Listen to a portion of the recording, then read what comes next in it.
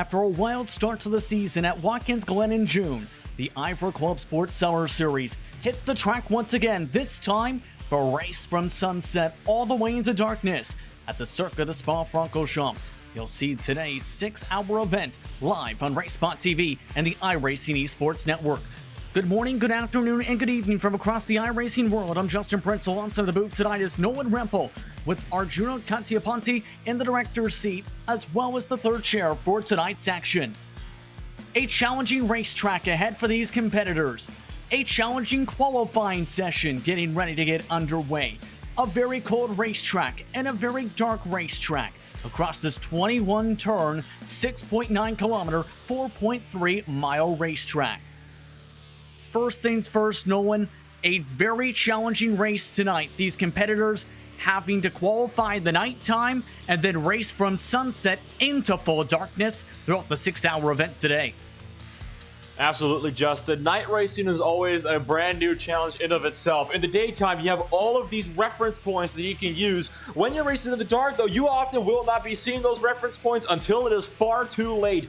Usually when you're at a track this fast, you oftentimes have to feel your way around the racetrack. No doubt that is what we're going to be seeing a lot of here tonight. You see your schedule now on your screen. The first race of the season, an all-day race at Watkins Glen. This race on the 4th of July. All set for what's going to be Racing to the Darkness. The season finale will be at Imola at the start of August on August the 1st. Qualifying coming up in just a few minutes or so. First, the TCRs will hit the track for 15 minutes, followed by the Sport class for 15 minutes, and the Club Cup class for 15 minutes. With 6 hours once again being the distance. Keep in mind, as seen in the first race of the season, race control does make decisions throughout the event, and safety cars have been very paramount and have been a major talking point, Arjuna, throughout this championship, and a major factor in some of the points and how they structured out to start off the season. Yeah, one of the unique things about this series is that half-point system, and you know, we're going to reach the 3-hour mark of this race, the halfway point of this series, and that's going to mark one more points paying position, and we'll take a look at the standings in just a second. But there's no team, Justin, in that first race that managed to get the perfect 150 points, 50 points halfway through, and then the full 100 at the end of the race. So, you know, safety cars, you always have to keep in mind that you need to keep that track position, because halfway points are definitely going to be a factor come the end of the season. Absolutely, and it's made it really tight after the first race in several of the classes, to say the very least, for the top of the championship standings. Remember, in case of half points, there's the chance they can be rounded up, those awarded at the 3-hour mark of the race tonight. Coming into today, though, the championship standings look towards this direction, with Team Virgin on top of the point standings in the Cup class by 5 points, over Maniti Racing, Fiercely Forward, Project GT, Einstein.de, rounding up the top 5. Meraki Racing. Then for the Sport class, Team Hunchenfeld starts off with the points lead. Maniti Racing second in the points, just 1 point back. Hujas had an up and down race, recovered to a P3 points run in the first event, while Alpine Stars Geodesic Racing has 2 of their machines in the top 6, but they're one of the Hujas machines inside the top 5 as well. While 2 of the Full Send Racing machines are inside the top 2 for the TCRs, for the World of Sim Racing team, Level Motorsports, Black Eagle Sim Racing, rounding out the top 5 in the point standings. So plenty of discussions to have throughout today, with a lot of potential shakeups, Nolan, as this race goes on in terms of the championship battles and how things fare out, especially since just 3 races during the summer campaign. Yes, indeed. Just 3 races in the summer campaign, and it means that every race really does matter. You can see that the most between first and second in any of our 3 classes is just 5 points. So there is certainly a lot to discuss as well, you know, with all the point standings going on, with the half race points being awarded. Every spot really does matter. And I know for a fact that it is going to be a very hard fought fight for a lot of drivers, especially through this race and for a lot of the other races as well. And breaking news just coming in, you see that second place driver in the Sport class, disqualification just being given out moments ago by race control due to an incorrect team ID. One of the main important parts of joining into a race session of the iRacing service is properly making sure you have your right car numbers and the right proper registration. That could be a major championship factor after that decision and after that factor, Arjuna. Yeah, well, we come into this race and we haven't even had a lap turned in anger yet, but 13 decisions from race control already. We have 10 from that big pile up into the S's that we had at Watkins Glen, a few other registration related issues at hand, and Maniti Racing, that 178, it was going to be the only BMW M4 in the field. You make that small mistake while signing up, and suddenly your afternoon, your evening has changed complexion just a little bit. Among some of the teams that will have to serve drive-thrus during the race today due to failing to slow down during the caution flag periods at Watkins Glen, the 13 at G-Drive Racing, Exma, VEC Sim Racing 72, Sky by Racing's 111 machine, RSR Esport by Formula Hypersoft, Team Vikings it's 174, CXR Project Black's 188, the DOT EXC Esports Machines 217, High Caliber Auto Sports is 231, Team Mats 236, and Leopard Esports is 253. Amongst the various different penalties here, and what is going to be a very interesting championship. Yeah, absolutely. This championship certainly has been heated up a whole lot over the first 6 hours. Of course, 18 hours of total racing, and there is still a lot to come as well, of course, with the race tonight and the race at Imola. It is going to be a very hard-fought championship, just as the ClubSport Series always is. I mean, I've done 2 full seasons already with you, Justin, and every single time their series it's never failed to provide a good race. Every single one has always been a thrill from start to finish, so it's at the point now we just come to expect a good show. And, well, controversy and drama aside, it's definitely just a huge factor this year, it seems. TCRs are now allowed to line up at the end of the pit exit for the start of their qualifying session. As reminded, 15 minutes to set a fastest time. And it can be tricky, Arjuna, with what's going to happen here for these drivers, because a lot of the talking points for endurance races has been how difficult it is once it gets to full darkness to hit your racing lines and keep out of trouble. Try qualifying in it. Yeah, and it's not just that added challenge of night, but we're going to watch these TCR machines take to the track first. And, these TCR cars have that very strong drag effect. And talking with some of the teams, they were talking about the challenge that qualifying is going to present, because, there are some teams, Full Send Racing, for example, that we're going to get to talk about just a little bit more in a second. But, they have 2 cars that are potentially going to be able to work together. You can only leave the pit lane once, so 15 minutes, you really got to just plan out how you're going to try and work together. Green flag is out. Qualifying is underway now for the TCRs. So it's going to be interesting who comes out in this session. In practice over the past hour and a half or so in preparation for tonight, Team Hoichingfeld was the fastest in the session in the 233s. It was spread down to the 237s throughout the practice session in preparation. But one talking point we have to discuss, Nolan, another penalty was given as well to the 286. That team, though, has a lot to talk about, though. A stop and hold for 60 seconds for something we have not seen in a while for that specific team. It's a new team name, and the whole team had to change alliances after they served a penalty, will have to serve a penalty today, for intentionally blocking the 3rd and 4th place class cars during the final safety car period, while their teams' respective cars were in 1st and 2nd. That was in respect to Full Send. That was unknown to the team and their manager, who subsequently dropped the 286 cars crew, including some of the top drivers on the road courses, David Merlerich and the rest of his crew. Penalty will be served at the beginning of this event, a 60-second stop and hold, along with the drivers with drive-thrus. They're also on probation for the rest of the season, Nolan. It certainly is a harsh penalty, but honestly well understood. I mean, you really should not be holding drivers up, especially, under safety car periods like that sort of thing, especially that late in a race. So a stop and hold for 60 seconds, it will be very, very difficult for them to recover, but it is still doable, should mention as well, because like you said, there are a lot of very talented drivers on that team. They are under, like you said as well, Justin, a new team name. That team name, well, it is actually known as Laps at Racing Team. That is exactly what the team name is here on the registration sheet, driving in the number 286. Of course, you got Daewin Melnarwicks. I do apologize if I completely butchered that pronunciation. Right now in the car and out there qualifying. Going to be interesting to see how they can do now with a different team outlook, let's put it that way. But the question is going to be, though, how some of these drivers carry over the momentum, Arjuna, to the second race of the campaign, because attrition was a big part of how the race was at Watkins Glen, but also strategy. Yeah, those safety car periods in that first race really just mixed up the order quite a bit, and that last safety car period we had really just set us up for an exciting finale. And you know, we have another track that produces very exciting racing here, and already in qualifying you can see the two full send racing cars out front, Justin. They're trying to work together, and I mentioned the draft, and you know, full send racing clearly have a plan that they're trying to work. Yeah, this is where some of the teamwork can come into play in some of these qualifying sessions, give each other a draft. And right now, Lloyd Peacock giving his fellow teammate in the 287, Fraser Smith, the draft up the hillside as he tries to bring him along. DLT EXE Esports also within the draft, along with Lapsat Racing Teams 286. Then a separation to the rest of the group here.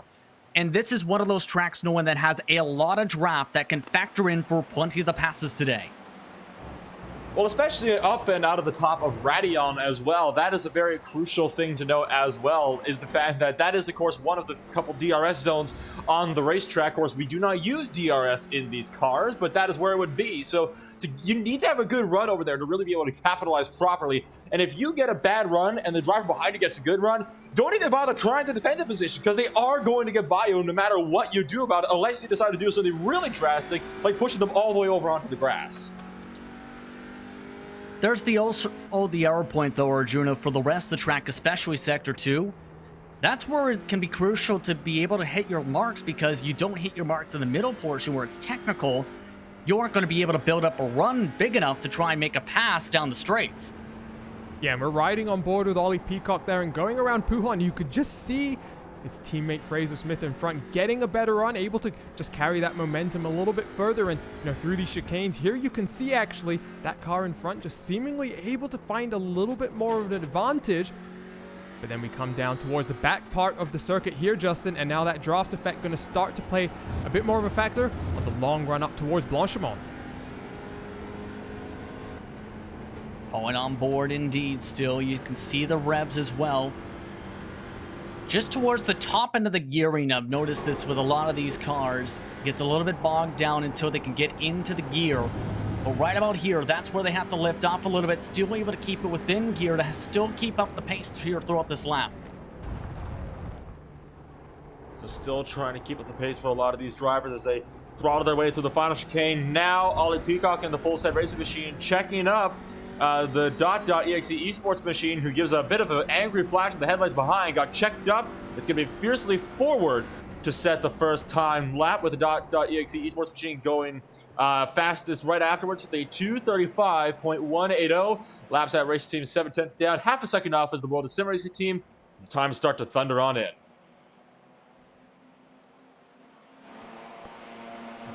Of note, both the full send racing machines did not have a recorded first time, and that's part of the difficulty when it comes to this track, Arjuna, is it's known for being very vicious when it comes to the off-track situation. Specifically, they aren't forgiving.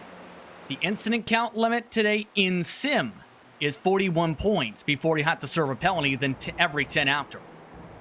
Yeah, and I'm sure we could spend an entire 6-hour broadcast discussing the merits of, you know, off-track and whether the off-tracks at Spa are a little bit too harsh or not, but the reality is all of these teams only have 40 of the incidents to play with, and, you know, in qualifying, we saw Fraser Smith actually get 2 off-tracks on the last lap, so, you know, you need to make sure you only have 15 minutes. There's a long lap here, 2 minutes 30 seconds. All of these drivers have to get in a good lap time, but I'm not going to point any fingers at any team in particular, Justin, but I can distinctly remember a few years ago at the Spa 24 Hours, I was in one of the races with one of the teams in this series, and, you know, back in the days where there was no incident limit, one of the drivers racked up an impressive 800 plus incident points just by themselves. So, I mean, you can definitely find speed by abusing the track limits here, but you take a look at some of the fastest drivers on the surface. Maximilian Benecke, for example, last year, that Team Redline car that won the 24 Hours, you know, they were fastest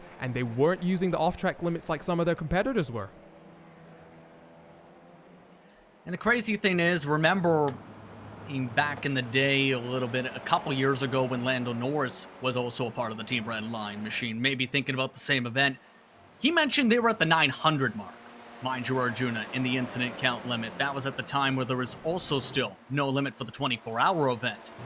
Remember, though, this is 6 hours where if you build up a lot of incident points, that could be trouble. Basically, the wiggle room is an average of maybe 5 to 7 per hour for a whole team. Yeah, and it's going to make things very difficult as well. Oh, sorry, Arjuna. No. I was just going to say, actually, it makes it even more difficult, Nolan, because we saw quite a lot of attrition in that first race. And, a 4x contact, if you get, one of those per hour, you're suddenly in a situation where you really don't have much wiggle room at all. Well, absolutely. I mean, we had, 4 or 5 safety car periods in that point, and one of them was for our best that took out about half the field. So, it wouldn't surprise me if we saw some similar attrition going on here in this race today, especially the way, Eau Rouge really the run from Eau Rouge up to the top of Radion is. It would not surprise me if we saw another big pile happening at some point throughout this race. Yeah, especially with the difficulty of Radion and Eau Rouge on some of the starts, as well as La Source, known for its craziness off the jump. The trouble that can come in the comb, as well as the run off the exit of Blanchimont in turn 18 in the run to the final chicane. But some time starting to circulate in. Level Motorsports on top of the board. Team Heichenfeld up to second. Full Send Racing with one of their entries is in third. VEC Sim Racing fourth. Well, the second Full Send Racing machine rounds out the top 5, separated by just 0.6 of a second, Arjuna. Yeah, and that top 5 very close, but then you can see the left-hand side of your screen, the top 17 in this class right now, 3 seconds separating them, Justin. And when you have such a long lap, 2 minute 34, those gaps just tend to get a little bit extended here. So, at a more short track, maybe a Lime Rock, your typical gap might just be a few tenths of a second. But here at, some of the longer tracks, we're looking at seconds making the difference rather than just tenths of a second. Bad news for 2 of those drivers in the bottom half of the field, by the way. Lightbird Esports, who has affiliation with Real World Racing Teams in 14th, has no draft. Neither does the huge ass TCR machine, who is dead last in qualifying. In fact, they're about 5 seconds behind the nearest car. As you can see, Nolan, very dark and lonesome if you're Michael Derby with no one to latch onto. And not having the draft in one of these TCRs is a very, very critical thing, and it can absolutely mess up your day properly. You really do need to have the draft with a lot of these cars to be able to really get time, especially down the very long straightaways. When you don't have that alone, without the draft, that's going to be at least over half a second lost right there in of itself, let alone, once you actually get to the top end of the racetrack, especially with stuff, like I said, the run from the source up through Radion and down the long, long straight where that DRS zone sits. It is very, very crucial to have that draft. So the fact that the huge ass machine right now does not have the draft, that is certainly not good, and it is going to be very, very difficult for Michael Derby to be able to improve on his time. 18 teams now have put-in times, but the DOT.exe esports machine quietly has been running inside the top 3 now in this qualifying session. Their car says life's objective. Right now, their objective has been still latching on to the top 2 drivers amongst this session inside the top 10, the Full Send Racing machines. It's worked out for them to try and get early track position for this race, just 0.3 off the pole. Yeah, they're getting a nice hefty dose of the double draft down the Kemmel Straight right now. But those 2 Full Send Racing machines, they've been swapping every so often. And now the .exe machine going to just get checked up a little bit because of that swap. And these Full Send machines have kind of been trading fast laps here. And now the guy behind just going to wait for his opportunity the next time around. And Dennis Neidhart, well, he's going to have to just wait. And he's going to actually go to the inside here, Justin. He's going to actually lose out a little bit, I think. This lap definitely just a little bit compromised. A little bit indeed at this point, and based on the estimated time, maybe have about 5-6 minutes or so on the clock for this particular session, if that. Level Motorsports in P2, we've seen them shuffle out to the middle of the draft, try and get some extra tow. Spun Glatzel, though, in the team Heichenfeld's 248 machine, still the top qualifier so far, the only driver to reach the flat so far. Remember, they were the quickest in practice and one of just 2 teams outside of Black Eagle Sim Racing to be in the 233s, Nolan. And of course, the last season as well, for the full season of the ClubSport Series, they did win the championship in that one as well for that TCR class. So we know that Team Heichenfeld in the TCR class, this is the team to beat right here. They've got some of the best drivers in Sven Glatzel, definitely showing exactly what he can do. He's already a 10th up over Toby Sariano for that Level Motorsports machine, which can be a pretty significant margin once you get down and dirty with it. But the question is going to be, qualifying is one thing, the race is going to be another. The draft is going to be very, very crucial once we get to that race, especially on the opening lap. It would not surprise me if that point-to-come machine was not able to maintain the lead for the first couple laps. Right now in good conditions. We'll see, though, how the times are once they go again past the finishing line this time by. Again, longer lap times, around 2 minutes and 34-ish seconds throughout the session. And so far, no one's really bumped up their times in this entire run by the start and finish line. In fact, nobody outside of World of Sim Racing team improved their times. And this is also one of the tricky things, Arjuna, when it comes to how the tires are. Prior to the first race, there was adjustments to the tire model for this specific class that's seen some limited amount of fall off for some of the teams. However, there's also still that sweet spot for qualifying to try and get the optimal time that is around 3-4 laps. Yeah, and this goes back to that little detail that this series has where drivers can only exit the pit lane once. So at the start of the 15 minutes, you go out there, you have your tires, you have your fuel, and you have to go out there and just manage all of that to find the optimal time. You know, there are other series, Justin, where some drivers might come down the pit lane again, get a fresh set of tires, or maybe add in a little bit more fuel after a few more runs. But in this series, it's all on the driver to just go out there and in those 15 minutes just really explore. And this open qualifying has really meant in the TCR class that we've seen a lot of drivers just back off a little bit, trying to find a little bit more space for draft. Absolutely. 1 minute remaining in the qualifying session for these drivers to try and finish up their laps. Should get towards the checker flag just at the end of that 1 minute, mind you. So we'll see if anyone's been able to build up enough draft throughout this final session and final grouping. DLT.exe Esports is now giving the draft should note to Ollie Peacock, the 5th place driver in qualifying, the 285 for Full Send Racing. So keep an eye on them in this final lap. He's ditched Fraser Smith, his teammate. Darwin Merlernich also trying to draft on back as we take a look now at some of the Full Send machines.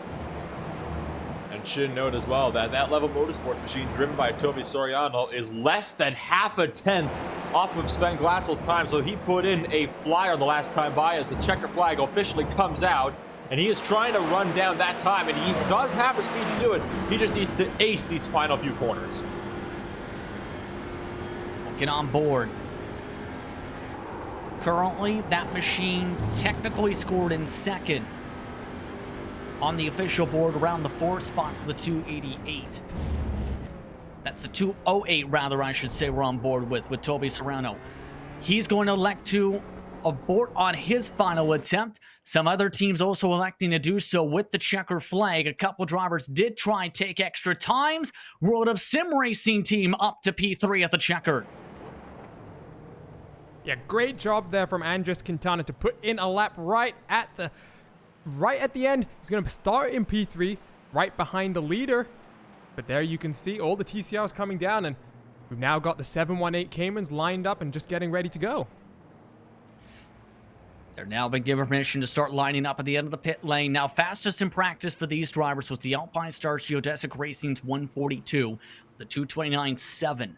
They put Jay Vigo behind the wheel to start the qualifying session. Team Heichenfeld also bringing in Andre Rankovic, the second fastest team in practice, into this session. The 178 machine, going to be curious if they're allowed on the track. The penalty we talked about at the top of the broadcast was rescinded moments after the discussion. See if they're allowed to roll here. And that BMW Fisher Motorsport is in P4 in the practice, with Alpine Stars Geodesic Racing's black machine riding up the top 5 in that practice. The separation in this class, only about 2 seconds, Nolan. Only about 2 seconds indeed, so it is going to be very, very interesting. I am still going to keep one eye there on that Maniti BMW M4, see if they come out onto the track.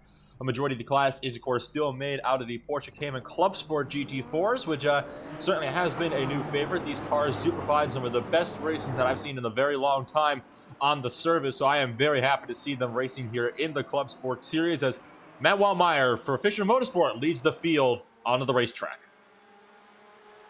Qualifying underway, 15 minutes to set their fastest times. Again, second fastest class in this event today. And this is, again, where some of the draft can really come into play And for some of these cars, mind you, some of the tires were adjusted in the most recent build, Arjuna. Yeah, and actually in the aftermath of the Watkins Glen race, there was a tire update at that point, and a lot of the teams actually were not so happy with that update, Justin. They were, trying to compare telemetry before and after and, wishing they could go back to that preliminary update. I think this most recent update has kind of restored that balance just a little bit more, but a new update, it's always interesting to see which of these drivers just adapts to the changes that little bit quicker. These never-ending updates in the iRacing cycle, it's almost just like in the real world where, track surfaces and cars always go through a period of evolution, and this car in iRacing service continues to evolve, and the latest iteration, we're going to get to see it for 6 hours here tonight. Just got confirmation that the 178 has been cleared to race after being initially served a disqualification penalty has been rescinded for the 178. So the BMW is on the track. They will work with Abel Verbatic, it looks like, in the draft. They were one of the last to roll off the pit lane. Just about all the Porsches, though, came out together here, and here's the difficult part. Just like we've seen with a bit with the TCRs, you don't want to be the lead car per se. Especially if you're, say, just two cars, such as these two. It's a question of which one wants to be up front. Absolutely, and this is, of course, the tricky thing as well. Of course, if you have teammates like the Alpine Star Geodesic Racing guys do, then you could just swap every other lap, give the draft to your teammate, and then let off early to let them maintain that good old racing line through the drafting sections to ensure that, both drivers can still get the best times possible. Fisher Motorsport will lead the way through that final chicane and onto the pit straight now, and it'll be Manuel Meyer to take to start the first major time lap of the day for that GT4 class. First lap's now underway. Fisher Motorsport leading the clean air group. Everybody else in the slipstream. Team Hoyt-Chevelle following the train. Alpine Star Geodesic Racing with their black machine right behind them. Team Vikings, Alamadar SR Esport also in the lead grouping for this qualifying draft train. Now, for these machines here, how do you play this qualifying strategy? Similar to what we've seen with the TCRs, or do you change your lines a bit differently, say, depending on how the dirty air may factor in with the quicker speeds?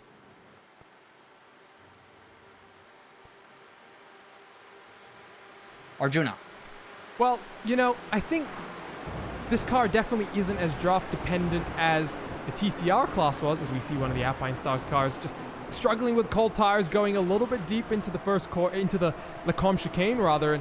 And I think that we are going to see here, I think the draft is important, but out front, Manuel Meyer, he's definitely very confident in his choice to just try and set a pace and see where that pace lies in regards to the competition, because right now he's pulling away slightly at the front of this little qualifying train. Yes, indeed he is right now, but still, a lot of those Alpine Star Geodesic Racing machines and the Team Hoyt-Chevelle machines have been able to stay latched on just about in this draft, which has been one of the key things. See how the times are when they come across the stripe here, but we've seen how tight this championship battle so far has been, Nolan, after the first round. Several different comers and goers in this particular class in specifics. There are at least 5-6 different teams, Nolan, at some points during Watkins Glen that could have won that race. Oh, absolutely. And that final safety car that came out with, I believe it was within the final half hour, wasn't it? That definitely played a huge role into that. That allowed for a heads-up battle, and we saw one of the Porsche teams in particular, talking about more of the GT3 class a little bit here, was, of course, set to win that race, then got taken out by another slower class, ended up losing the race as a result. So it does show that, stuff like these safety car periods, which are, somewhat unique to series like this one, they can play a very huge factor to how a race like this can play out. And it's almost one thing why I really like this series so much. I love these new safety car periods because they do kind of throw things up into the air. They make things a lot less, shall we say, rhythmic throughout the course of the race. Because once one of those comes up, the whole strategy flips over on its head just like that. Speaking of coming up, there are some of the times coming up on the board. 6 drivers make it now 7 with official times. Alpine Star Geodesic Racing's 142, the quickest so far. CXR Project Black in second. Team Hoyt-Chevelle Geojets blue, Alpine Stars, Geojets Racing black round out the top 5. So Jay Vigo lining us up very well to the point where he nearly hit the back of Andrei Rankovic in the final chicane, Arjuna. That car looking very quick. Yeah, Jay's one of the quickest drivers on that Alpine Stars team. 6,500 I rating. He's had much success in some of the other series in the iRacing service, and now he comes into the ClubSport Series, into this GT4 class, currently on pole position. And guys, I don't think we saw Jay in that first Watkins Glen race, but making, I believe, a series debut at Spa, and once again just having to get checked up there because of the Team Heiskeveld car. Justin, you asked about the draft. Well, it's clear that Jay seems to want to stay behind the 2 cars in front of him and just gain the maximum benefit that he can. Indeed, and so far he's done a very good job so far of that. For reference sake, the Fisher Motorsport machine in the Clean Air Nolan was P8. That shows you just how powerful the draft can be at a track like this. And while these cars are not as draft dependent as the TCRs, they are still very, very draft dependent down that Kimmel Straight. So it does show just how crucial getting a good draft and good lap can be. Like you said, Fisher Motorsport's down to, well, actually down to 9th place right now from the looks of things. They are right now 1.7 seconds off of Jay Virgo's pace for Alpine Stars Geodesic Racing. They have quite a bit of work ahead of them if they want to continue to get themselves back up into the top 5. Looks like now Jay's starting to back up. That's Carlos Vila right behind him in the black machine for Alpine Stars Geodesic Racing. May see a swap. In fact, we've seen Team Heiskeveld stopping and pulling over. They're happy with their time with a 2:31 flat, and they're trying to come out again. They can't do that. Yeah, someone better go just tell them that they should go read the rulebook once again. Once you've reset, you do have to stop, and I do believe the Team Heiskeveld car coming out of the pit lane right now, coming down towards Eau Rouge. We continue to watch the 2 Alpine Stars make their way around, and right now Jay Vigo is really backed off, guys. You can see that gap just building up in front of him. Maybe going to work on just helping his teammate climb that 1 second gap all the way up to the podium places. Yes, this is going to really potentially shake things up a little bit. No major changes up the board. But look at that. AOD Racing has quietly moved their way up to P6 in the qualifying. But here's that 148 we talked about. They pulled over to the side of the racetrack, going right on the exit of turns 17 and 18 around Blanchimont, then immediately pulled back onto the racetrack. As talked about by Arjuna Nolan, you cannot do that. Once you leave the pit lane, you cannot go back in and then re-enter the racetrack.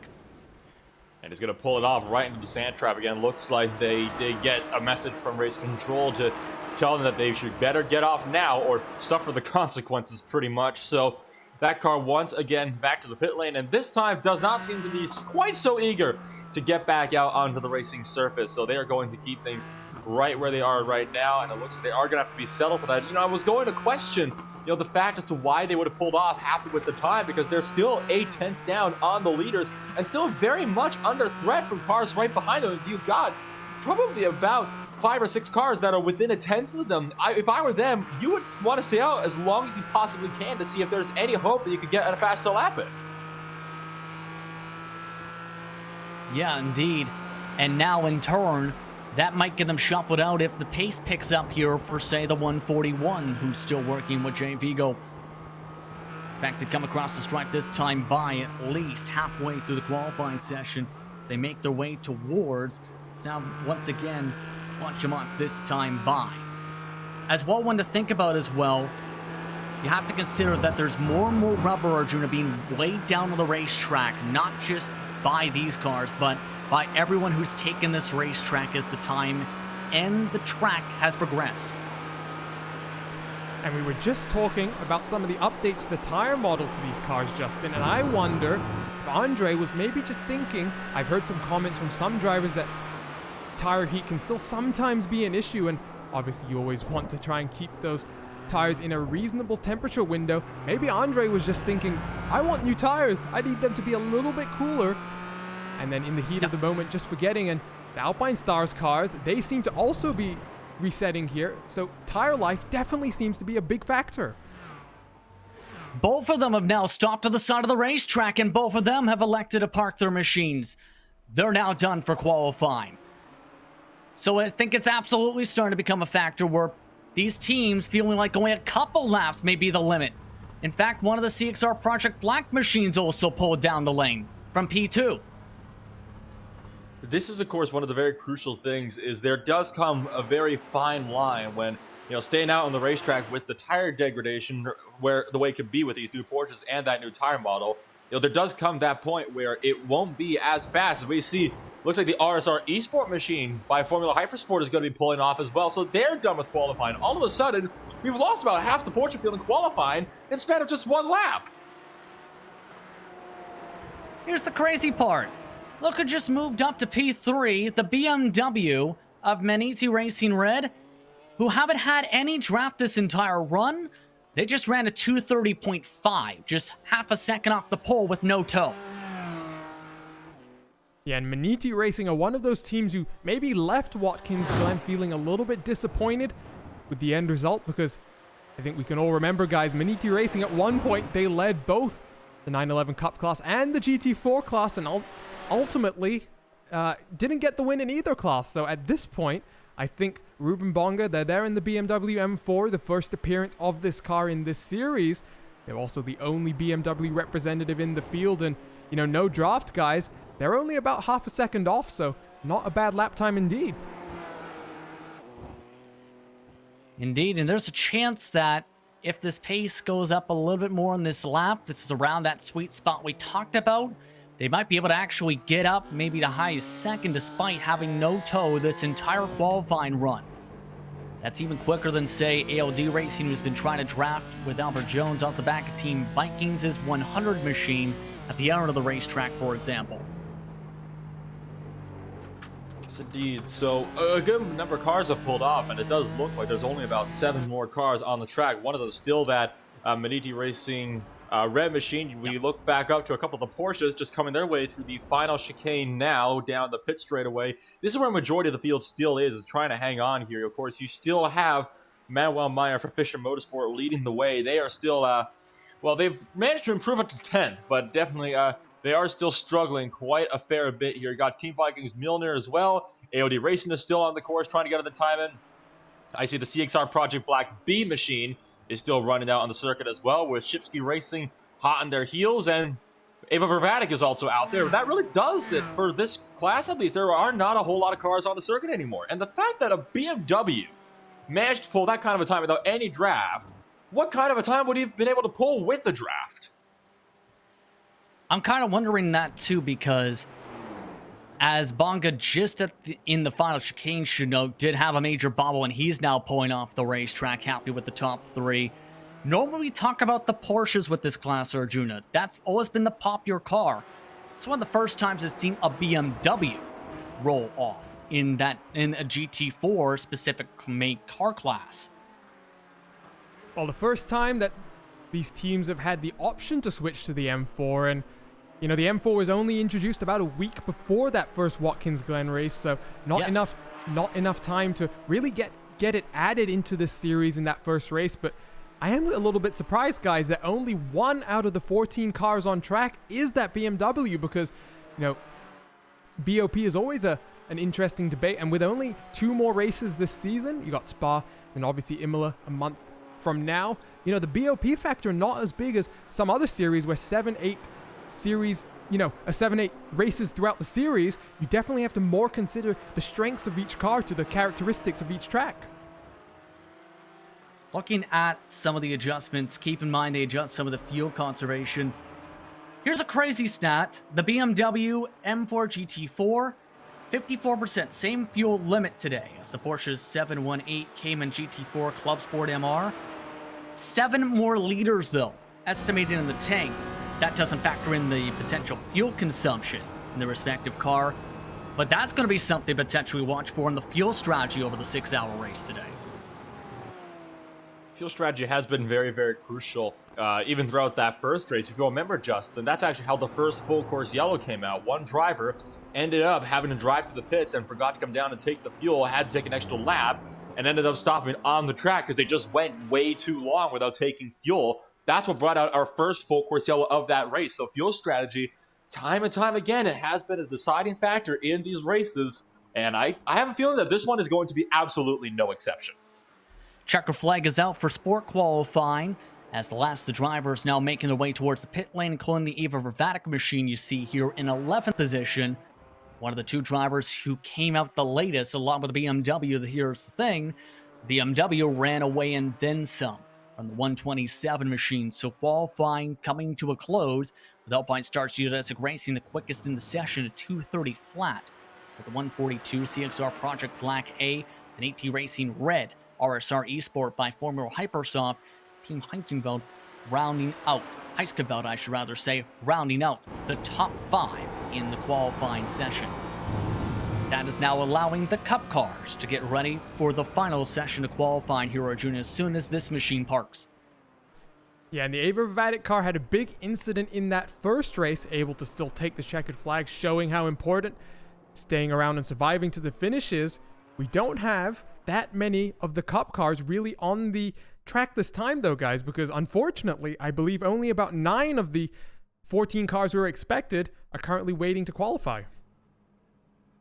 Bit of a smaller field indeed today. In total, give or take that exact total, in fact, yes, made it to the race meeting and are now making their way onto the racetrack. 14 had registered for this round. Now, keep in mind there are several potential factors, though, Nolan. 1, it's the 4th of July in the United States today. 2, the potential craziness with the race weekend because we're racing coming back to the track in many sports, including IndyCar, back to the track in Indianapolis today, as well as Formula 1 racing this weekend. It's a busy race weekend, and a lot of things can pop up in some people's schedules. Oh, absolutely. A lot of things can, pop up. IRL, of course, with Real World Racing finally making its return. And Formula 1, as a matter of fact, the Austrian Grand Prix having their run out there at the Red Bull Ring. That's going to be that should be an interesting one for sure. And of course, like you said, Justin, the 4th of July. So happy Independence Day to the American audience that might be tuning in today. Like you said, it is a smaller field, which could mean a couple things. Could be a points shakeup. On the other hand, though, it also could be a very interesting factor when you think about the smaller field will likely mean there won't be as much calamity as there was at Watkins Glen in this sport class. They might have to focus more today on getting around lap traffic than they will about racing each other. As you can see, qualifying is underway. Final 15 minutes of the session. One thing to note, at the end of the qualifying session, in-sim time will advance its way to July the 4th, for its in-sim time around 7:30 p.m. to start the race off in sunset and go into the darkness. So it's as last as some of these drivers will see of the darkness for at least another 4 hours, give or take, Arjuna. But it's still going to be very important, despite how many cars there are. We've seen how important it was during the green flag runs to break away from the rest of the pack. Yeah, and talking about breaking away, we're watching Tim Matske. He wasn't the first car off the pit lane, but he's already built up about half a second, a 1 second buffer to the 86 behind him. Now Tim Matske, 100% one of the fastest guys we saw on the track a month ago.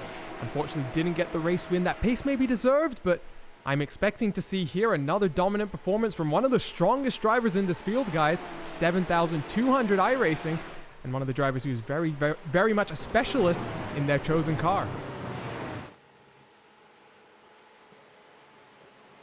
This team as well, though, we've talked about them a lot, and I mean a lot, since the beginning of 2019. As now they make contact and spin around. You usually don't see this sort of thing in qualifying, Justin, and that was Mini Racing Blue. It looked like they were trying to lap by Project GT-Ins. They were cutting back to the right side, and all of a sudden they just came right back in, wiped themselves and their opponents out. That is going to be detrimental to that qualifying. There might even be a penalty coming down for that. As Arjuna, it sounds like you have something to say about this as well. Yeah, well, Tim's just doing what I think most racing drivers would do on their first, setting up for their first flying lap of the qualifying session. He's just trying to maximize the corner there and just set it up as to get the maximum run off the corner as he possibly can. And the 86 behind the Project GT-Ins.de machine just not really recognizing that and sticking his nose where Tim wasn't expecting it. Looks like both the cars may be okay aerodynamically despite the contact. However, that's going to rattle those drivers a little bit and heat up the tires just a little bit more, I think, than what the 77 may have wanted there. So there goes Tim's advantage up the front of the field. He's now behind just about majority of the qualifiers. Should note as well, Justin, that might have completely butchered the run for a lot of other drivers behind, as Fiercely Ford has just taken a slide at the top of Radion right over the apex and has lost the back end, keeps it out of the barriers, and he will continue, but that was something else to say at the very least. Again, you don't have to see cars spinning off up there, but it does show that anything can happen. And, well, we talked about not having as much calamity in this class because it's smaller. We might have to rethink that statement a little bit, it might seem. Should note, Taylor Lane is streaming on his personal Facebook today.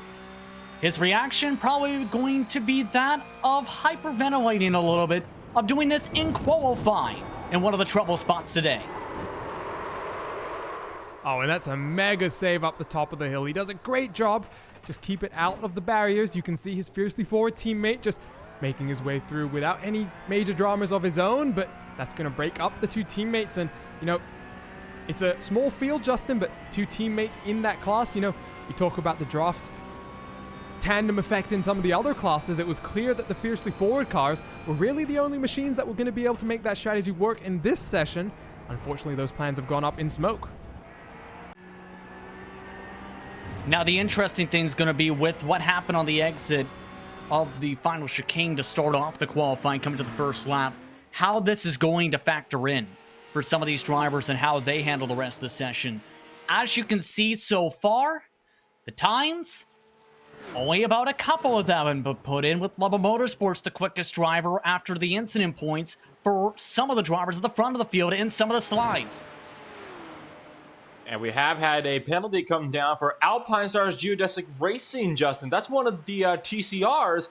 It's a drive-through penalty. The reason? He pulled it over in the racing line, leading to turn 1 to toe, affecting other cars' laps. So he directly impeded the racing line, which affected the time of other cars in the class behind him.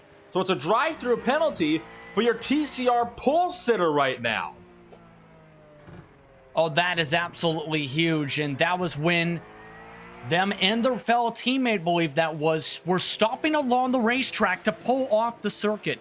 That's, mind you, in the sport class, not the TCR, but one of the quickest drivers in that respective session, the 141 machine. That's in P6 in the qualifying. Yeah, we saw both the Alpine Stars cars do that, though. It wasn't just the 141, 142 as well. And unfortunately, I don't think, Nolan, you were that incorrect to necessarily call out the 142, because the way I kind of looked at it, the 142 kind of went off first. That set off the chain reaction that then pulled the 141 off to the side and, you know, stacked up other cars. And now we see the Project 86 GT1 machine having some more issues in this qualifying session. It's gotten very eventful very quickly, guys. It absolutely has, and with how crazy the session's been so far, just 5 drivers still put in times. That's with under 10 minutes on the clock, as let's take a look at a Race Spot TV replay here with an error moment. You'll see he had a huge bobble right on the apex, had another one right on the exit curves, immediately bailed out off the track so as not to get another driver's way. Waited for a gap before rejoining the racing service, so a good job on Lucas Lapera to make sure that everything was clear before he rejoined the racing surface. As take another replay, you'll see the back end starts to step out there, and then again right there as well. Snapped the car back and managed to keep it out of the barriers, took a bit of an off-track excursion, did not have to tow though. We'll be able to have another go at it. This has been one of the crazier qualifying sessions of the season so far, and we're not just talking about the summer series, but look at that. After their spin coming to the beginning of the first lap, Maniti Racing Blue up to second now, just a 10th off the pole from Lubba Motorsports. Yeah, so Tim really just getting his head back into it right now. And guess what, guys? Right behind that 86 machine once again, and the lights flashing down the Camel Straight. He's going to ask, oh, there's some more Porsches just stacking up in front of him there. That's a bit odd, guys. Oh, and this is very intriguing here. That's Lubba Motorsports. Some of the drivers believe that was backing off to the side of the racetrack. Yes, it was. That was also Meraki Racing. Both of those cars They did have a little bit of a wide corner exit, mind you, coming out of Radion and El Rouge, but other than that, line looked okay, but the rest of the drivers were still able to get on by down the Kemmel Straight. I think what they might have been doing is trying to ease off a little bit to maybe conserve tire life and let the tires cool down a little bit. Doing that instead of going to the pits is, of course, the optimal move, as we see Maniti Racing Blue does decide to bail out on the lap, was held up big time by the Project GG Eins machine, so he's actually backed off now, maybe to let himself get a bit of a gap to form before he can try to go for it again. Now a side spin for Taylor Lane. It's not been a good qualifying session for the 99 for Fiercely Forward.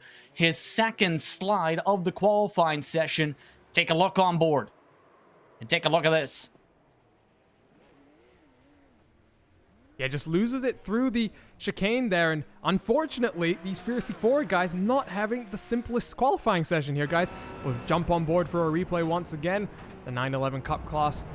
And this is where that balance, the rear engine balance of the car just feels a little bit off, and unfortunately, guys, just a little bit too much right foot throttle. This gets to the question, Nolan, of how you try and keep yourself composed, because as mentioned, Lane streaming his perspective on his personal side, very rattled on the radio at the moment with how so much he slid in this qualifying. And it doesn't surprise me, because these drivers know how much qualifying means in a race like this. Qualifying can very much make or break a race at just about any racetrack. And I think once you do have a spin, it does take some time for you to calm down, and when you're trying to calm down, you are much more susceptible to be making similar errors. And I think that spin at the top of Radion definitely shook him up quite a bit, as you've been seeing. You know, he has been having those struggles throughout the session. I think that might be what he was struggling with. He just needs to maybe take a lap or two to even just back off, cool off, let the tires kind of settle down, do their own thing. He might be pushing it a bit too hard as well. When the tires are very hot, they are very prone to sliding around, and that does not help when you're trying to go for a flyer. Update on the times, by the way. Every single team has put in a qualifying time in the class. Hubble Motorsports still on the top of the board. Maniti Racing Blue did not have their last qualifying lap count. But the points leader for the class entering today, Team Bergen, still in P3. Their fastest time so far at 2:21.2. That was last time by for the 46. Yeah, and they're slowly building up the pace here, guys, and they were very consistent last time out and got that result that they very truly deserved, I think, in a lot of ways. But I think hopefully, guys, we'll get a much fairer scrap with Maniti Racing this time around. The safety car cycles definitely ebbed and flowed that race, just strung out the gap a little bit. But once again, Team Bergen definitely were very strong and consistent. And this time around at Spa, I was speaking to one of their team members about the strategy just a day ago. They sounded very confident, even talking about potential for doing some fuel saving in this race, just to make that strategy element just a little bit easier on them. Absolutely. We'll talk about the strategy a little bit once the race gets going, but the fuel specifically. We'll see how Anders does for this specific lap. Currently no draft on this entire lap for the most part. It's pulled away from Leopard, who's currently in P4. The Project GT.Eins.de machine, and he pulls it off to the pit lane. So happy with our top 3 starting spot. It is very difficult to get a top 3 spot when you have a lot of these drivers. Like, a lot of these drivers, they are dang nearly the best in the business when it comes to endurance racing. So, you know, when you get guys that are, you know, setting themselves in the top 3, you know that they are going to be fast. And I would like to mention as well, so far, only the top 3 are actually within a second of each other, as, well, Team Bergen checked that, going to put himself up in the 3rd place as well. So it is, it has been a very, very interesting race here today, as, right now you got 3 drivers within the top 10. You got, of course, Level Motorsports that are up there on pole. Maniti Racing Blue, half a second off the pace, as Team Bergen, 0.946. The only 3 drivers that are right now within the top 3. Everyone else, a second and a half or further. So the fact that you're in the top 3, I think that says something in and of itself right now. Currently 6 cars still qualifying. Maniti Racing also pulled off to the side of the racetrack. They're now done for qualifying after an off track on their 4th lap. So one more lap attempt for most of these teams, trying to see if they can stretch out one more run. However, much of them still in the open space. Meraki Racing P5, though, with the closest draft, potentially with World of Sim Racing, the last driver in qualifying, slowly reeling them on in the 51. Yeah, World of Sim Racing, they looking quite strong in that TCR class. They qualified third, but right now they're a little bit off the pace, 3.5 seconds. And, you know, sometimes we talked about it in some of the other classes, that off-track potential at Spa, where you sometimes just build up more and more stress in your system. And in a qualifying lap, when you really need to nail every corner perfectly, you just sometimes get an off-track. And I think, unfortunately, Justin, you've noticed that the 99 has had another spin. Make it 3 for Taylor Lane. It's been a disastrous qualifying run for the Fiercely Forward 99. This time, a bit too much of the curbing. Snaps the car around, just coming to 1 minute left. This is almost hurting to see at this point. This time he has actually collected the barriers as well, as you just saw there, Justin. So I think at this point, it might almost be time for that 99 machine to throw in the towel. I mean, you got 1 minute left in qualifying. I don't even think he's not even going to be able to get around to take the checker flag, I'm pretty sure. So he is going to have to take what it is. So it's incredibly disappointing to see, you know. Well, I was really hoping he'd be able to get it settled. There you go. Too much of the inside curbing, and backed it up. Trying to get it going again. Unfortunately, the back end steps out, and little tag with the wall there. Might be able to get towards the checker flag, if that, to try and set one lap if he pushes it, but with only about less than 15 seconds left, very unlikely, way far back across the track. Just about everybody else who would have had one more shot elected to go to the pit lane, except for World of Sim Racing, who had another off track on their qualifying run. So this is the last driver on track. They have 3 minutes and 26 seconds to set a qualifying time on the very lonesome. Yeah, one of the differences about open qualifying is this extra time that drivers get to complete whatever lap they're on. And when it's a 2 minute, 20-second lap, it takes a little bit of time, but the World of Sim Racing car just looking to close the gap a little bit, guys. They're not too far behind that second Fiercely Forward car, but, you know, I'd be thinking they'd be wanting to break into that delta barrier below 3 seconds. Just get a little bit closer to the top 5 cars. Currently, they are only about 11 1,000ths of a second off the next position, so don't blame them for trying to go one more lap. And it's an error of 4/10 or so, give or take, to the next position. This is a team that is very strong when it comes to driving in the MX-5s, Nolan, for their respective team, but they're, as we've seen, trying to grow in the faster class cars to try and show the performance there too. Well, and as you very well know, the Porsche 911 GT3 Cup cars are, shall we say, significantly different than the MX-5s. They are definitely some very key differences, partially the looks, you know, that's a really huge one. Overall speed is a big one as well, so it is good to see that teams are starting to branch out and, you know, maybe step outside of comfort zones to try to expand on the knowledge and maybe see if they can take a good run in some of the other classes. Right now, though, World of Sim Racing just on their final lap now. They still have 2 minutes to get it done. Of course, you do have time to finish your qualifying lap if you're still on it, so I think they might have just run a little bit too wide at the exit of the corner there. The question was, did that just give them an off-track penalty to invalidate the lap? We'll see if this counts here, and if he didn't have one now, might have one there. Put the right side tires a hole on the entire grass heading along through Blanchimont. For the final chicane, that's the last driver to try and record a time to end off the qualifying session. And there they go. That will end off qualifying without a minute and 20 seconds remaining until they head towards sunset and line their cars up on the starting grid after an eventful qualifying, Arjuna. Yeah, eventful qualifying indeed. It really just picked up towards the end, but, you know, I think we're in for a very intriguing race. All 3 classes have some interesting storylines to really consider over 6 intriguing hours. Absolutely. Let's take a look at how those drivers will line up today, starting off with how they'll line up in the Cup class. Jay's just wrapped up qualifying with Level Motorsports, the fastest by about half a second. Over Maniti Racing Blue after they got damage on the opening run to the first lap. Going to the final chicane, Team Bergen rounds out the top 3 with Project GT.1.de, the car they made contact with the 77 did in P4. Meraki Racing qualified 5th, Fiercely Forward's 99s in 6th. Virtual Motorsport, Fiercely Forward's 34, and the World of Sim Racing rounding out the top 9 for that respective class. Now, for the sport class, no one has those drivers. I do indeed, and it's the 142 car of Alpine Stars Geodesic Racing on the pole. About a third of a second off the pace is CXR Project Black. Maniti Racing up there in the BMW after a very, very impressive drive in third place. RSR Esport by Formula Hypersport rounds out road number 2. The top 5 is finished off by Team Hohenschenfeld with Alpine Stars Geodesic Racing Black in 6th place. They have a penalty they will need to serve in this race. AOD Racing in 7th place with Huge Ass in 8th.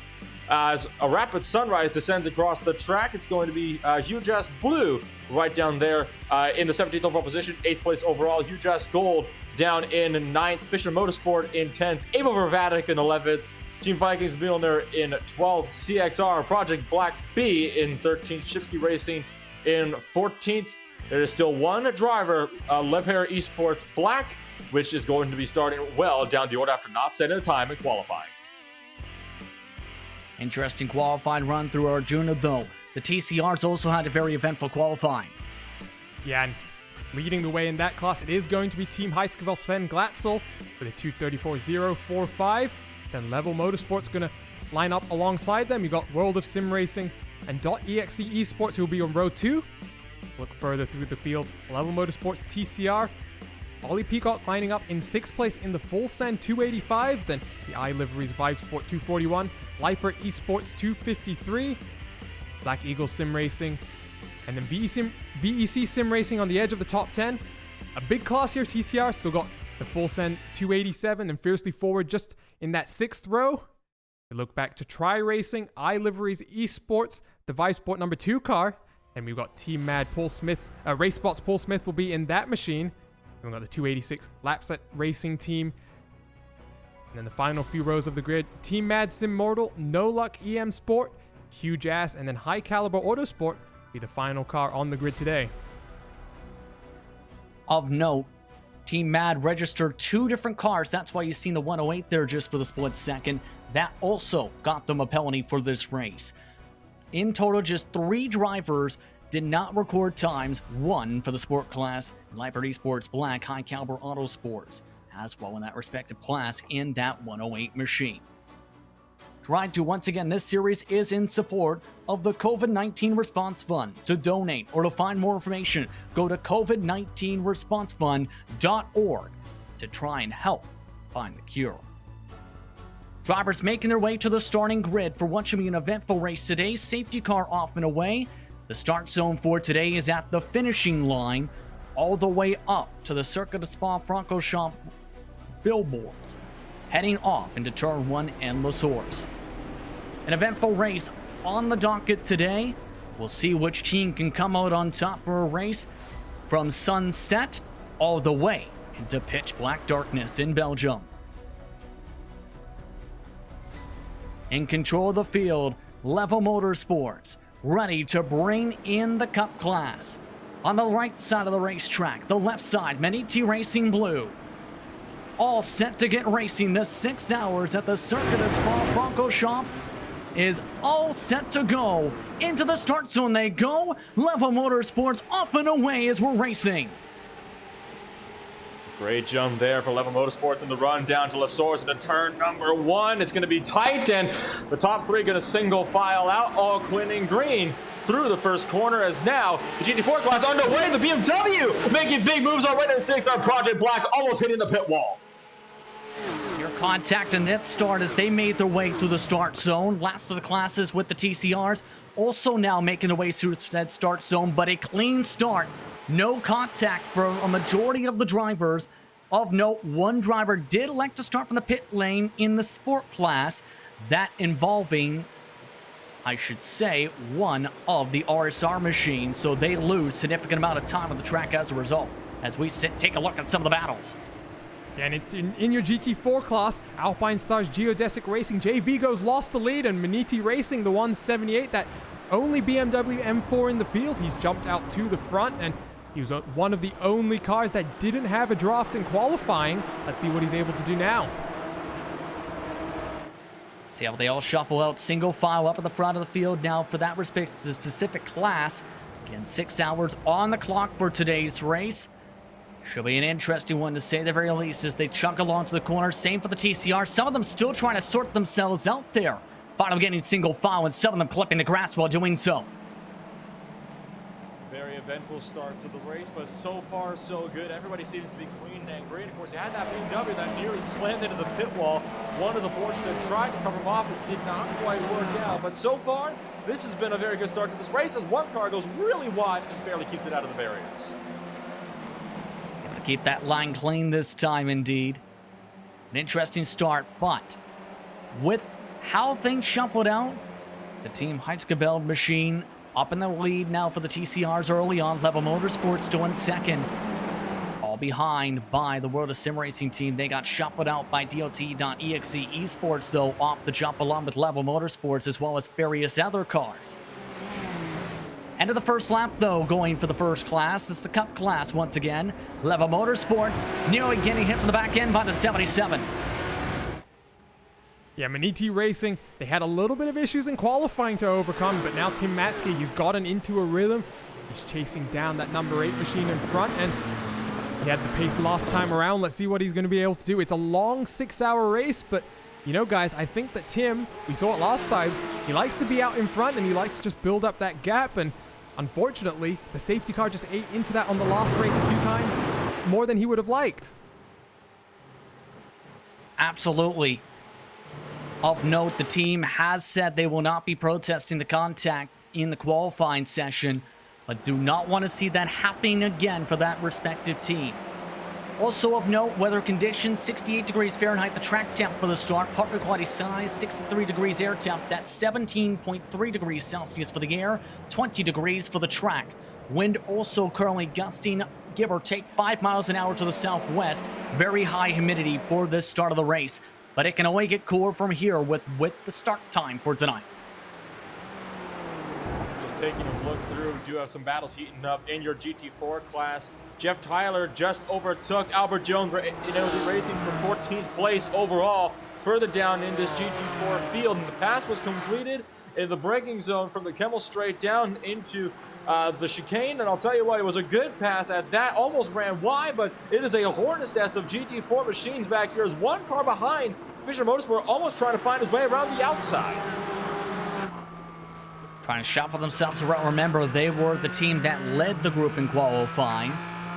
Now back in 10th position in the class. That is currently 5th to last when you think about it that way for the 185. But still plenty of cars to try and cut through. That's the thing. Of note, though, the lead car in their draft train, AOD Racing, does have damage on the front end after the first laps. And riding on board with the 185, you can already see just how much speed that they seem to be losing now. It's really getting close onto that 183 CXR Project Black car in front, and you know, this train just slowly starting to lose touch here, guys, because the leaders, it's not a big gap that they're starting to pull here, but it's already about 4 or 5 seconds back to this little group that we're following. Drivers now starting to be awarded the penalties we talked about for the drive-thrus for failing to maintain speed during the yellow flag periods at Watkins Glen. As talked about, that nearly in double digits for this race. But up towards the front, this is the sport class. The race is on for P1. Maniti Racing Red able to make that car very wide compared to the more thinly lined up Alpine Stars Geodesic Racing machine. This is going to be a very, very good battle. Of course, Maniti Racing Red were very, very quick in taking the lead away, and now they're looking to hold it, as behind Jay Vigo is still trying to find some way to hunt him down, running right over the curves and nearly into the wall as well. They cut it just so tight, you almost hold your breath every time they go through there. The key part will be who can get the better run here through Eau Rouge and out over the top of Radion, over the top of the crest. Who's going to be able to get the good run? It looks like it was Vigo. That might have been just a tiny bit better. He will have to draft and run down the straightaways. That BMW going to go on the defensive. Back and forth trying to break up the slipstream. And kind of interesting so far. Normally in these types of races, you see fuel saving come into play in the early going. But it already looks like both of these drivers committed to try and fight. Mind you, though, they've already pulled nearly a second or two from the rest of the group. Compare that to, say, the TCRs, and that train is still very bunched up. Yeah, and there you can see a great shot down the camel of all the cars just lined up, because it's about a 10 car group all separated by just about 2 seconds right now, guys. And there you can see a fantastic shot of them all just coming through the chicane. And, you know, right now you talk about fuel saving, Justin. That car at the back of this train is in the prime fuel saving opportunity just at this early stages of the race. One thing to think about with this Class 2, they can also hit that rev limiter we talked about down the straight line, so that can also make it difficult to then pull out Nolan to make some of the passes today if you want to try and jump in the train.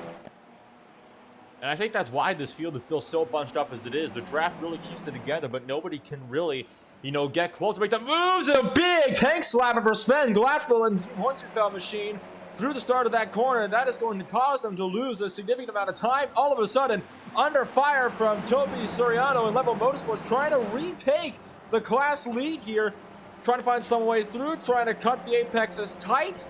Not able to make it work just yet, though, but they are on the hunt. Almost looking like a mixture here, Arjuna, of cold tires, yes, at the start of this race, or starting to get up to heat, rather, but also this might come down to how they maybe built their setup because of the expectation that it's going to get much darker as this event goes on and be in pitch black darkness for the final 2 hours.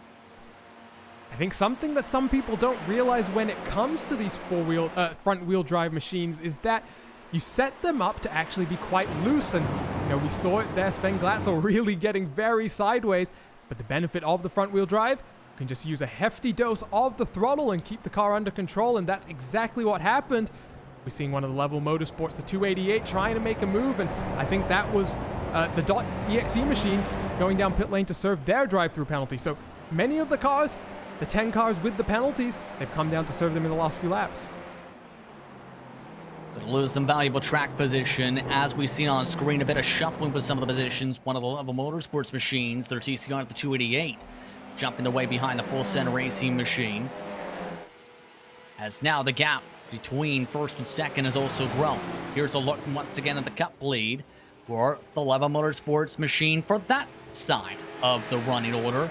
Still up at the pointy end of the board. They've ran away from the rest of the pack.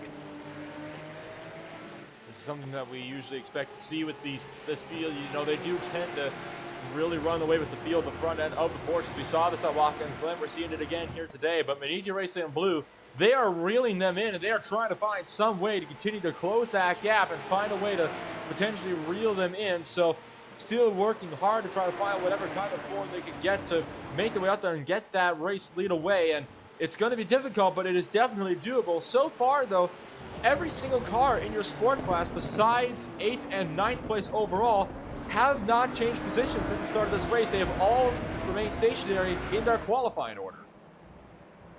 And trouble for RSR. We talked about them starting from the pits after missing the start. Well, while trying to navigate through the TCR traffic, looking like some trouble for Jose Velasquez this time.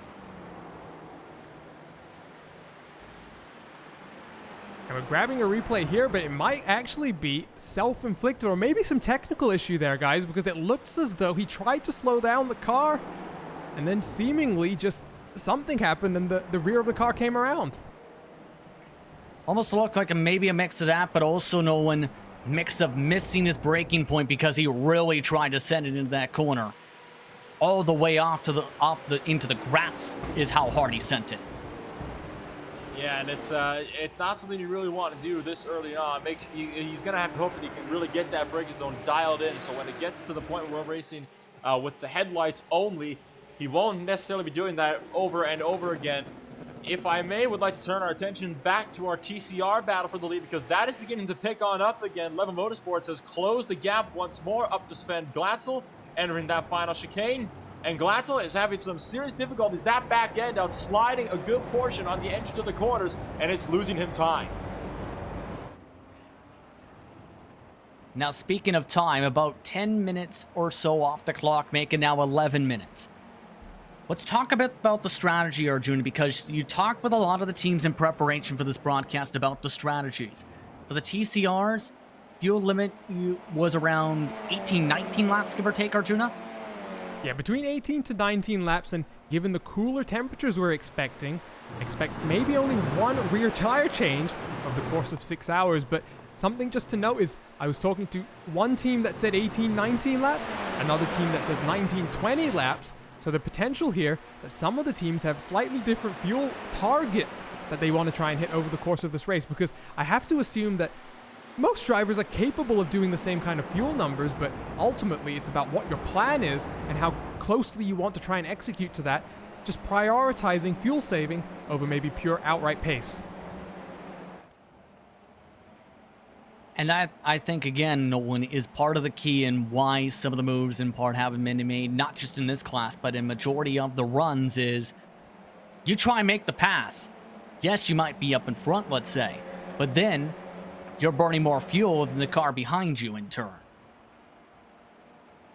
Indeed, so that's going to be something very, very crucial, as well as, of course, the fuel management as to how long do you want to run out in front before you decide to come on down and, or not come on down necessarily, but maybe fall back and let somebody else start to really do the tow. The draft can be very, very powerful, especially in this TCR class, and right now, I think that's something that potentially Toby Soriano might be doing, is just wanting to stay back and save fuel. Let Glatzel use more fuel by breaking the air apart, and in doing so, make it a bit easier for him to maybe get the leg up on him on the fuel strategy later on in the race. Let's take a glance towards how things are going in the sports, by the way, because these two are putting on an absolute clinic, Arjuna. You've been keeping an eye a little bit on this grouping, and the pace has been astounding. Some of the fastest times of this entire class have been amongst these two drivers, and they have ran off and away to the sunset. They're as much as a second quicker than everybody else. Yeah, they indeed are running away off into that sunset, because the last 3 laps, they've just been charging away. And the gap now to that third place team, High School Bell Machine, it is 8 seconds. And it's interesting to note here, Ruben Bonga able to just extend that gap just a little bit down the straights, it seems. That Cayman seemingly gets a little bit more speed in the corners from what I can tell. But right now, I think it's clear to see there's only really 2 main contenders here in the GT4 class. Yeah, you can see the delta already. 8+ seconds off to P3. That is astounding. For only not even 15 minutes into the clock, it took a couple hours for that to happen at Watkins Glen, mind you. Oh yeah, it really does show, just how good some of these drivers are. And I think it also shows how good that BMW is. I mean, it is absolutely flying out there and really trying to continue to make whatever he can. And Alpine Stars Geodesic Racing, at the moment, doesn't seem like they really have anything for him. Looking back now to that TCR class at one of the full set racing machines, and just behind cars are going double file, you have some Porsches from the GT4 class trying to dart their way through. These are 4 position, should keep in mind. So this is Shifty Racing trying to find his way up through the order, as there you can see some of these teams getting really close to the back end, and battles are starting to pick on up all over the racetrack, it would seem. And that's just right behind the race leader, some of the race class leaders too, mind you. You'll see that white and red machine right there. Now, of note, some of the drivers kept track of how everybody did in the 3 free practice sessions throughout the week. It was recorded about 88 drivers took practice times in the 3 free practice sessions in preparation for this race tonight. For that driver in the 111 machine, unfortunate for him, he was the slowest in his class by 2 seconds to the next car.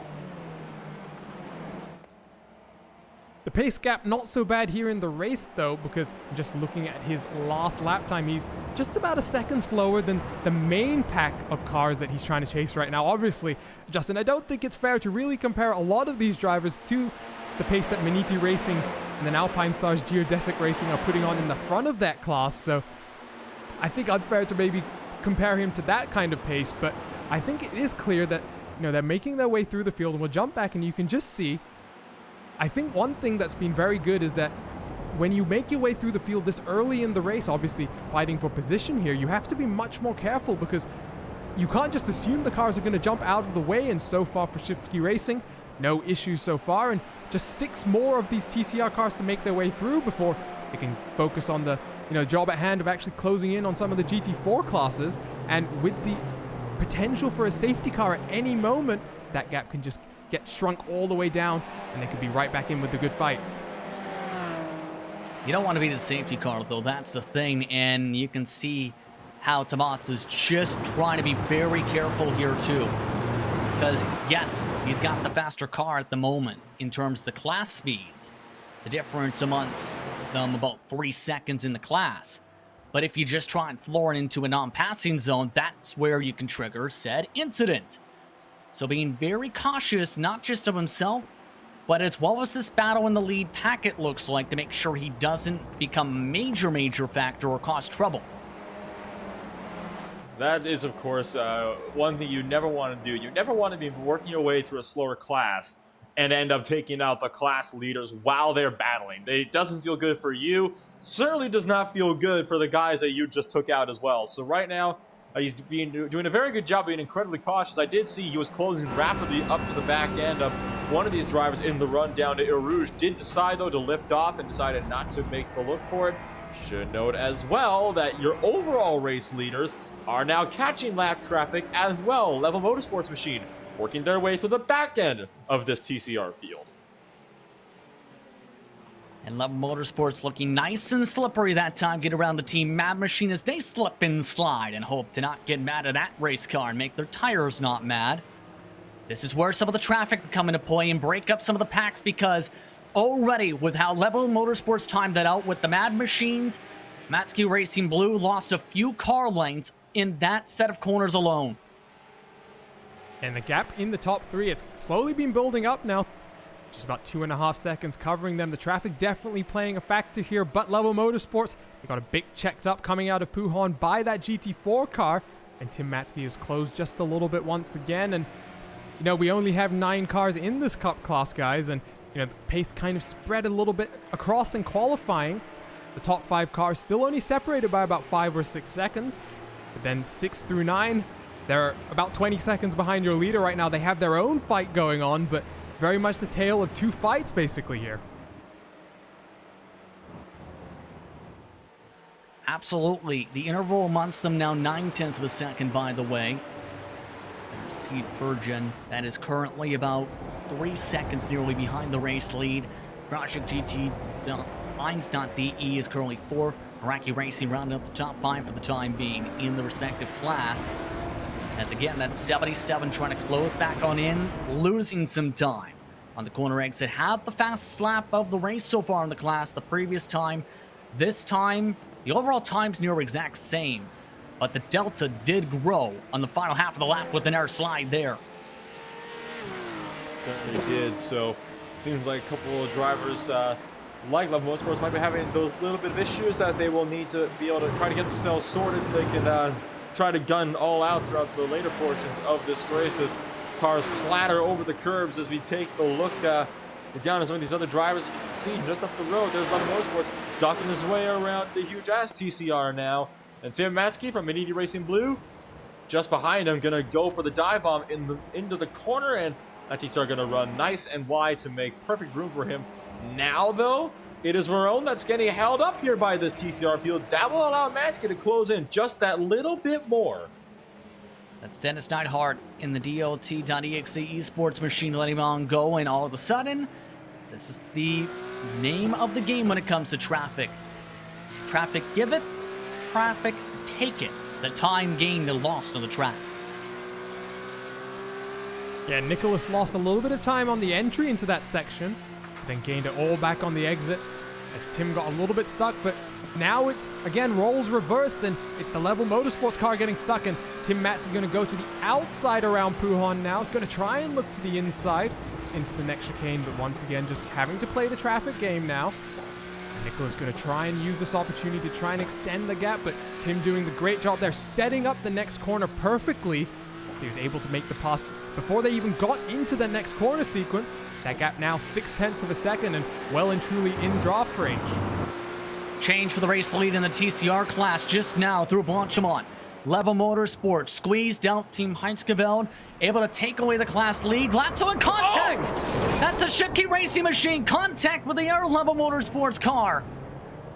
Car still rolling in, more contact with the corner as VEC Sim Racing makes door-to-door contact with the Fiercely Ford 234. What did we just say about not wanting to be the driver to take out cars, fighting for the lead in a slower class?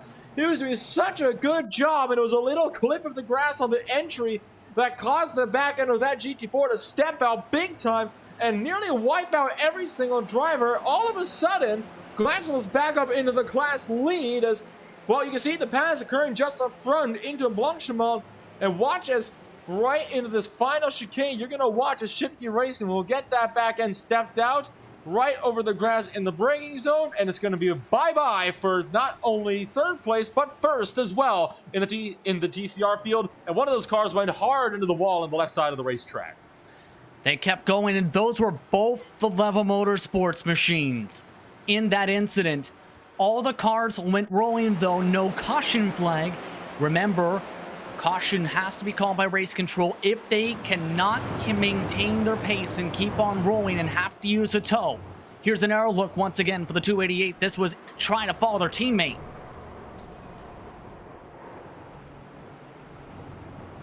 Goodness, that is a big hit as well for the 288. You saw the back end just lift up and off the ground and nearly pick that car over. So looks like there isn't too much damage on the Level Motorsports machine, though. They still are out and running on the tracks. A little worse for wear, should mention as well. But Sven Glatzel, he came out on top of all that, and now, once again, under fire as Level Motorsports' Toby Soriano trying to take it around the outside.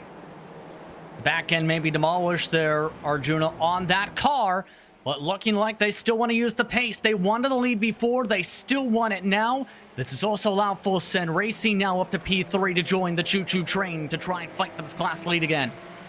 Yeah, you can see a little bit of damage to that rear bumper, but potentially, Justin, not going to have too much of an impact on the car. Maybe some aerodynamic performance loss, but once again, when the draft is so strong, here he comes back down to the inside in towards Blanchimont. I think we're in for a real scrap here. They're going too wide, too deep. Oh, and here comes the Cup car now for Level Motorsports 2 to shake things up. The TCRs move to the left side, the right side of the racetrack. Faster cars on the left side, and they're able to be used as a pick. New class leader, Level Motorsports. Took an extra lap after the contact, but still gets the job done. Now Sven Glatzel will be trying to hunt him down, no doubt. He is still right on the rear wing of that Audi TCR, and certainly trying to do whatever he can to close in that gap. He will have the optimal run off of La Source and up in the run towards El Rouge. Will he make the look into El Rouge, or will he come after Radia? Lots of great battles throughout this field. Still shuffling through traffic again. Could be a factor here with the third place car now cutting through. As Team Bergen having to cut and break a little bit, going up Radia and El Rouge that time to balance out the run.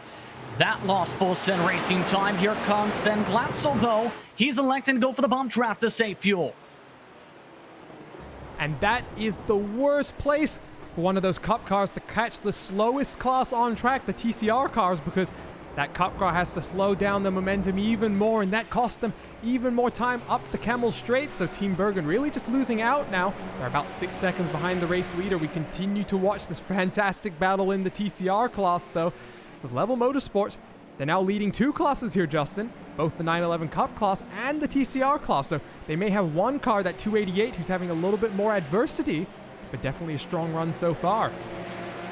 Yeah, the 288 shot for the 31st overall on the racetrack after the contact. Some great battles throughout the field, mind you, as more traffic cuts its way through of note.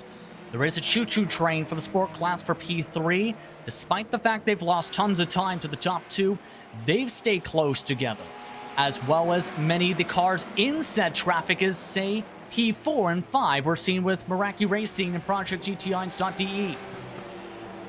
Indeed, so these are two drivers that are just about a quarter of a second apart. The two 911 GT3 Cup cars still trying to do battle as they work their way past the TCR class lead. And like I said, Justin, a lot of really good battles starting to pick up all over the racetrack. It was a little bit of a slow start, pretty processional for the first bit or so, but it just goes to show once traffic starts to come into effect, that is when everything really does start to pick on up. We're seeing that in full force right now as all of a sudden that's class leaders start to lap through each other, and here comes Glatzel. Will he try to make another look? It's going to be Soriano to cover him off through Blanchimont up to the final chicane, and this time he's not going to be close enough to make that dive bomb up the inside. So I'll tell you what, we are seeing some proper battles here, though.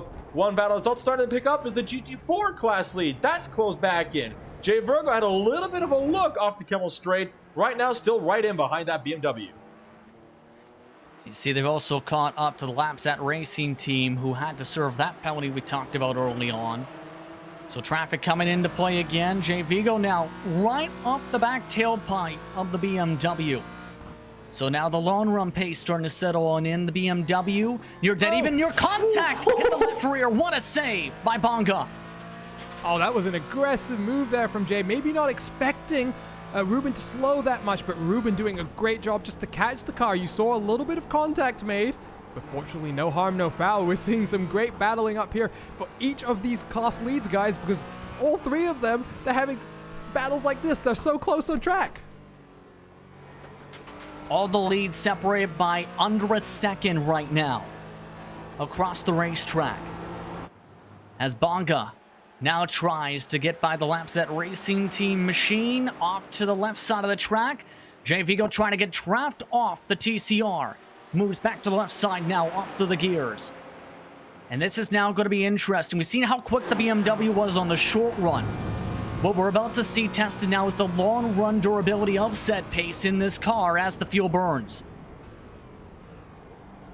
So Jay Vigo still trying to find a way through, back end sliding a bit wide. That compromised Bonga's line big time for the exit of that final chicane. And that's allowed Vigo right back up onto that rear wing of Ruben Bonga, who is going to be having to go all sorts of defensive now, unless he can get a good drive off of Lasaurus here. But look at how tight that is. There's almost no room between them.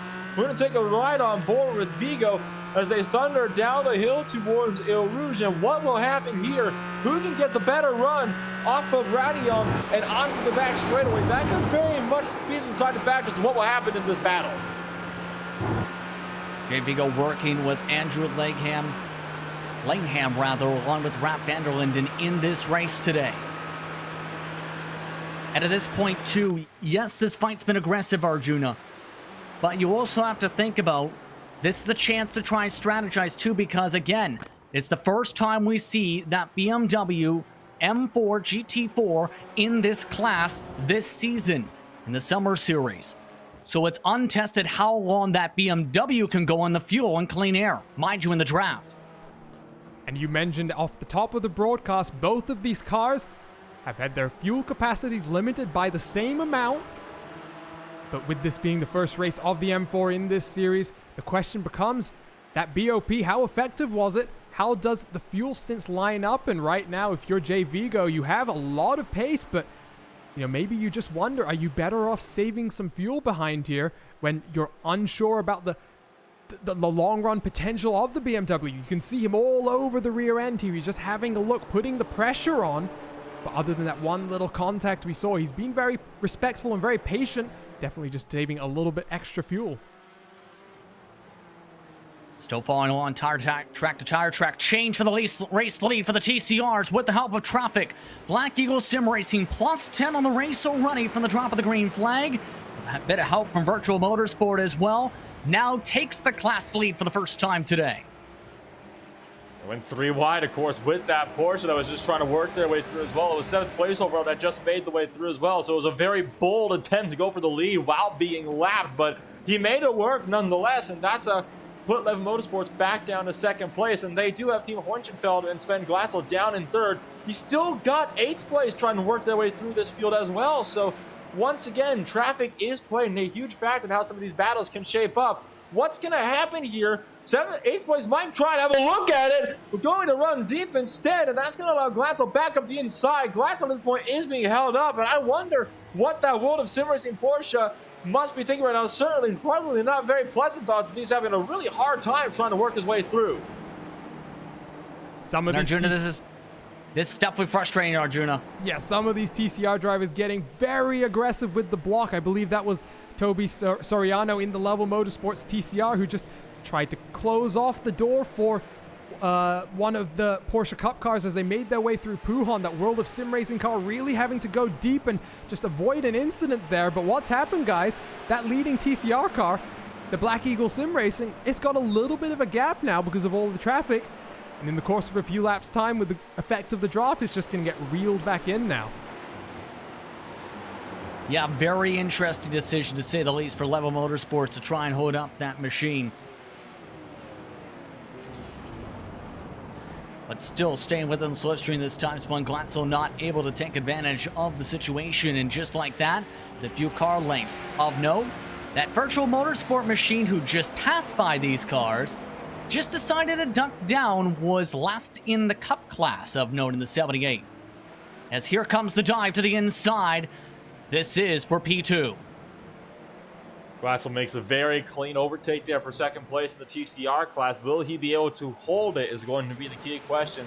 Trying to run down the overall class leader now and trying to do whatever he can to try to find some way to, make something work in there. Right now, the gap about 1.4 seconds, so he does not have the drafting help. He's going to have to rely on overall pace that he'll be able to maybe reel in the Black Eagle Sim Racing machine and Dominic Olivier up in that first position, but he's going to have to go on defensive here.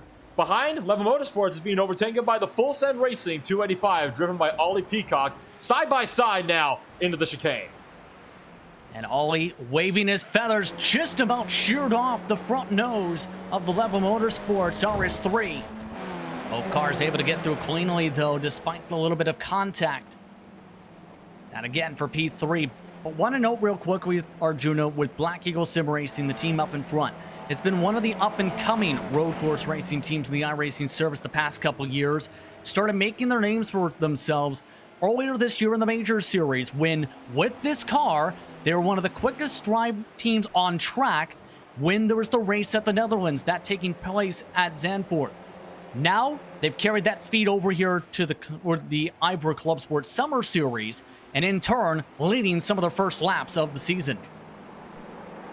Yeah, Dominic has been a very strong driver for quite a while now. Black Eagle Sim Racing really just getting into their stride in a lot of ways, and actually right now, guys, that gap behind is actually getting extended a little bit. It's now up to 1.7 seconds, and like you say, you think back to that race of the Netherlands at Zandvoort TCR heat race. Dominic had some very strong pace there, and we come here to the Belgian side of the European circuits, and wow, so far Black Eagle Sim Racing, in just the course of one lap, they went from third to first. Now Dominic really just getting his head down and getting the pace up. Indeed, a few battles are closing up, by the way, and getting into traffic. The Cup class just got hectic for the race lead there, because they've reached the back end of the sport cars, and look at how hectic it's getting. That's Hugh Gold now staying on the left side of the track. Manitsu Racing Blue had to swing hard on the outside going through the comb this past time by, hitting the back end of the race lead side by side. This time heading out through turn 11, cutting back to the inside, heading towards Pouan. Matsky trying to find a way through in. They're about go 3 wide. Don't try that there. It will never ever work. So Matsky now trying the inside, bobbling the back end a little bit and managing to keep things settled for now. Oh my goodness, that got all sorts of tight right there. Should note as well, there's been a big incident, it seems. One TCR missing the rear wing, and a penalty is also come down for Shipsky Racing as well. Talk about the penalty in a second, but let's look at the incident. Now in 12th place in the respective class, there's the RSR machine, but here's where the trouble comes. See right there, wow. Yeah, that GT4 machine, one of the RSR cars, just getting a little bit too close to the wall, I do believe. Let's try and jump onto an onboard with the iLivery's TCR car. Luis Klinkhammer at the wheel, and here we go, down into La Source. You can see TCR car, just nowhere to go. He tries to turn into an Apex, and suddenly there's a 718 Cayman in the way. Well, the last name says it all. A big clink with the speed of a hammer to the back end of that machine. And as you've seen, the back end also falling off one of the wings for that respective car as well. That's how hard that hit was at that time. On the bright side, if you're a Cup car fan and a Cup car team driver, they've been able to get through the traffic cleanly. They're still hooked together, though. Everyone else, though, in the respective class, about to have to deal with the same thing. So right now, this battle for the overall race lead starting to pick on up, as well as The gap is still closing in. Nicholas Barone doing whatever he can to try and desperately hang off the Maniti Racing Blue Machine, driven by Tim Matzke behind. It just is not working, though. He is closing in time after time again. The 77 makes the look. Look at how fast he can close on in the braking zone. I have a feeling, Justin, that this overtake here is only a matter of time. Penalty now is official. You see it on the screen. It was mentioned a bit by Nolan. They touched the grass, the 1111 did. On the entrance turn 18, that's where we've seen the contact with the TCRs. That is the first in-race penalty of the day today, Arjuna. Yeah, so we've had 14 incidents reported so far that have resulted in penalties. That was the first one of the race. We obviously had one in qualifying as well, but we had a fairly clean race at Watkins Glen in terms of, race control and the way they were looking at the race. So hopefully, guys, it started off fairly clean so far. About 40 minutes into this one before the first report even came down. Let's see if some of these drivers with slightly more room to work at a slightly bigger racetrack can keep it clean and keep it green for even longer. 242 has ducked down to the pit lane. They were at least 15-20 miles an hour slower down the straightaways after the hard contact they had of note in their respective Audi. But it's getting really hectic still with the battle for fourth for the Cup cars, because again, that's where it's been tight between Meraki Racing and Project GT1.de. Lots of O's coming from this grouping because of how slippery these cars have to have been through this traffic. They've gone back and forth for the spot. Well, actually, I was saying, Justin, because I saw a TCR battle that went 3 wide down the Kemmel Straight with one of them in the grass, believe it or not. BC Simerson ended up losing out on 2 spots, while Full Send Racing, they really did go full send and picked up 2. While Level Motorsport tried to fend off both of them. This was for 30th place overall, probably about 10th place in the class, and they were still duking it out big time through the chicane. Replay now coming up on the screen, and you're going to see just what in the world happened that got so crazy. Remember, that's the TCR involved in the incident in that Audi. Tried to come down and actually block all the way to the grass, in fact. Was so focused on the car to the right. Car to the left says bye-bye, makes the pass, and they nearly made contact heading into Lacombe. Yeah, that's a bit naughty there. They almost drove one car all the way into the grass and then get to the braking zone at the end of that corner, and they sent it in really deep. And I think Fraser Smith in the 287 just got a little bit scared because you saw him stop turning in, basically. And as a result, that Level Motorsports 288, he was involved in that incident, which the GT4 car just got a penalty for. He's in 8th position. The Level Motorsports machines both showing a little bit of damage right now. But right now, that's still a long way to go. And as we saw at Watkins Glen with some of the other cars that took damage early on in the race, you really can do anything when you have safety cars as a possibility.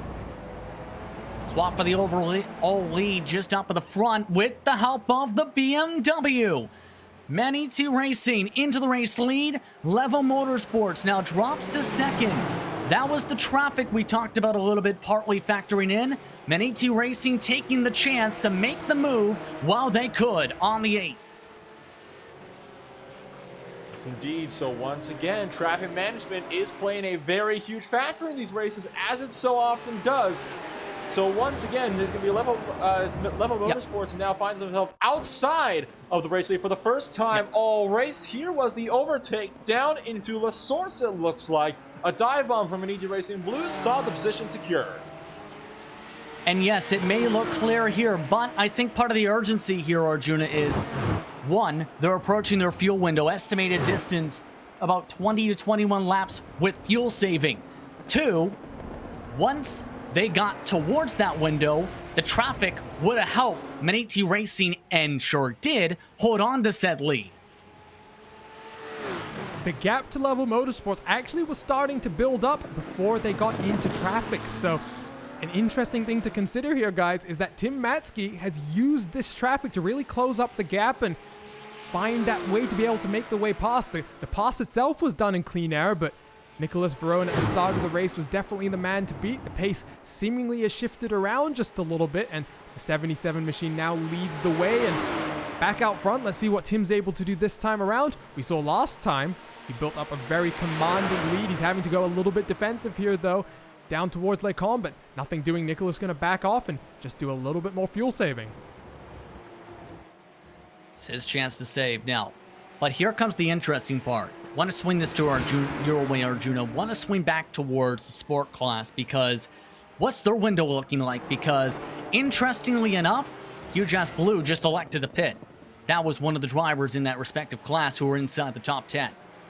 I believe, actually, that was the 138 that just pitted from third on track. So yes, we have apparently entered the fuel window. Unfortunately, guys, the GT4 class not really willing to spill any secrets with me. Shame on these drivers for not being willing to do that. The TCR and the 911 Cup cars both willing to share much information with me, but maybe Huge Ass has got a trick up their sleeve right now. Possibly with the undercut call. As we still look at this battle still and more traffic behind them as well. Mind you, we've seen it now already once no one throughout this battle contact. Just recently, there was a second bit of contact. It was just a very tiny little love tap through Malmedy. Not much to really unsettle the car, but enough that there is just a tiny little dent now on the back end of the 178. Meanwhile, you have third place, Anders Meyer, working his way through in the number 46 GT3 for Team Virgin. And here comes Alpinestars Geodesic Racing up to Blanchimont. Will he be able to make anything work into the final chicane? Doesn't quite look like it. It does look like that GT4 machine with the BMW is significantly quicker through the very fast chicanes, and it does look like it is really interesting to see what is going on here with a lot of these drivers. With the battles that are picking up, it does seem though like Justin. It looks to me that Ruben Bonga is a bit faster through the very high-speed corners, and Jay Vigo is much faster in the lower-speed corners. New penalty now in. This is involving the last race. This is one more penalty for failing to slow down sufficiently during yellow flags in the previous race. So they now have to serve a drive-through. And that's the 185 machine. They are currently in the bottom half of their class's running orders. And again, that's the sport class. They just served it immediately. And remember, you cannot serve just your car while serving said penalty. So this came at a bit of an awkward time. Speaking of timing, battle for the lead on in the sport class. The Porsche wants to get around the BMW. The traffic moves on by side as Bonga tries to hold on to the curbing, gives the squeeze and holds on. And Vigo wasn't looking to give up there. He tried to have another look to the inside there. And that was the first time, guys, that we've seen the Alpinestars Porsche really able to get the run through Eau Rouge and Radeon to try and make the challenge in towards Les Combes. Now, Ruben did a very good job defending the inside and forcing Jay around the very, very long way. That's not usually a great passing opportunity here at Spa, but I think this battle just slowly heating up, and Jay just trying to find ways to just get a little bit closer coming over the top of Radeon, because I think that's going to be the most important challenge, is just making sure he has all the momentum he needs to really roll alongside that BMW in front of him. It's gotten to the point now where that Manizzi Racing red machine not only has that little bit of left side damage on the left rear from the contact we've talked about, now the whole back bumper now has a little dent in it. Again, squeezing down, trying to higher arc.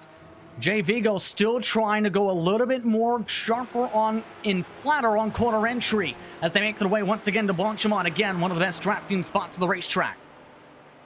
This might get tense here. Vigo decides to make a very daring look for the lead. He's all over the back end. Will he try it into Blanchimont?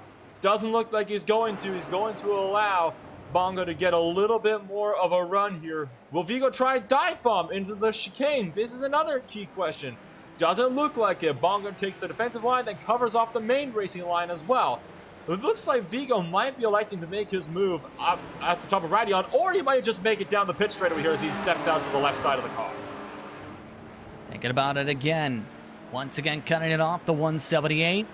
And Vigo again backing up the corners. Seems like Bonga's able to send it a little bit later on the brakes, and that's been helping him defend in this battle. Lifted a lot that time, so still potentially Arjuna thinking about that fuel picture here with it coming into play in a couple laps. Yeah, and I think you put it perfectly there. Ruben is really having to drive the car hard here. He's defending for all his might, and here comes the run because Jay with a magnificent run up the hill, and he's already alongside, and he's got the draw from the TCR car. They're going to go 3 wide here. Oh boy. That's Matthew Crisp, just came out of the pits, able to clear on by cleanly though again. No contact this time through the cone this time, but the pit window estimated this time. There's a bobble to the left side though, curving to the right side for Vigo, once again having to back off. Crazy battle up towards this front. And just to finish off that thought, you can see Ruben really having to defend hard, and down into La Source the last time, Jay lifted off very early, and you talk about just setting up the corners. That's what he's doing here, just really rolling the car, the maximum momentum he really can, and you can see he's all over the rear bumper, and that bumper just starting to show a little bit of dings right now. And I think Ruben's starting to get the message, better hurry up because Jay's coming for him. Yeah, this has been very intense in this battle. These have been the 2 quickest drivers in the class by far today. For those just tuning in, approaching 1 hour into the race, this grouping has already ran away by 23 seconds in the span of 1 fuel run, which is absurd. For this type of racing, the 2 fastest cars on the track have been scrapping throughout this entire first hour. Pit window opens this time by. Question's going to be, will the BMW have to pit first, or will we see them try stretch it both another lap with the extra 7 liters in the tank for the BMW? I'll tell you what, they cannot keep going like this very long. Both drivers are just pushing to the absolute max. You can see Bonga is definitely sliding around in just about every single corner and losing mass amounts of time here to Jay Vigo. So we're about to see what is going to happen here. They're right now at that pit entry point, and both drivers are taking it to the lane. All of a sudden, it's a battle of the pit crews. Now, this is really going to be interesting to see how this plays out for the 2 different classes. The Cup classes also had all their leaders ducked down to the pit lane, as well as some of the TCRs the past couple laps. So very busy down the pit lane, Arjuna. Every single team starting to peel on down. Yeah, and just jumping over to the Cup battle for a second, we can see Maniti Racing Blue, Tim Matsky out, Mateus Dehane in. But interestingly, Level Motorsports, who led the majority of that first portion of the race, they've managed to go 1 extra lap. So whatever Tim was doing back in second, not able to do enough. And there we go, a change for position, because Team Bergen and Project GTI, they're going to jump the Maniti Racing Blue car because of the split strategy here. Able to double stint the tires this time. Several of the teams electing to take fresh rubber on the tires. And off and away as well in the pit strategy here. You can see the BMW off and away in their respective class as well. But a 55-second stop for Maniti Racing on the fresh rubber. But with the call, it is Team Bergen up in the front now in the respective class. Level Motorsports stretched it another lap.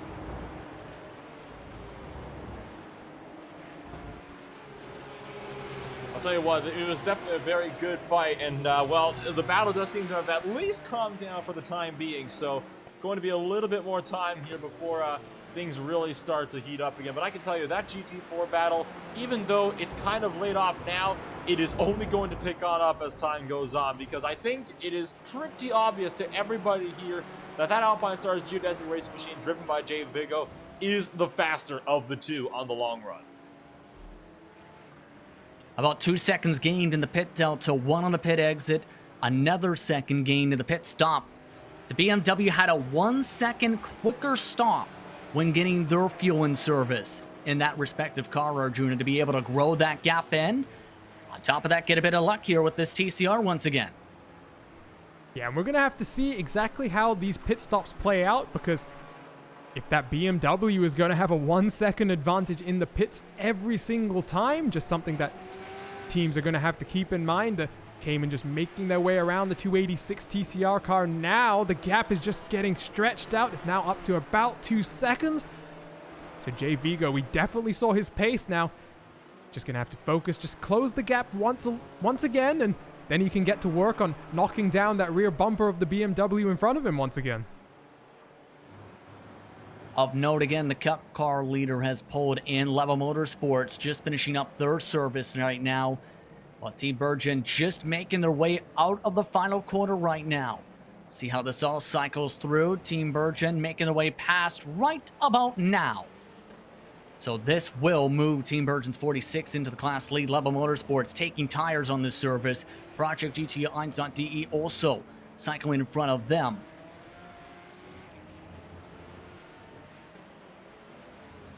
There goes Nicholas Ferrone off and away on his service. And there's the Maniti Racing blue car, Matthias Dehaney. They're going to pick up right where they left off because they both took tires. They've promoted Team Bergen and Project GT1 up into first and second. But there we go, actually. Maniti Racing with warm tires and one lap under their belts. They've moved themselves up into the lead and they're going to go side by side down the Camel Straight. Again, this is a hard fight with the freshest tires in the field for P3 on track. Estimate 130 to go this time by for the class. Outbreaking this time, though. Matthias Dehaney able to hold on. That team electing to go with the driver swap on the pit stop, Nolan. Taking Tim out of the race car and putting Dehaney into that race machine. You know, not too often do we see multiple, not too often do we see driver swaps on the very first pit stop. Usually we don't see that until really the second or third. So it's an interesting call from Maniti Racing Blue to put their second driver into the car as it is. Maybe they have themselves a little bit of a strategy call that we don't know of. No. Another penalty that has just come down to the 117. They slowed to a near stop in turn number 1 with 2 TCRs following through at normal race pace. So it would seem that it was a bit of dangerous driving there for that 117 machine, and it looks like it will be a drive-through penalty. Remember, that's where RSR Esports really backed it down. Nearly slapped the wall in La Source, then got hit hard from behind, and the car that hit him got demolished. And is still now on the racetrack, mind you, a full lap down to his fellow competitors in the 242 machine. Probably last on track as a result. But the gap grown from that decision to double stint the tires, though, from the 46 and 86 Arjuna in the Cup class has given them an 11-second cushion from first to P3. That's about a 9-second cushion from P2 to P3. And now we're going to see exactly how the tires are going to survive this double stint, because we're obviously driving in towards the night, and I would suspect if the 46 and 86 think a double stint is an option now, there's even the potential, guys, if that last stint of the race might even be a triple stint. The temperatures come down enough and there's enough grip on the track, so definitely some split thinking on the strategy here, because I'm a little bit surprised, to be completely honest, that Maniti Racing, they got Tim Matzke out of the car after just about 45 minutes. It's a short amount of time to put someone in the car for a 6-hour endurance race, especially when you lose that extra time from having to take tires. Pretty sure at this point he's actually got the popcorn watching along with the broadcast, seeing how his team members are doing so far. And I think he's going to be happy with how Matthias has now broken the draft nearly of the Level Motorsports machine. Again, just a one-lap undercut. It all came down to just that pace coming off the corner. That just made that difference, absolutely, in that grouping. By the way, the TCR leaders had also pit a few laps ago, but there's a change in the leaders in that group. That's because the 237 hasn't pit, but Black Eagle Sim Racing is still the fastest net leader on the track. They've grown their gap, though, by about 3 seconds now and broken the draft from Team Heitzkeville. So Black Eagle Sim Racing definitely have a very good go at things. They have managed to maintain the lead, and this time they have fully broken clear of Team Hoichenfeld, and they're going to be trying to run away with this lead as much as they can get here. Team Mad right behind the Hoichenfeld guys as well, and they're also going to try to find somewhere to close the gap. Right now, significant margins between first, second, and third in that TCR category. Of note, the Team Mad T236 has quietly moved their way up to the top 4 as well. One of their respective cars did, remember, have to serve a penalty early on in this event. That was the 264. So give credit to Mark Woodhouse and the 236 to try and get themselves a good position. The problem is they are way behind this Black Eagle Sim Racing machine, as there's the pit stop from Huge Ass TCR. So the Huge Ass TCR down into lane. Team Bergen gonna make their way through the TCR leader right now. So the two leaders, they've just headed around turn 1. La Source, But you can see the gap back to the Team Heiskeveld machine, 3.5 seconds. And Dominic Olivier really just putting on a good show right now. He's slowly extending that gap, and I mentioned it a few times before, guys. We're now an hour into the race, and so far, no safety cars. And, you know, I think after the way the safety car period unfolded at Watkins Glen, especially the 3 quick safety cars we got in quick succession, I think some of us were a bit worried about that, but fortunately, all these cars have been fighting close on track without too much issue. And one thing to note, the series did have a full live stream seminar to teach every single team and the respective manager and drivers how to properly go through the safety car period. Not only that, in the race briefing, I should rather say, had 2 different charts. And speaking of teams going to have to chart out different plans, Team Heiskeveld in the 148, they're going to have to plan out how to deal with this and this scenario.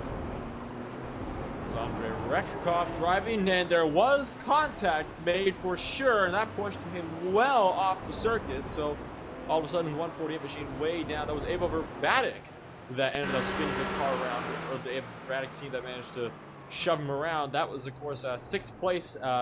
This was the battle for about 6th place on the circuit. You'll see just cuts right across, and not a whole lot the 127 car could really do in that scenario.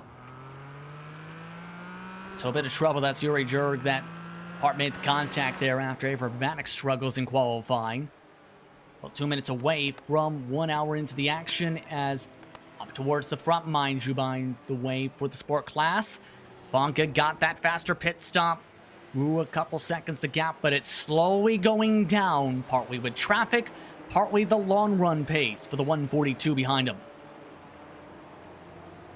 Yeah, Jay Vigo, he's got a fresh set of rubber underneath him, and he's trying to just build back up that pace advantage he had. The gap is holding about 1.4 seconds now, so it's come down by about half a second since they've come out of the pit lane, and that 718 came in just chipping away. And it's been interesting to see here, guys, the M4 GT4. We only have one of them in this field here today, and so far it has been leading the way. It's got a challenger in the form of the 142 Alpine Stars Porsche, but still a long way to go. We finally are going to cross over that first hour marker.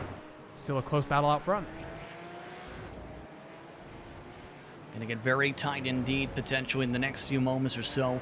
As we approach that 1 hour mark even, let's take a look at the top 8 rundown on how this field is shaken out so far after the first pit stops and some of the battles throughout this race today in the 6 hours at the circuit of Spa-Francorchamps. Team Bergen currently up at the front in the 46 by 8+ seconds over Project GT Eins.de in the Cup class, followed by Maniti Racing Blue on the freshest tires along with Level Motorsports in P4. Baraki Racing's in 5th, Virtual Motorsport is in 6th. Fiercely Forward Machines having a rough race so far in 7th and 8th, with World of Sim Racing rounding out the top 9 in the class. Then you have this battle we've been keeping up with on screen. Maniti Racing's red car is leading right now in the BMW after having a good pit stop, followed by the Alpine Stars Geodesic Racing Machine. Huge Ass Blue is sunk with a P3. That is a far way back though.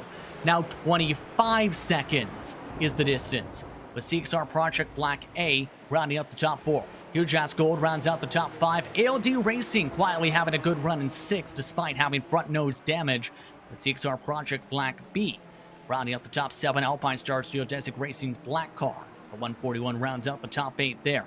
Then, with the Audis, Black Eagle Sim Racing Machine currently in the class lead in the TCRs. That's currently over Team Heiskeveld and their machine. 248, it's slowly going down though. It's about 4.6 seconds the gap, give or take, with World of Sim Racing team latching onto the draft. Level Motorsports rounds out the top 4 with Full Send Racing's 285 up to P5. The iRacing's 5 Sports Cyan Machine is up to 6. Fiercely Ford's 234 and 7, with VEC Sim Racing's 232 rounding out the top 8. With that, let's go to a race spot fan immersion following on board with the 142 machine as he tries to hunt down the class lead for the sport drivers. You're watching Race Spot TV, the iRacing Esports Network, for coverage of the IVRA ClubSport Summer Series from the circuit of Spa-Francorchamps.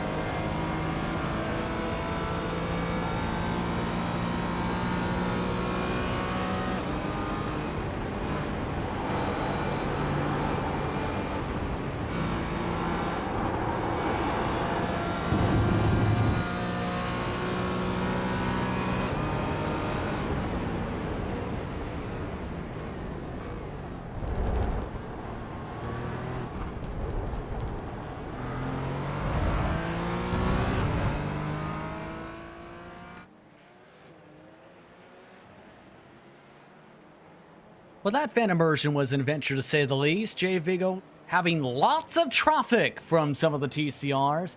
My goodness. That has grown the gap to 3.8 seconds after being down to as much as 2 seconds. Justin Prince alongside Nolan Rampo on with Arjuna Kantiaponti in the director's seat and third chair for today's broadcast.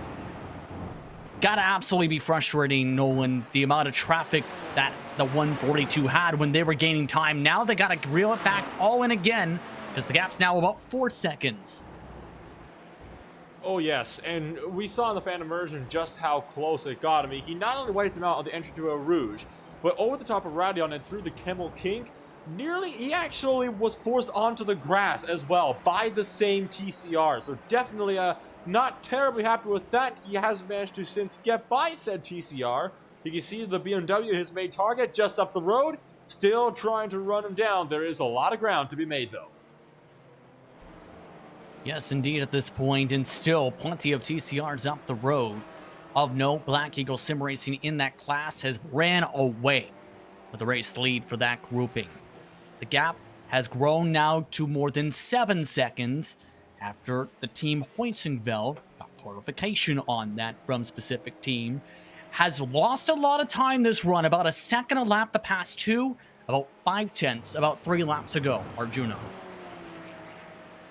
And Nolan was talking about how Black Eagle Sim Racing just really coming into the scene and starting to just show off how strong they are. And Dominic got the lead a few laps ago at the halfway through that last stint, basically, and started to slowly build up the gap. And now 8 seconds to the good. I mean, there's nothing else to say other than just wow, an amazing job there by the TCR leader. It's almost as good a job as the GT4 leaders have managed to do, pulling a 25-second gap to their fellow competitors. Now, obviously, TCR car has a lot more draft. The battle was much closer at the start of the race, but I think it's fair to say we're still got the potential here, guys. You know, the battle for the lead in two classes is starting to just extend a little bit, but I think there's still a lot of intrigue with 4 hours and 50 minutes to go.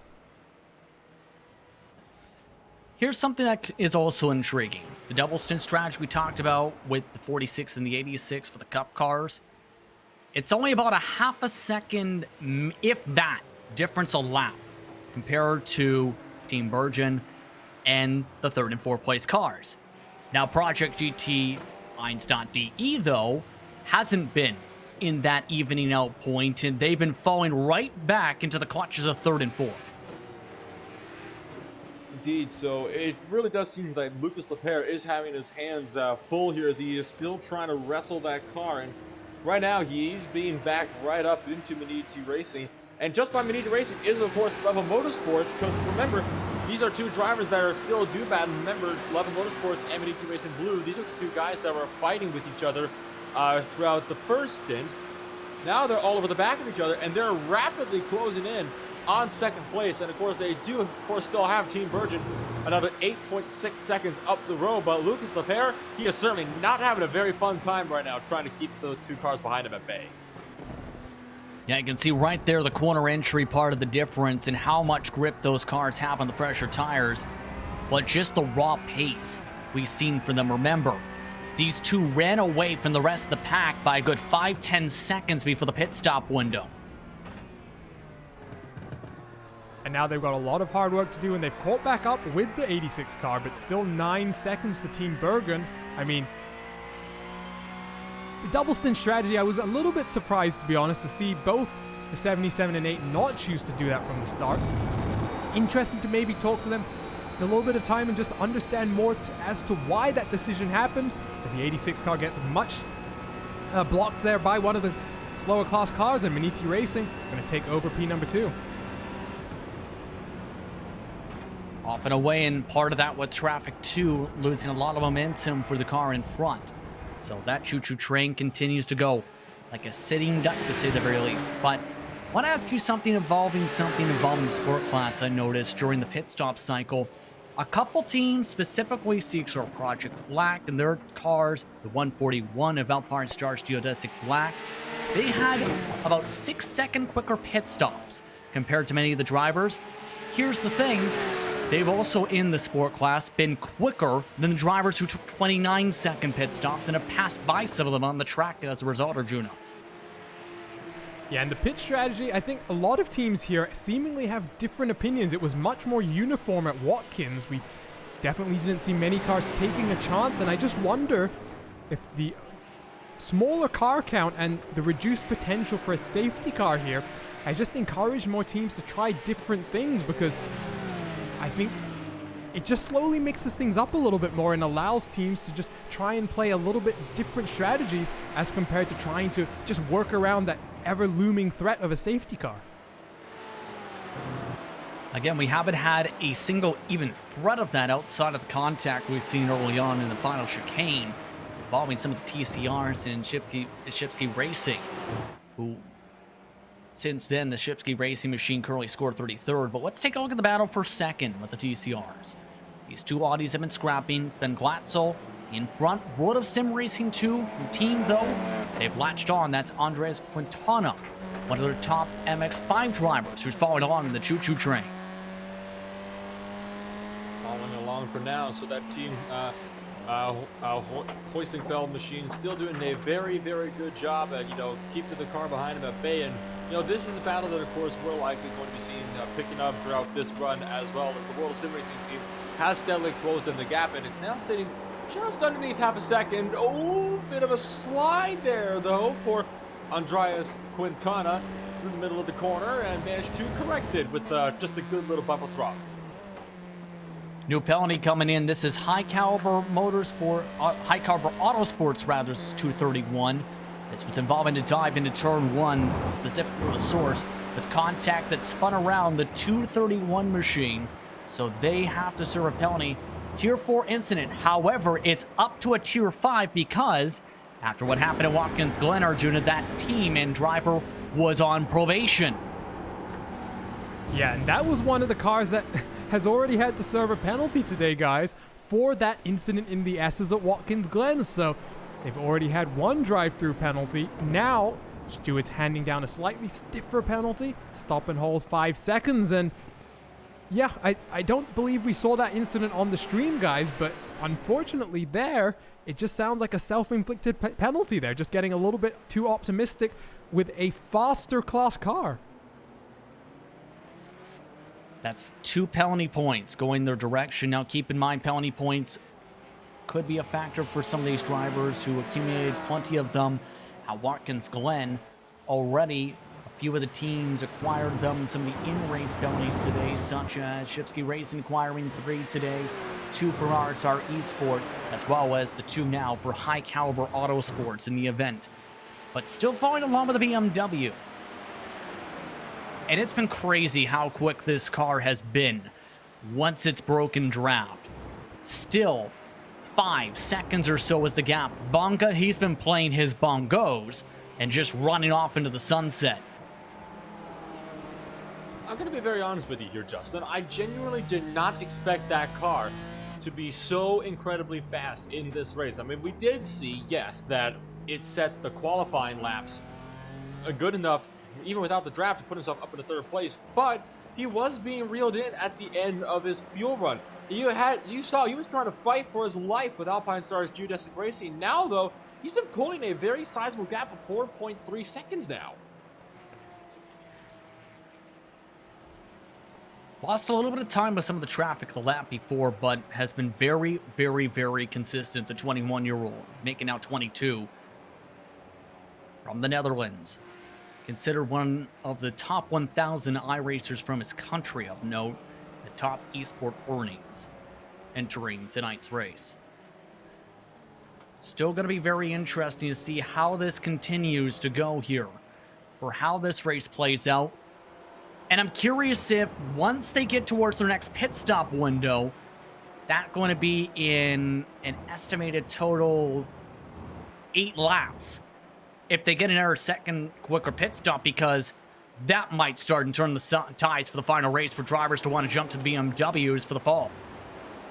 Yeah, but just something to consider there. I'm not 100% sure about the rules on this. However, as I understand it, teams were all offered the opportunity to swap to the M4 GT4 without any penalty as a one-time racing offer from Race Control. If any team wanted to switch to the BMW M4 in the next race in Imola, having competed in the Cayman in the previous 2 races, in my suspicion, I suspect they would lose all the points they've accumulated up to that point, because, in most series, guys, once you lock yourself into a car, you're not allowed to change, and obviously the rule books often are written in such a way as to allow the introduction of a new car in iRacing as a one-time, event. But again, it looks like right now Maniti Racing, the only supporters of the BMW brand right now, and they're definitely leading from the front, 4 seconds to the good. But Jay Vigo, he is just chipping away now. There you can see just the background of the shot coming onto the Camel Straight. Gap's officially below 4 seconds now. So there goes that long run pace we talked about now for the Porsche. Problem is, that's going to go the other direction because Banglatzel is currently holding up the second place car in the class. Behind them on the racetrack. Now penalty and error, 5 seconds stop and hold. This one's Ava Verbatic, and we've seen the contact on screen. This was in turn 19, and that led to the spin with the 148. That's the Hoichingveld machine that went spinning.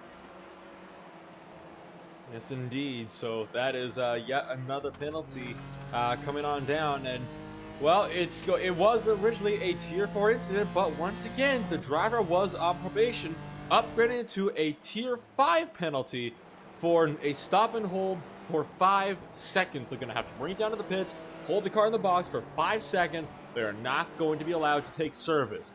Yeah, another penalty coming down that could really heavily impact the flow of this race here for that team. And that respective team that got spun around should know. Quick, we got a word in with them during the discussion about that specific team and its specific name.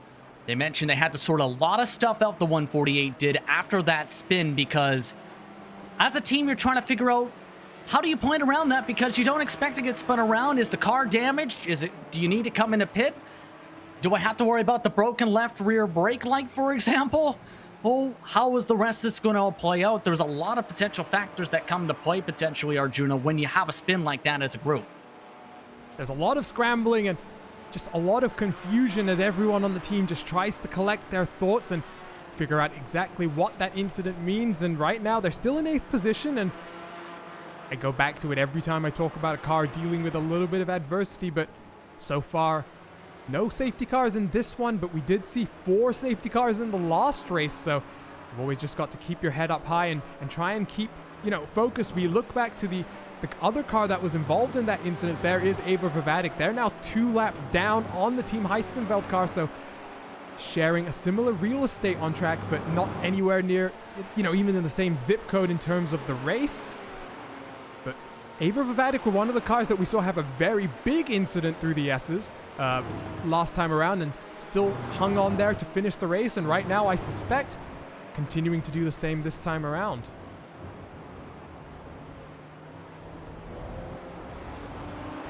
So a rough race for Verbatic, and there they go for the 5-second stop and hold. Remember, when you get a black flag, you have 3 laps to serve it in the iRacing sim, or else you are disqualified from recording any further laps on the racetrack specifically.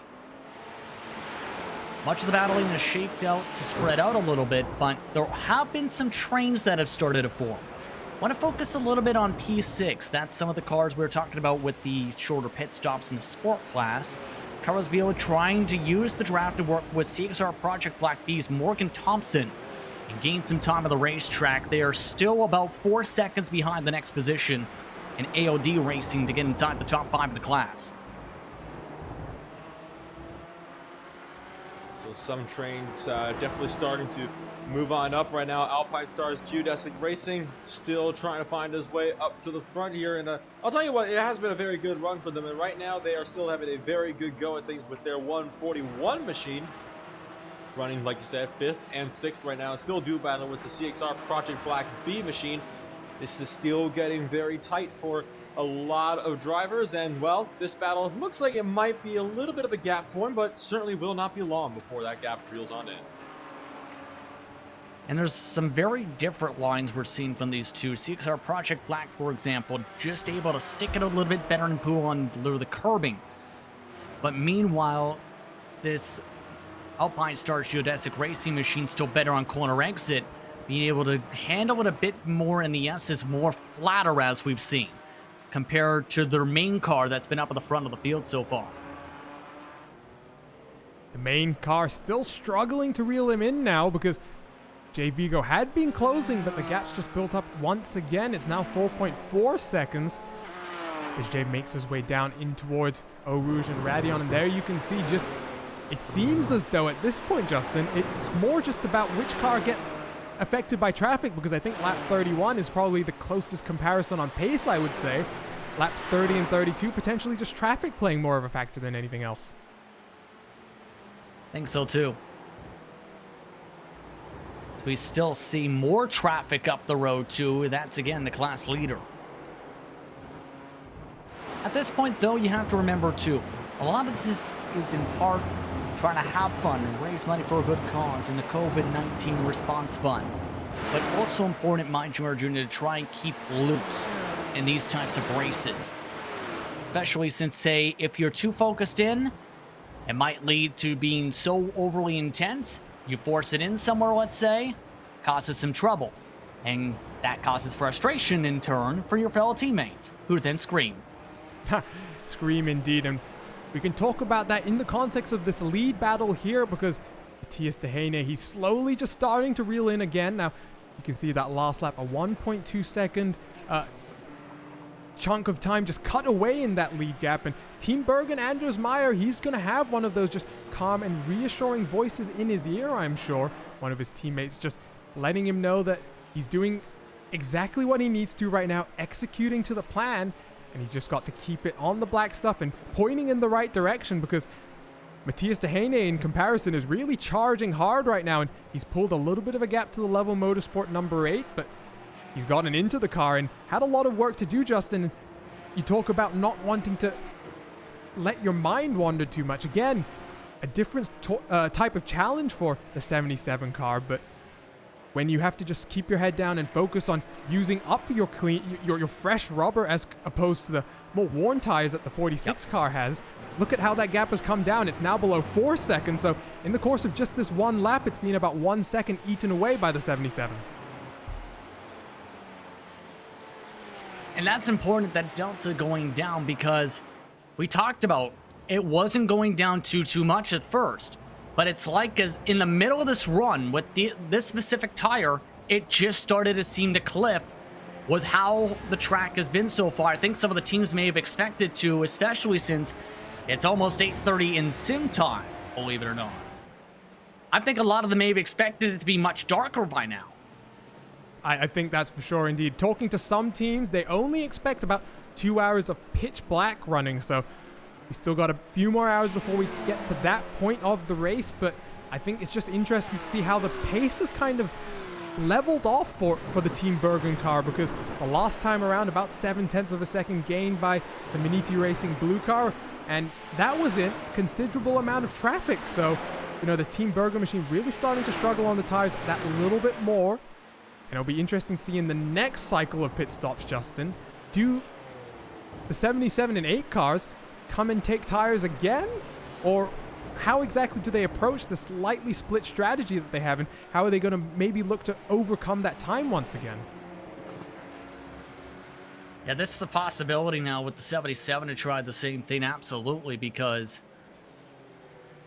if Team Bergen holds on to the race lead by the time they have to come down, mind you, they're about 4 or 5 laps from that window already, Arjuna. There may be several drivers who elect to do that. Here's the problem. You also have to hope that the traffic in some of these bunches goes exactly your way. Yeah, coming out into clean air is going to be important, because, I mean, we just look back to what has happened in the GT4 class battle with Alpine Stars Jay Vigo just, you know, getting caught up, and he's now still 4 seconds behind. And I think it's important that you talk about the team element. How does your team help feed you that information and just execute and plan together as a unit? Because, I mean, ultimately, that yes, there is one person driving the car at each time, but it really is a team effort, not just to keep the car clean and get good lap times out of it, but also to just work as a team, work as a unit to think about the race holistically. But the difference is in that thought philosophy, Nicholas Varone, the car behind, has no one with him. His co-driver not in on the track at the moment in the paddock. While the 77 has Tim still watching along as this continues to cut through now some of the battles with the TCRs. This is the battle that's going on for second right behind. That's forced to the outside line goes the Level Motorsports machine. But all of that has seen World of Sim Racing team also take P2 in the TCRs right behind them. So Nicholas Varone still trying to reel in that gap to Matthias Duhaime just up the road. And behind you can see Sven Glatzel still having to go at Andreas Quintana in the battle for, one of the race, second place here in the TCR class. So Team Hoisingfeld still doing a very good job at throttling their way around this circuit, trying to make whatever they can work, while Andreas Quintana following suit and still trying to keep him at bay. Gap is still around the 4-second mark. 2:24.2 last time by for the 46. 2:23s with 77 in the 8. So it's obvious here, Arjuna, that they're faster in the clean space. The problem is they've reached them in all the traffic, in all the wrong places you can possibly reach them. Yeah, but Matthias is doing a very good job here of just cutting very smoothly through the traffic, and Nicholas doing a good job behind as well to just follow suit. And that gap now 3.5 seconds, guys. So those old tires, the Team Bergen car, he's really struggling with them now. He's just coming out of Puhan, and there you can see the gap. There are the two cars that are chasing him down. It's almost the end of the fuel window, but that slightly split strategy, we're starting to see it play out now, and Team Bergen slowly just losing the advantage that they'd built up.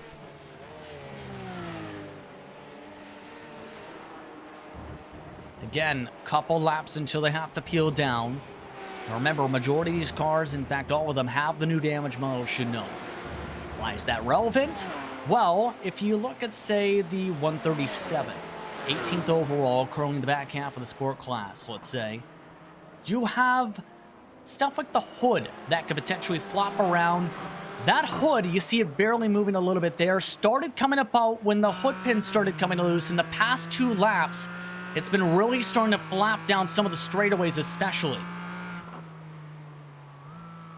You can already see, even down the hill there, how much that hood flap, or the hood was starting to wriggle around. And it's still wriggling a little bit. You can see it's having these little twitches. That is definitely not good, because if that hood pops up, it is going to be incredibly bad for that team, because it's very, very hard to see. Battle is on, though, for second place in the overall class. Varone has caught Duhaime after catching some lap traffic at, again, a terrible time. He actually had a go at it into Blanchimont, was forced to back out to avoid wrecking both of them, and now Duhaime catches traffic again at the top of Radillon. Another terrible place to catch lap traffic. This pass is all but inevitable. He is a sitting duck as Varone ducks to the right side. To the inside goes Level Motorsports. Varone with the preferred line, but again, Maniti Racing not making it easy, sent it hard on the brakes. The 77 still pinches on the left side, snap and oversteer. Still holds on to the spot. But here's the thing, Arjuna. That fight back lost them 9/10 through Lacombe. Gap's back up to 5 seconds to the leader, and Team Bergen must have a big smile on their faces. We're starting to come towards the fuel window here, and that Level Motorsports machine is really closed up in Justin, and I don't think he's going to be content, actually, to run around the back here. I think he wants to get out in front of Matthias and try and close down on his own. I think so, too, at this point. You can tell that both of them feel like one's faster than the other. Remember, the 77 had to pit a lap earlier than the 8 on the last stint. And this is around that window where it's push time. The most aggressive moves throughout races such as this are usually in the first 10 minutes out of the pit lane and the last 10 minutes before pit stop. Guess what? We're in the last 10 minutes of a pit stop, Nolan. So could pit stops once again play into how these battles will play out? Nicholas Verone gonna try to maybe look to the inside. No, gonna have to cut back to the outside as a GT4 gonna check them up big time. That is disastrous for that battle. All of a sudden, all of that work that Verone put in over the past couple laps, gone thanks to Jay Vigo from Alpine Stars Geodesic Racing.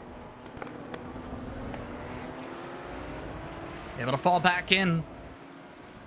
By the way, Jay now 5 seconds behind the BMW. And again, Anders Mayer has been getting by all these cars quickly. They've been letting them go, not sacrificing any time. For these two, they've reached them right in the middle of corner entries almost, to the point where that's, again, check them up anytime they've gained ground. And this is now played perfectly into that decision to double stint, Arjuna, because, again, because Team Virgin is getting quicker through the traffic, the tires are, the pace hasn't gotten to where it's falling off once again. In fact, they were faster than those two last time by. Yeah, 100%. We jump over to Team Bergen, just making their way through the Lecombe chicane, and right now you can just kind of relax a little bit. They won the last race, obviously, guys, and you know, I think they took some confidence from that. They didn't qualify as well as maybe they would have hoped, but again, the strategy is playing out here. And you know, you talk about momentum, Justin.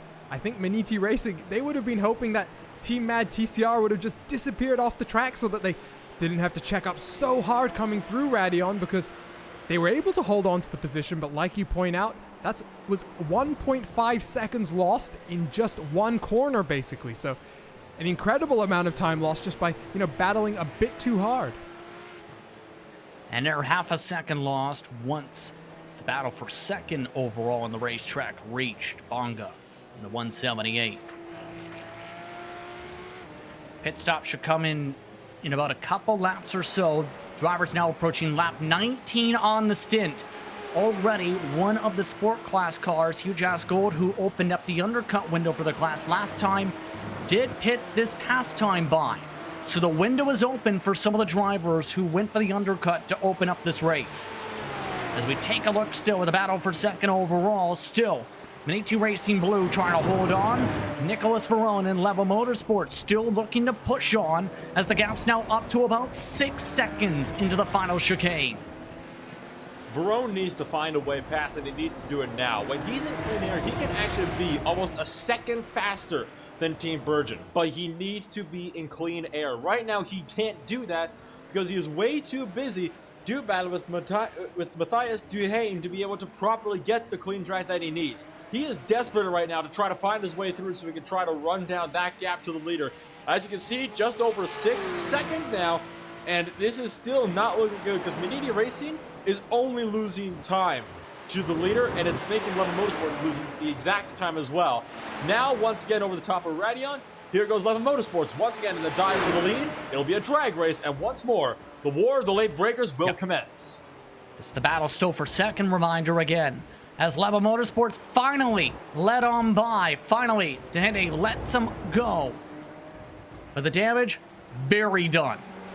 From what was 4 seconds when the first attempts were made, in the past few minutes, has grown to a 6.3 second deficit. Again, this number 8 machine, P10 in the points entering today, the 77, P2 in the standings. And don't forget, the car who's leading the race, number 46, P1 in the standings. So yeah, Team Bergen obviously going to be very happy with how it's going so far, but now Nicholas Verone has been unleashed, and he's already got a 1 second advantage behind because Maniti Racing has gotten stuck behind, I believe that's the 286 TCR car. And Nolan pointed out just how much speed Nicholas has had. He might be coming to the end of a double stint here. Another driver might be getting in, and this is the time where you just leave it all on the line. You really just push as hard as you can. Hopefully you don't get too many incident points along the way, and you know, Nicholas has had a very strong run, and hopefully that gap can just be closed down just a little bit more. There was the potential brewing for an exciting scrap for the lead, and you know, it's still there, but just a little bit further away. Couple driver swaps currently underway for some of the TCRs now as they've come into pit, by the way. Some of the drivers at the back of the field also hearing issues with the 234 in the pits, as well as the 242. So those drivers experiencing trouble. We'll see if there's a duck down to the pits this time. There is for the overall race leader. There is not, though, for the drivers on the fresher tires as they go for the overcut this time. So Team Virgin electing to go for the overcut, it would seem, as your overall race leader has taken it down to the lane. Now the question will be, Level Motorsports has not taken it to the pits. Of course, Team Virgin did pit that lap earlier, like you mentioned, Justin. So will Level Motorsports come in this lap, or will they elect to try to stretch it just a little bit more? Mini Racing Blue has also elected to stay out. Also down to the lane, your GT4 class leader, Ruben Bonga, has come to the lane for the 178 BMW. Alpine Stars Geodesic Racing right behind him. And you can see some of the driver swaps now being made. Tires up already for Jay Vigo. Looking like he's staying inside the race car. The BMW did take a driver swap, though. Johnny Verchoff now inside the 178 machine, and they are looking in a pretty good situation. We'll see how long the pit stop is, though, with the driver swap off the jacks already, and already wanting to rev up the gas. Off and away. About dead even pit stop times this time. But with that driver change, Maniti Racing giving up 3 whole seconds, though. So there is much closer, and Jay Vigo's crash. Oh! Jay Vigo coming right out of the pit, spins it, hit the inside wall, it looked like, maybe. If not, tipped it over. I think it was the ladder. He leaned on the left side tires. And Team Bergen may have just gotten a pit exit penalty. Let's try and take a look on the replay, guys. What in the world on this pit cycle? Let's take a look. And I've heard of this happening before at Bathurst, but not at Spa. I have never seen that happen in my life. That is a new one for me. It's a whole new way of getting out of the pits. And look at that, backed up and might have actually forced that Porsche into an unsafe pit exit situation. That's not what you want to see at all. If that was the case, how is that going to be handled? Because Team Virgin, if they did get an unsafe pit release for that, where are they supposed to go? The only place they could go is straight into the door. They're not going to be doing that. Surely that would be a penalty that you'd think would be waived. Have to wait and see. That was absolutely close. Mind you, the 46 did take tires. The 8 and the 77 coming in this time. Still, it's the battle now that's closed up. We mentioned the driver swap. Initially near dead even on their timing, but Maniti Racing with that mistake now pulling away. Here's another look at a replay, though. And it's on the pit exit. It's another Porsche Cayman. Are we about to see a mirror image of what just... Oh, we are indeed, guys. Well then, welcome to new tires. I don't think they were expecting that here at this racetrack. It is a very high camber corner exit off the pit lane, mind you. It's a carbon copy of what just happened to Geodesic Racing, like literally mirror images. The only difference is this time the driver that would be getting the unsafe pit release would be the Team Hoisingfeld machine for, reversing hard across the exit lane. But good job to make sure that the lane was actually clear for any drivers that might be coming out of the pits. So that is so strange. I never thought I would see something quite like that. And Team Hoisingfeld just lost again, and it's a big mess over there at the top of the hill. Spotting again, this time in the middle of traffic. Again, that's Christian Frank right into the path of the Team Hujas machine. And it's been a disastrous race now for the 148. Spun earlier on, now 2 critical mistakes in half a lap. Oh, and there was just nowhere to go, and that huge-ass car just got collected by the IVRA machine behind as they tried to slow up. Oh, that's a very unfortunate, just half a lap for the Team Huisingfeld car, basically. Self-inflicted incidents on 2 separate occasions. And just nowhere to go, mind you, for IVRA or Team Hujas. Just an absolute stack-up. And Race Control is now giving warnings out to the drivers to say, be careful when exiting the pits on cold tires. They have seen what's happened, and evidently it's big enough that they have had to say something about it. So Race Control just came over the radios to all the teams to let them know this is something you absolutely have to watch out for. So you know it's significant when you have a race control on the radio talking to drivers about it. Of note, Team Bergen did have the penalty waived for when they had to dodge the spinning race car on their pit exit. Maniti Racing went for the double stint with their blue car with the driver swap. So that's going to be intriguing. All while Level Motorsport just pit this time by. Yeah, good to hear that penalty was waived. That was very quick thinking from Team Bergen to avoid a checkup. And Level Motorsports, there is going to be a driver change there. There was a driver change, like Justin mentioned, Tim Matzke back into the Maniti Racing blue car, but no tires. A very interesting decision there. And I think, guys, maybe the Maniti Racing preferring a single stint for their drivers just to keep everyone fresh. And this is unheard of a lot of times, Nolan, though, because we've heard from some teams in the past, you do not want to send out a driver on all tires after a driver change. This is the first time in a while we've seen this being attempted in the middle of a race. Not the end of a race, the middle of a race. Well, I mean, the past 10 minutes have certainly been of interesting for you, so we may as well add to the intrigue at this point while we're going at it. So it does seem like some teams are deciding to experiment a little bit with strategies. Maybe they've got something planned that, you know, we don't know about. We'll just have to wait and see exactly what this will mean and, well, how these drivers will be able to manage that when they're out there. And Level Motorsports did the exact same call to keep the 4.4 second gap they started building when they finally made the pass for what was at the time P2 on the racetrack. So this is now very intriguing. Keep in mind, there is still one more expected pit stop before we get towards the halfway point rewarded mark. That estimated based on the numbers around the 3.5 hours to go mark, Arjuna. Yeah, and I'm just totally lost right now in the strategy. I'm trying to think, why are you not taking tires when you change drivers? And maybe are we missing something up here? So, and at the same time, guys, the last 20 minutes or so have just exploded in terms of action. The two Cayman spinning like that out of the pit exit, it's just unbelievable. So right now, we're just trying to get my head around what the race picture looks like right now. And the only thing I know for sure is Maniti Racing Blue have really closed up quite a lot. See the gap on your screen there, 3.8 seconds now. So the warmer tires potentially for Tim Matzke. Let's see if we can put them to good use. Indeed, we've seen how well Tim was in the first stint of the race. Very eventful so far, but the third place driver just had a driver swap as well for their respective team. Anders Meyer tried the double stint, was able to hold on to the lead by as much as 4, 5, 6 seconds throughout his stint. But now his car's in P3 with fresher tires now playing the catch-up game, behind by 22 seconds. Anders, first things first, how are you doing?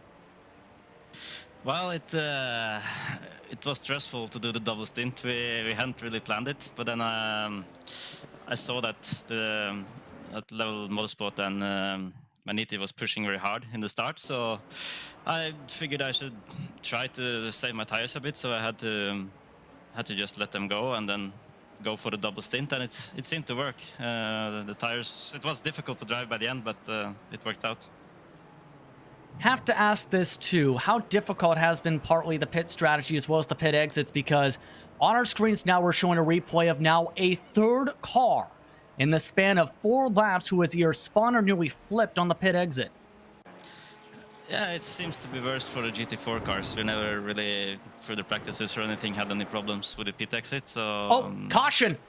The caution flag just came out for the 234.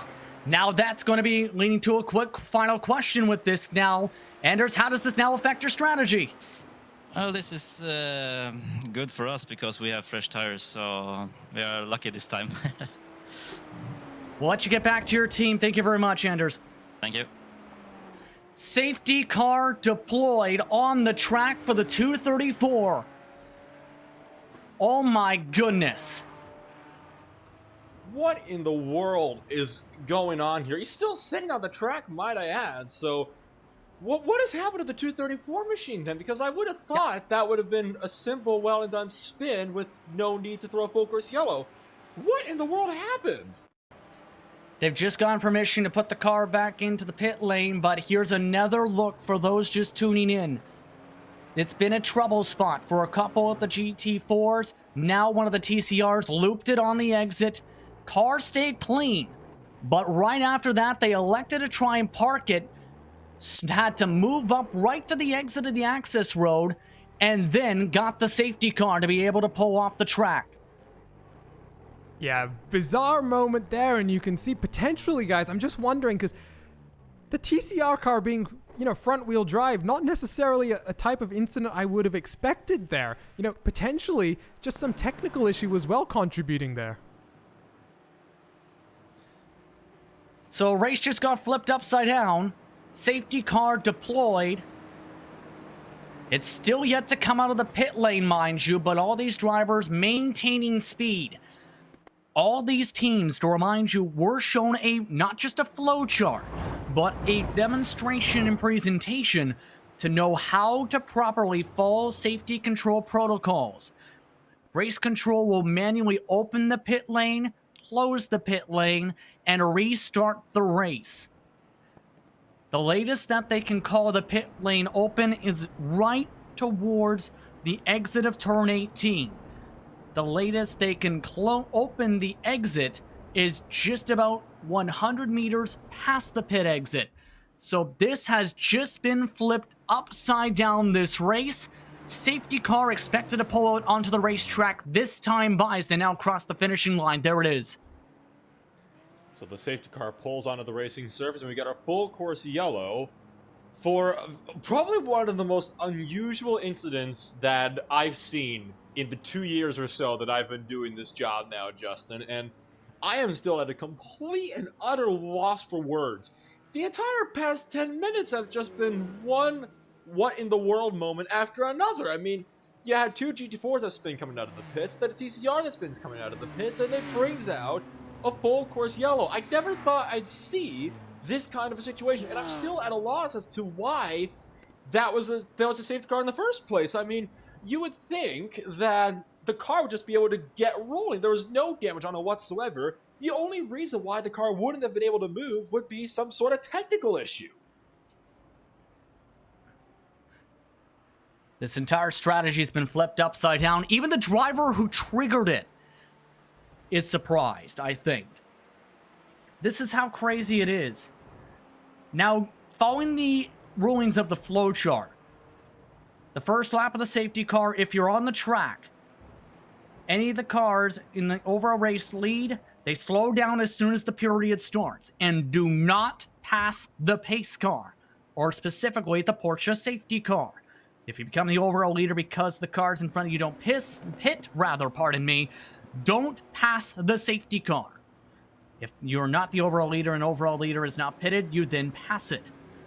If you are not the overall leader and in the pacing line, it varies whether you catch up to the pace car at race speed, you're being told to pass the pace car, or you're being given a manual wave around to move to the designated passing side of the racetrack. So this race just got flipped upside down on top of its head.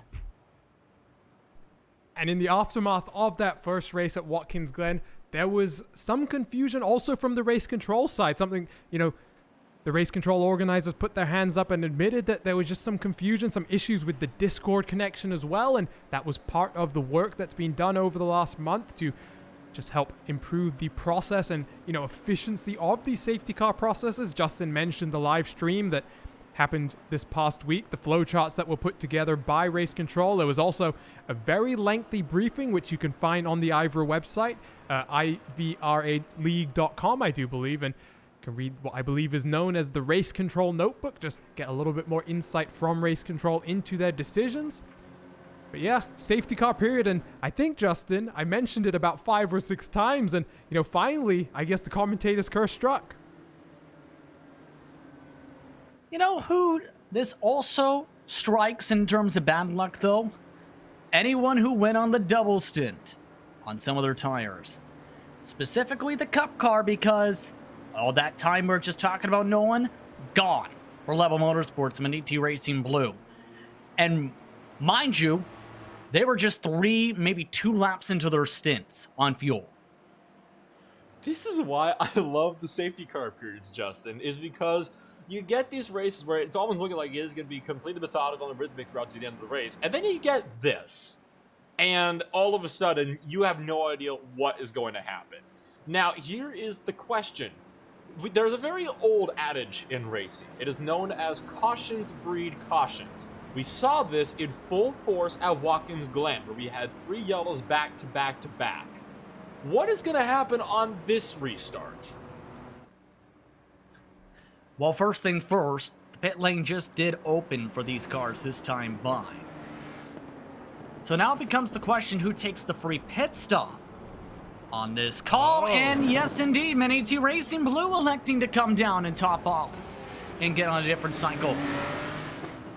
I think potentially also here, Justin, is Manatee Racing understands that they don't have fresh tires. And, Tim Matzke has just gotten back into that car. And, I don't necessarily think this is the worst decision in the world. Now, you do have to remember, there's only 8 of these Porsche Cup cars still circulating right now. We've had 1 retirement from this class. So the worst case scenario for the 77, he's going to drop to 8th in this class. But he's going to have fresh tires. And there you can see up on the jacks getting that rubber. He's also going to have a full tank of fuel. Some of the other cars have done a few more laps. Team Bergen, for example, had done a few flying laps. So just a little bit of changes here to the pit strategy, and Manatee Racing choosing to just take a chance. I don't blame them, absolutely. A couple air drivers electing to go right on in and right through. That's the huge ass TCR with the driver swap, as well as a couple other calls. That's about it. Everybody else, again, stayed on the track. And the reason you see all the drivers on the right side, they have over race control clarified. You must stay on the right side of the track unless you are one of the cars passing. That has been clarified over the radio and through the teams, through Discord in this event. So once again, approaching 4 hours to go on the clock. Never a dull moment here in the Summer Series, to say the very least. Never a dull moment of the ClubSport Series in general, to be completely honest with you, because this kind of chaos is exactly what every single race of this season has always been full of. And again, it is exactly why I love to, cover this series, because this is, an incredibly entertaining road series. And even on these really long 6-hour endurance races, they just know how to put on a good show every single time. Should mention, the lights are currently out on the pace car. I'm not sure if they're going to stay out. We saw this happening a couple times in the Glen where the lights would go out and they would come back on about halfway through the lap as the yellows are extended to let drivers catch the field. So we'll have to see if that is going to be the case this time. But as of right now, the lights have been extinguished. Counting at least 4 cars who were trying to come out of the pit lane who still have to catch the field. Here's the thing, though. This is a much bigger track, Arjuna, to be able to try and catch up to, which can be a positive and a negative at the same time. And we're hearing the reason the 234 stopped at the side of the track was the car apparently was damaged in the pit stop service. We talked about some of the struggles for teams in the pit boxes. Then when they came out, they couldn't control the car. That's in part why they spun out and wanted to get parked at a safe position to be able to get off the racetrack without causing an incident on the racing surface itself, Arjuna. That's good heads-up driving there. It's an issue that seems to become a little bit common here with TCRs getting damage in pit stops and the new damage model being very sensitive. Obviously, any type of suspension damage just really making it such that it becomes almost impossible to control, as we saw in that incident. But what the safety car is almost done here now, as we're going to wait for it to peel off and leave the field in control of the leaders. When you have these longer laps here, we haven't had that many safety car laps. Yes, they've been quite long, but the safety car process has worked very smoothly this time. The leader is going to be in control of the pace car. The field is going to be truly mixed up, and this is going to prove to be one exciting restart here. And 3 drivers still. Go ahead, Nolan. Nope, sorry. Go ahead. I was out of cycle there. Was going to say, that was not in a tow zone, mind you. With the 234 stop. Still, though, heads up to be able to know there was going to be trouble with that car. Make sure it got off the racing surface safely. Lights are out on top of the safety car. No delay this time. Safety car is off the track. It's Bruno Asturi for Level Motorsports, leading the way onto the loud pedal, back to racing. A fantastic launch there from Level Motorsports to get away from the field, already clear by about a second. Your GT4 lead making room for the top 3 in the Cup class to make their way through. And now, Johnny Verhoff is going to be able to run all on his lonesome out there as yet another of the Cup cars manages to work their way through while the field thunders down once again towards Eau Rouge. It's really going to be curious to see how the strategy now plays out in this race, with now some time for some of the drivers to save a little bit more fuel, maybe extend the window by an extra few minutes or so. Overall, that safety period time lasting about 8 minutes or so, compared to the 12 to 15 minute times up to 30 at Watkins Glen. Manichi Racing, though, they've got a long way to close up. Here's the downside of pitting for tires. You get the start behind everybody, including the slower classes. But the benefit of fresh rubber, let's see what he's able to do. He's still got a lot of traffic to clear in front of him now. He's just making his way through the Lacombe chicane while the race leader is just making their way down on towards Pouhon now. So that number 8 car, actually, Justin, has pulled out quite a healthy jump, especially considering he's got much older tires than all the cars behind him right now. Well, remember, he was among the couple drivers who ran away from the rest of the field in the first stint on even tires, along with Manichi Racing and Team Bergen. Here's the thing, though. Once they get up to speed, that's the question, though. How will that 46 respond on the much fresher tires, but on 2 more laps of fuel? We'll have to wait and see. That's the question. Already 1.7 seconds the gap as the Level Motorsports machine looks to run. He certainly is looking to run, and he's looking to get away as fast as he possibly can and potentially go back to trying to do battle here for the lead. So I can tell you what, the battle for the overall race lead is certainly not over. Bruno Asturi is going to have his work cut out behind. Espen Erlandsen, Team Bergen, trying to find something to work as well. Meanwhile, for the GT4 lead, here comes Alpine Stars Geodesic Racing up the left side of the chicane, going to try to take it away from him. He's going to get it at the second apex.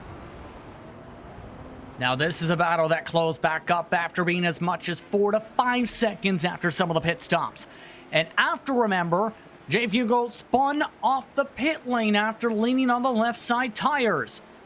So that caution really benefited the 142, trying to go near side by side this time, heading off to rounding on the Eau Rouge, back to single file once again. The TCR lead gap, mind you, is also still 5 seconds.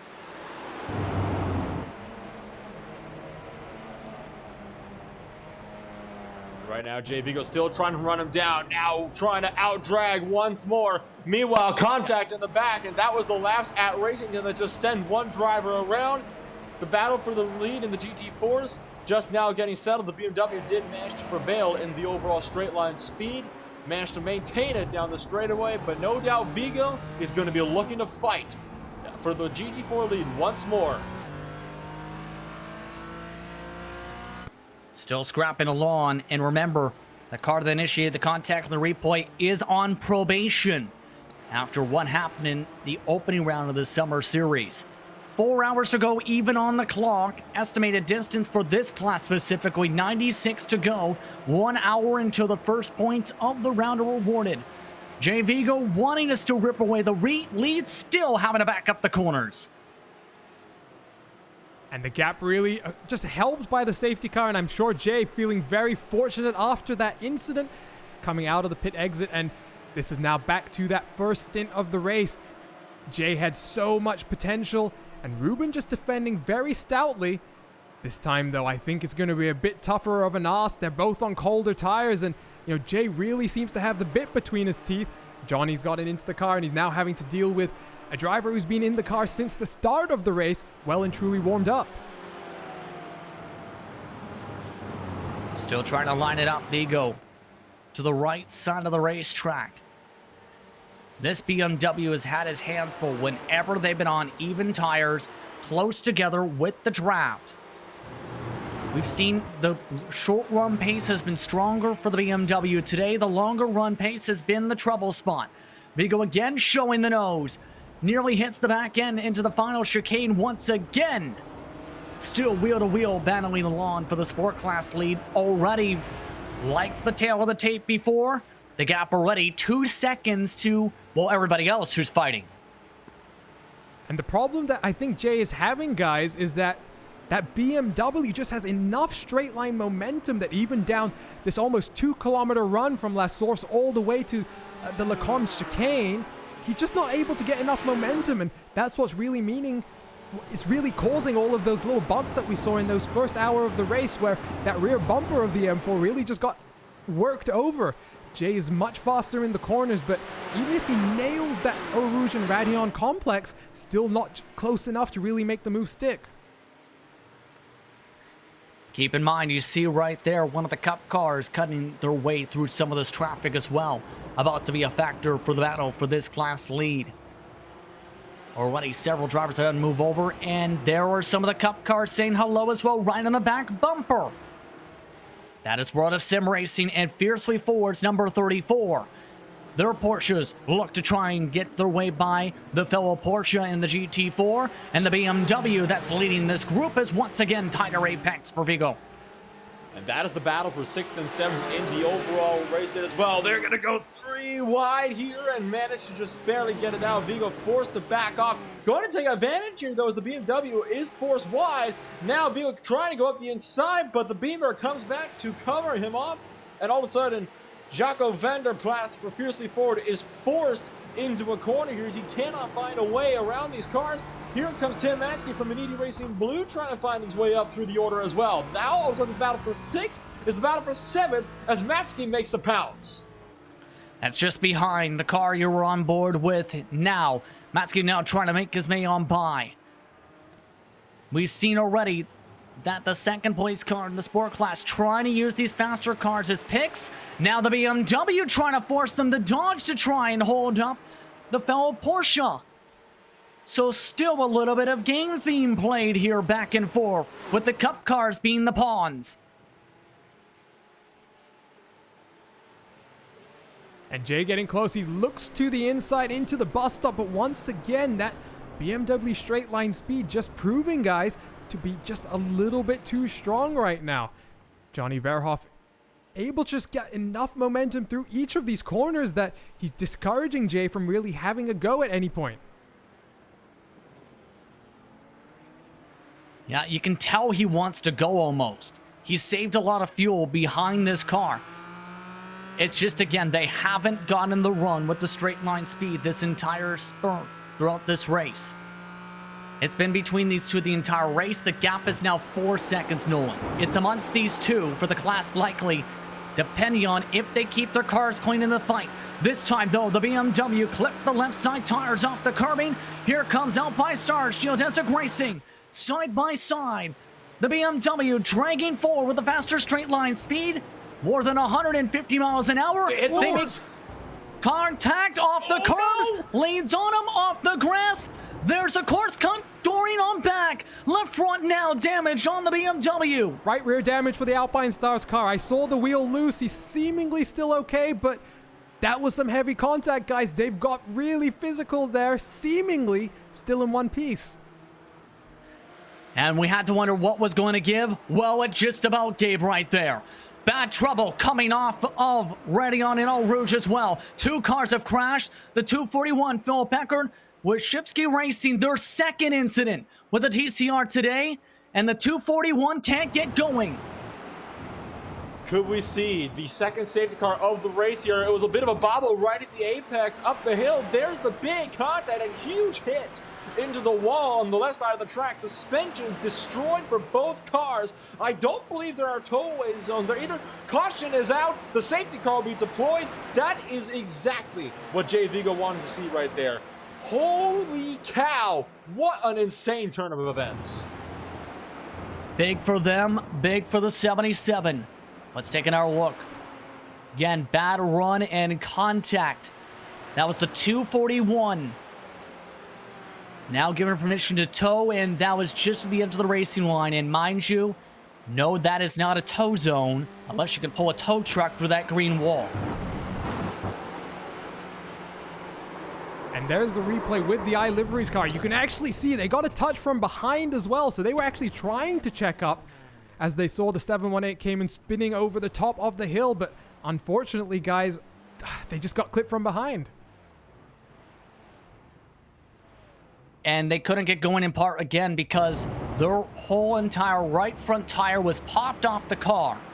And now, for the second time in the past 30 minutes, we're under a safety car period. And this was a trouble spot we expect this Nolan to be at.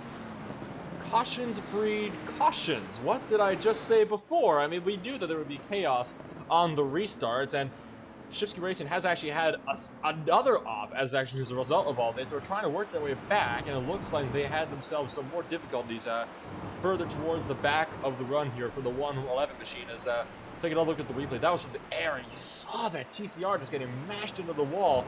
And then this is about on the other side of the racetrack. They had some more difficulties, ended up going into the gravel, but dear me, and it looks like maybe the Huge GT4 had some difficulties as well.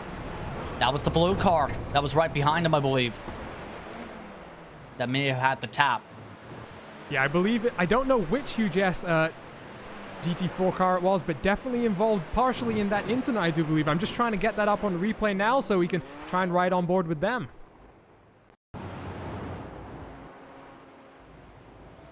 Pit lane will not be opened up this time by, and several drivers still trying to catch up right there. Again, 137.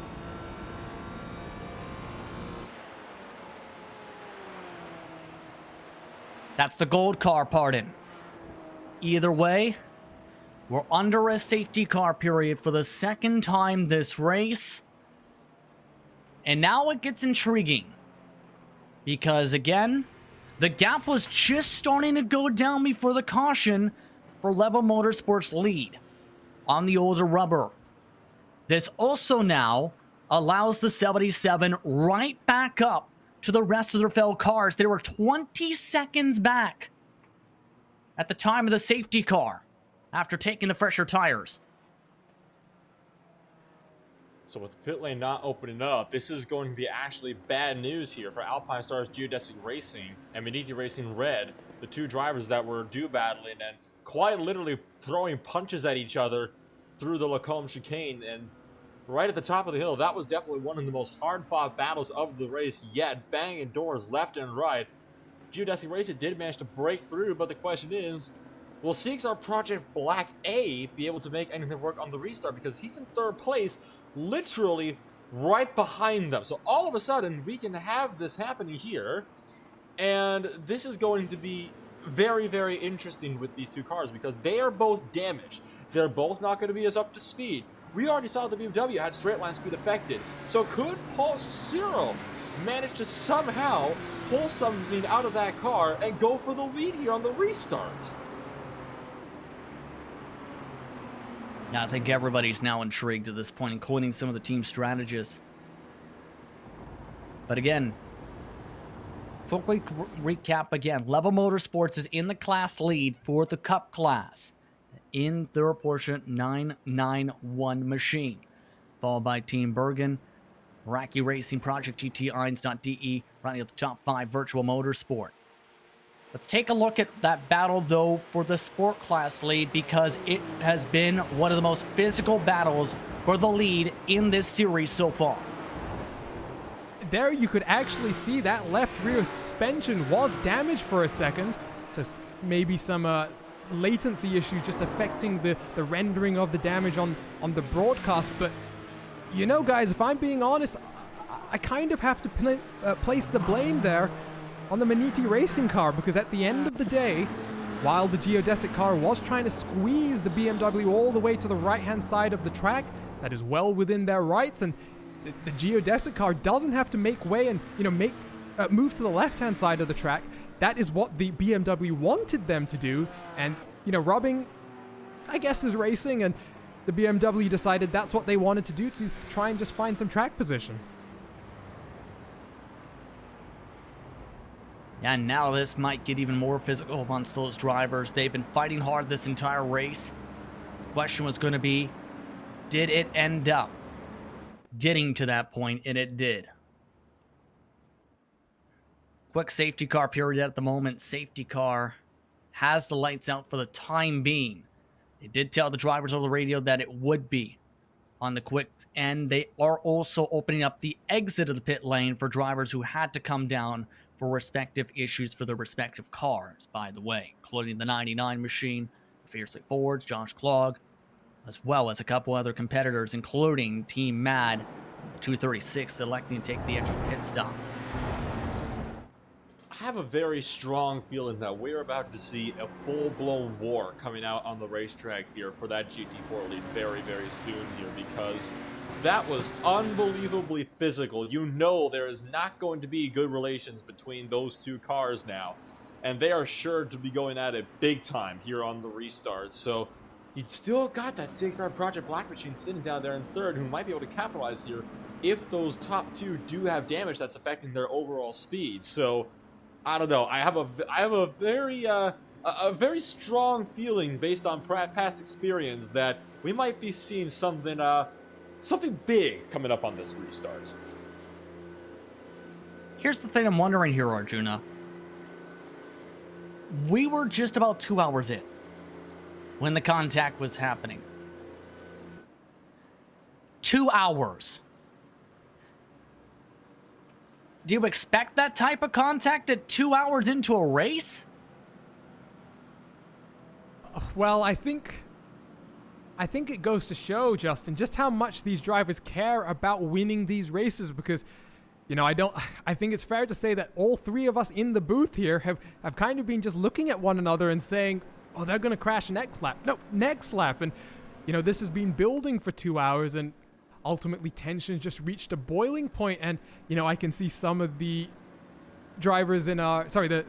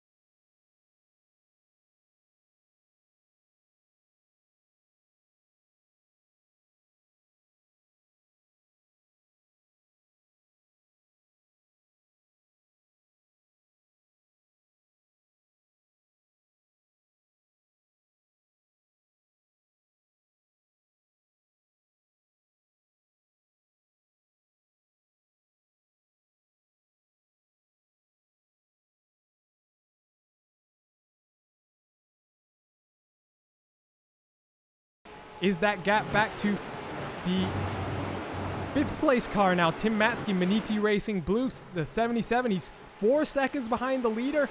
He's got the freshest tires, the most fuel, and you know, he's going to be feeling fairly confident now, knowing that he's in a good position on the pit strategy. Trying to still hold on to the draft, put about a 10th or 2 that time by. It seems like the Level Motorsports machine, one of those cars, no one who have been quick down the straightaways with how it's been set up. But here's the thing, again, the tires are just not allowing them to hold on to it. A bit of bobble once again in the corner entry. He is losing some significant time here. Every little bobble is that much more ground that is gained by that car behind. So he's struggling right now to hang on to the lead. He's trying to do whatever he can to try to make something work as well. And it's going to be a very hard-fought battle ahead of him. Would like to turn our attention a little bit further back to the GT4s. The battle for P3 is on. Sven Demo making an aggressive look of the inside and trying to fight back around the outside now. And he's going to get cut off and forced to back off by Paul Cyril to avoid being forced off the track completely. So everyone's crack-a-lacking around the racetrack for crack-a-lacking positions. Take a look at that now. See that choo-choo train? CXR Project Black, the lead car, middle car, Huge Ass Blue, and then RSR Esport. They were lapped down in P20, last in the class. Yeah, so they're not going to be a factor in this fight, but Huge Ass Sven Demel right on the rear wing, and we were talking, guys, about the potential for CXR Project Black to potentially mix it up with the race leaders, but there we go. Jay Vigo, he's slowly pulling away now from the Maniti Racing red car, so damage potentially on both of the machines, and that top-end advantage that the BMW seemingly had, not able to really help him as much now that it's got a little bit more dirty air. Well, that and a bit of damage on the left front as well. And this was what we were seeing again. It almost looked like on the long run, there was a bit of a hold-up. And now it's really now being shown right here. Now it's the opposite way. 1 second now, the gap. This time by across the finishing line, times 2:30.627 for Alpine Stars Geodesic Racing, 2:30.7 for Maniti Racing Red. That's a 1/10 of a second difference amongst the two. Indeed, so it's another one of those cases now where there are those stark differences in the way the two cars can handle as well, and especially with the damage, we're seeing this in full force. I mean, the BMW, as we've seen, did have a little bit more straight line speed, but the Porsche Cayman was definitely a lot faster in the corners, and now that he's ahead, there's a lot more faster corners than there are very long straightaways. So I think right now, that is what Jay Vigo is trying to take advantage of. Here goes Demel again, trying to make the look around Paul Cyril for that third position in the GT4 class. Going to be deep on the brakes. Can he try around the outside into Lecombe? Going to take it to the inside now. That might be just barely managed to keep it out of each other. And now, once again, it's starting to thunder on down the hill, still side by side. And I think Demel has made the pass around the outside work. No, he hasn't yet. Here comes the dive once again to take away the inside. Cyril nearly hitting the left rear tire in this battle. Just though has the preferred line, finally gets the job done. Very well executed from Sven Demel that time to get on clear. So the Aussie team up to P3. Up into P3, and they were one of the cars, Justin, that I do believe had a little bit of different pit strategy earlier on in the race. As a result of this safety car periods, I do believe things have normalized just a little bit more, but these guys are now 4.5 seconds behind your race leader. Jay Vigo now leads by just over a second from the Maniti Racing red car, so let's see if Sven Demel is able to really get his car into gear and really just pull away from the CXR Project Black car behind him. Gap is now over 7/10 of a second on the corner exit. Once again to Blanchimont this time. So the stretch continues. Up at the front though, the rubber band is contracting for the Cup cars as talked about. It's now under 4/10 of a second. Team Bergen, they're within the draft. So is Meraki Racing. One of their best runs for a potential top 2 position for the 97 on the day. And the 46 with a chance to take the race lead on the racetrack. cut to the right side for Level Motorsport, breaking up the draft. Bergen to the left side. Espen Eldrinson tries to go for the up and under, has to back off the gas on the block. That's one of the problems of trying to go around the outside. If you get caught out like that, you can lose a good bit of time, and that's exactly what's happened here. He's lost that bit of time, and that is going to hinder him big time right now in his attempts to try to go for that position. But right now, that battle for the overall race lead is definitely on. And just waiting in the wings right now is PJ Claysons, who's maybe hoping that a bit of calamity up front could allow him to inherit the race lead. Don't discount Maniti Racing Blue, though. He's that fourth car just at the bottom of the screen. Right now, he's turning laps almost a second faster every single lap. He's looking to get his lead back as well. By the way, can you believe the in-sim time is just approaching 9:30? Yes, indeed it is. But that 77 fastest lap of the race, the 2:21.310, down to 2 seconds. And he's got the freshest tires on the track Tim Matzke does right now, Arjuna, to close into this group. Freshest tires and seemingly an inordinate amount of confidence, because you can watch that car's behavior in the background. He's just really using all of the track right now, making sure that car is always just balanced properly, just also preserving the tires just a little bit. So Tim just ticking all the boxes for an endurance race stint right now, and they made that gamble to come down to the pit lane, and it's going to potentially pay off. And there goes Team Bergen side by side into the bus stop. They're going to keep it up the inside, and they're going to take the race lead from Level Motorsports. So once again, back in the lead on the racetrack, this time with level footing on the tires. How long is the question? Meraki Racing right behind, wants to try following through. Level Motorsports with the major send. What a line, what a hold for Source. Loses the outside line though again as Team Bergen again gets the run off the corner. Heading side by side towards Radion and El Rouge. Will they back off? Level Motorsports with a bit of the break, yes. So now a 46, now up to the point, but here comes the draft for second and third behind. And here comes from behind, Maniti Racing Blue cutting around to third place, just around Meraki Racing. Now back to the left side of the track. Motorsports on the inside. Can they make the move around Bergen? Up the inside into Lecombe. Now holding up Tim Matzke. Matzke gonna go through to second place. Or going to try it around the outside. That's not gonna quite work out. Gonna go for an over-under. All of a sudden, Maniti Racing Blue trying to gun for second place. Level Motorsports finding themselves on the back foot on the defensive line now, trying to pinch him right down to the apex, forced wide onto the curves, and Tim Matzke through to second place. One more car to go before they retake the race lead. Everyone getting all the incident points, trying to use as much space as they can in the fight. Now, Maniti Racing up to second. They were the fastest car on the racetrack the last time by with all the fighting. Now it's just between them and Bergen for the race lead. With traffic up the road, Sipsky Racing came out of the pits just about a lap and a half ago. They are just up the racetrack from these two. Make it this 4. Right now, Level Motorsports really just having to fight Meraki Racing to just hold on to that podium position right now. That gamble to not come down the pit lane as opposed to what Maniti Racing did, seemingly not working out ideally. And now Shipsky Racing, they're going to be a roadblock in the way of these two leaders who are going to come through, powering down on the run towards Blanchimont. Here comes the run. Big checkup for Bergen. Maniti Racing able to hold on, more gas in the blue car. 3/10 the gap now. Here comes Level Motorsports again on the outside. Bruno Asturi now trying to take away the preferred line, nearly shoves away the 77.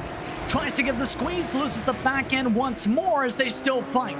Approaching 3.5 hours to go as now Team Bergen tries to run away. Once again, Level Motorsports peeks to the inside. Not a big send though compared to the last time with La Source. This is absolutely beautiful stuff you were seeing from these top 4, really having a really great battle on the track. Maniti Racing Blue has lost a good bit of time up to Team Bergen. Might take them a lap or two to reel in the lost time when they do battle with Level Motorsport, but they are going to be able to do it. That much is confirmed. A really strong run off of Radion. That's going to help them massively down this Kimmel Straight. Still closing in the gap, shrinking every single meter. It's gone from just over a second. All of a sudden, it is about It's much closer than that, I'll tell you that much. Under half a second now. And I'll tell you what, this is again one of those passes that it's inevitable. It's just a matter of time. The question is, what time will the pass be made? Through Sector 2. Through Bruxelles. Off to turn 11 this time. A little bit more confident on the gas. Corner exit, though. A little bit better for Bergen.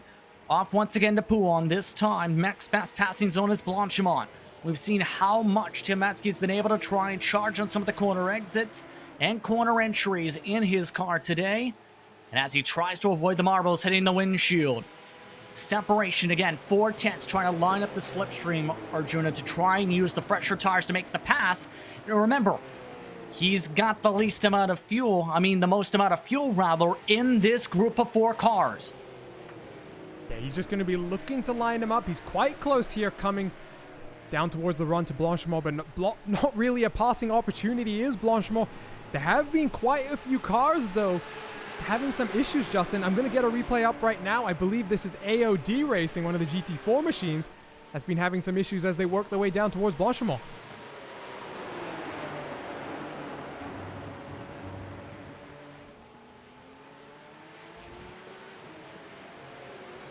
So these cars continuing to do battle right now on the racing surface, and Tim Matzke trying to find some way through and trying to go for the over-under the exit chicane, just was not able to make it work. He will try and show that as soon as we can. That was Carter Kundaner behind the wheel with a 122, was as high as about 7th. We're having to come down to the pit lane after that incident we talked about a little bit there, Arjuna, with their respective car. They had no right side mirror, though. Maybe been a couple laps ago for the 122. But the fight's still heavy up at the front, though, for the Cup class. Rest of the leads have separated about 2 to 3 seconds for the Sport class. For the Audis, it's separated by 7 seconds. Here comes the run for Maniti Racing Blue. Tim Matzke on the fresher tires on the left side of the track. Can he get clear? Yes. The 46 gives them the race lead. Move Maniti Racing back up to the point. Up to the point, and I think now if you're Tim Matzke, Team Bergen has handed you that position almost on a golden platter there.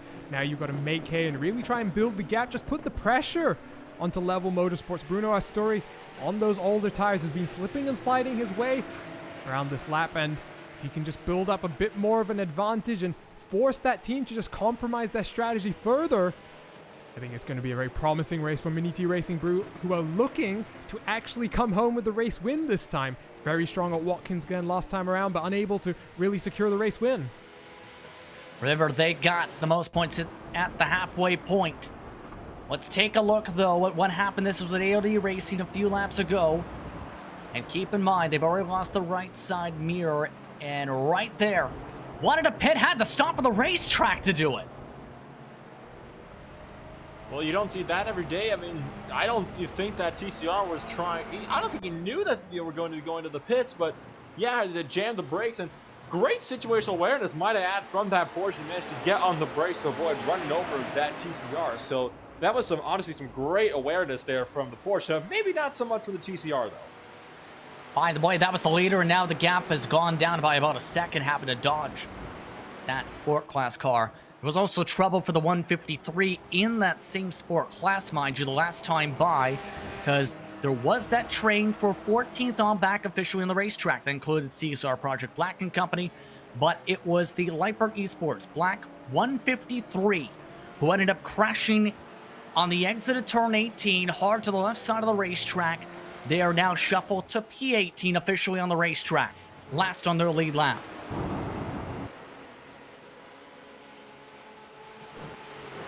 We jump back to the battle for the overall race lead because there's still 4 cars separated by just 2 seconds here, and Meraki Racing, they're the trailing car in this train, and they're one of the cars that does have the fresher tires, and PJ Clayson at the wheel, he's going to be thinking about how he can just move his way past Bruno Asturi, just get himself up into a podium position, and then try and hang on to the guys in front, because there you can see, guys, that gap between Team Bergen and Level Motorsports. It's not grown much, but definitely grown just a little bit since the last time we saw them. I'm surprised, though, here knowing how much Level Motorsports has held on in terms of the timing. We've known that car's quick on the straights. They've been losing time at the corners, but I'm surprised they haven't lost the complete touch to the top two, like we've seen at the early part of this race. Absolutely. So Level Motorsports have done a great...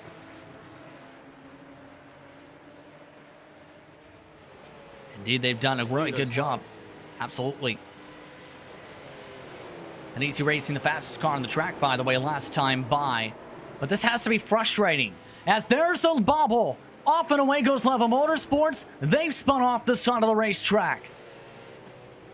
And we talked about the pressure being placed onto Bruno Astori.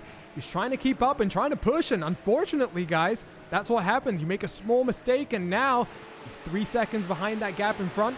He's got a lot of time to now just work towards that next pit stop, and hopefully can get some fresh tires then.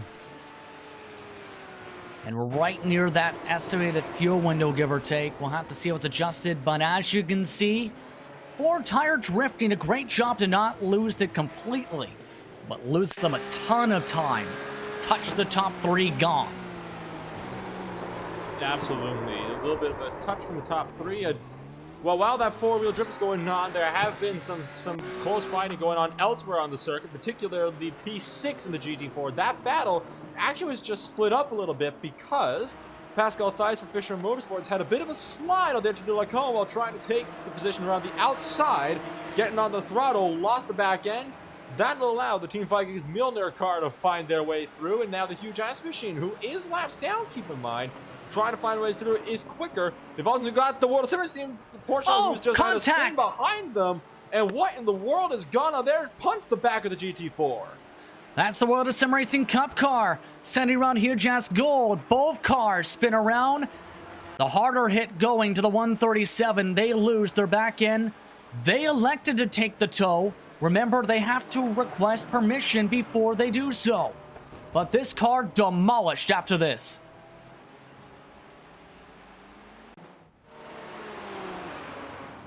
Yeah, that was a big, heavy impact, and very unfortunate there. That's how sometimes just miscommunications in traffic, and I think that World of Sim Racing car getting a little bit too over-eager, and unfortunately that huge-ass car breaking some of the rules, and I wonder, guys, if potentially there's a more significant punishment coming for them, given that they, subverted the safety car rules.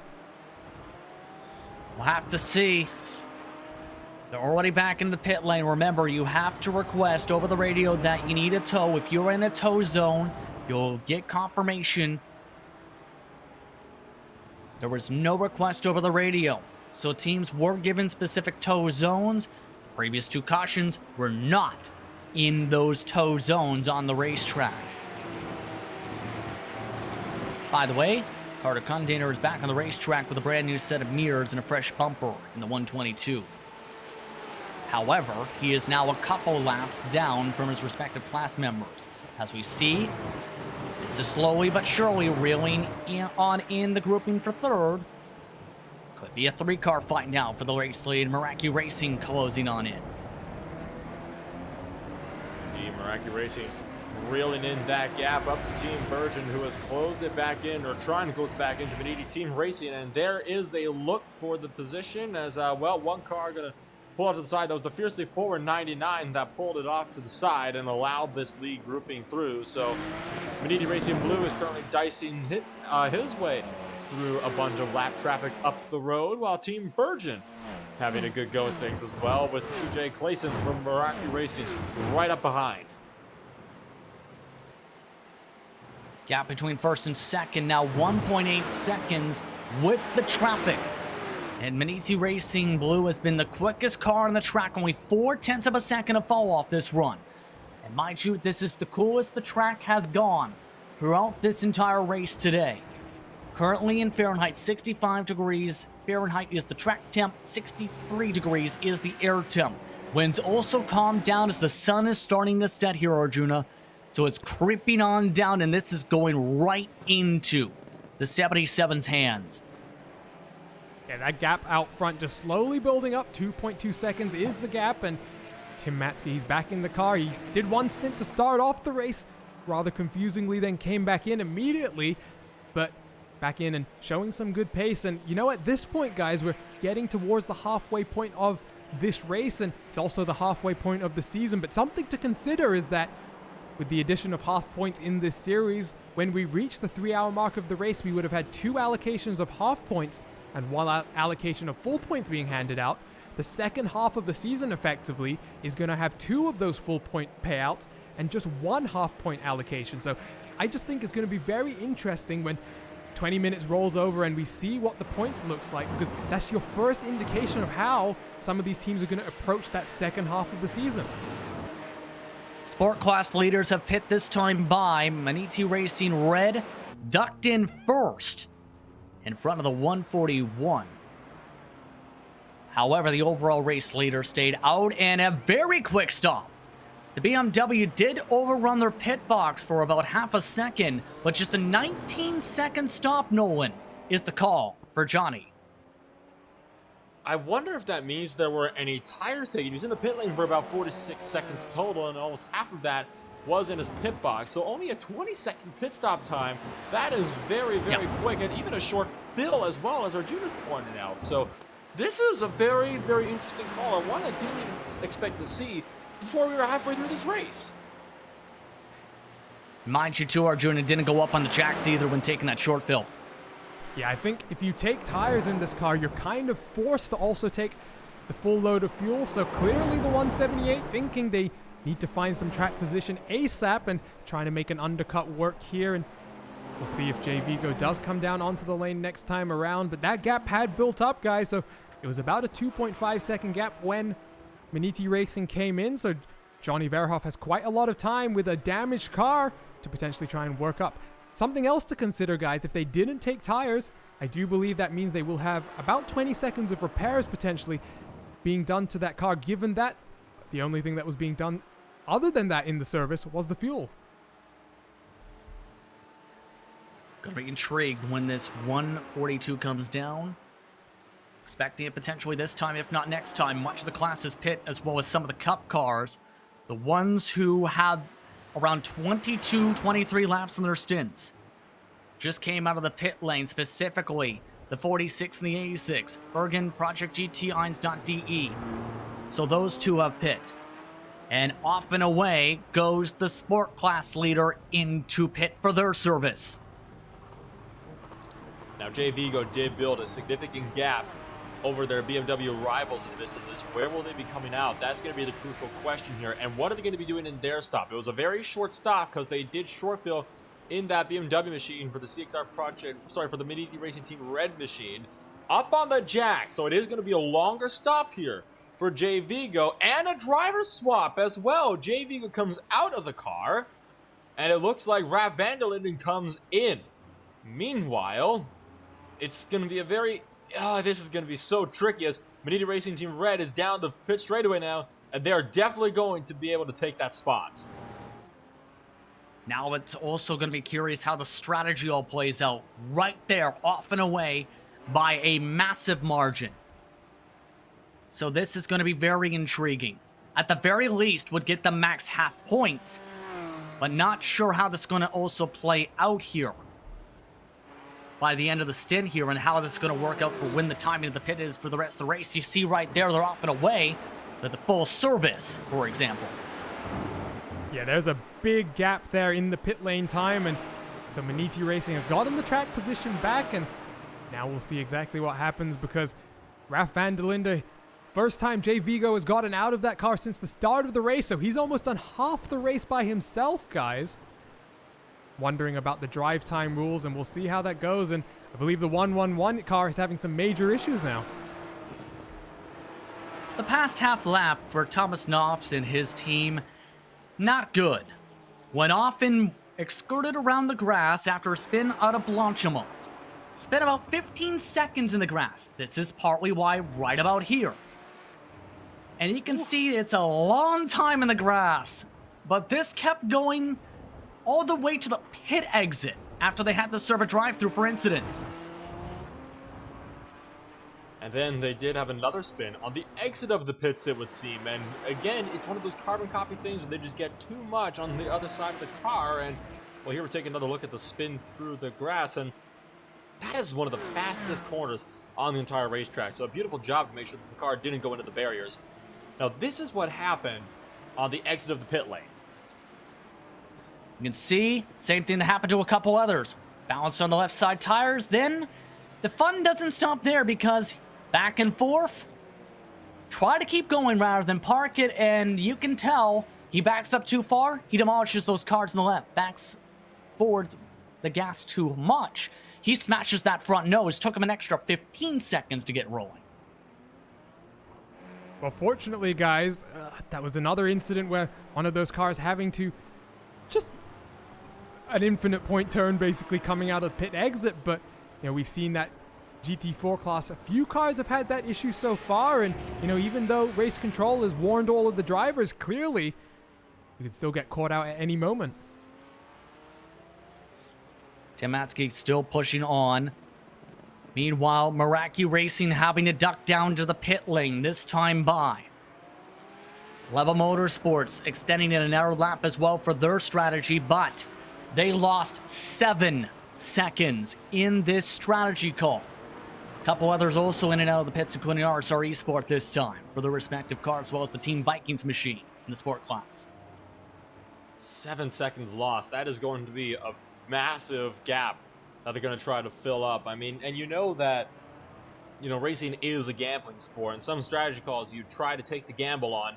Sometimes it'll work, and, well, other times it just won't. And I think this might be one of those times where I don't think it quite paid off for Level Motorsports. We're going to have to see exactly what is going to take place here as he's now just approaching the GT4 machine of Maniti Racing Red, who should add that the Maniti Racing Red machine is still running in 4th place in the GT4 category. Rap Vandalin is still trying to reel him in. It was, well, Rap Vandalin is still on the outlap here, so this is going to be very interesting to see what in the world is going to take place here. Right now, though, the battle for 3rd place overall between PG Claysons and Team Virgin, that is really close and one of the closest battles on the track. That's right out of the pit stops. A little bit fresher tires for the 97, but much more heads-up speed for Virgin. The Porsche Center Virgin car to the right side of the track tries to outbrake him. No, Meraki Racing able to pinch him off the racing line, hold on to the spot for the time being. Battle for 3rd and now up for grabs. Keep in mind, Tim Matzke still has to come down in a few laps. Level Motorsports expected this time, if not next time. And if these guys decide to duel it out, because Meraki Racing has jumped Team Bergen in this pit stop cycle, just remember, Maniti Racing will continue to just build that gap out front. So potentially here, both of these drivers just have to keep their heads down and think a bit longer term about the gap that Tim Matzke had been starting to pull, because you look to the Level Motorsport car, it's already up to about 9 seconds now. Now that is on the older tires, but just think about the effect that battling side by side for several corners can do, guys, because we saw that with some of the other cars fighting earlier in the race. Absolutely. Both of these drivers elected a double stint too, mind you. Coming towards the halfway point in just about 14 minutes or so, mind you, too.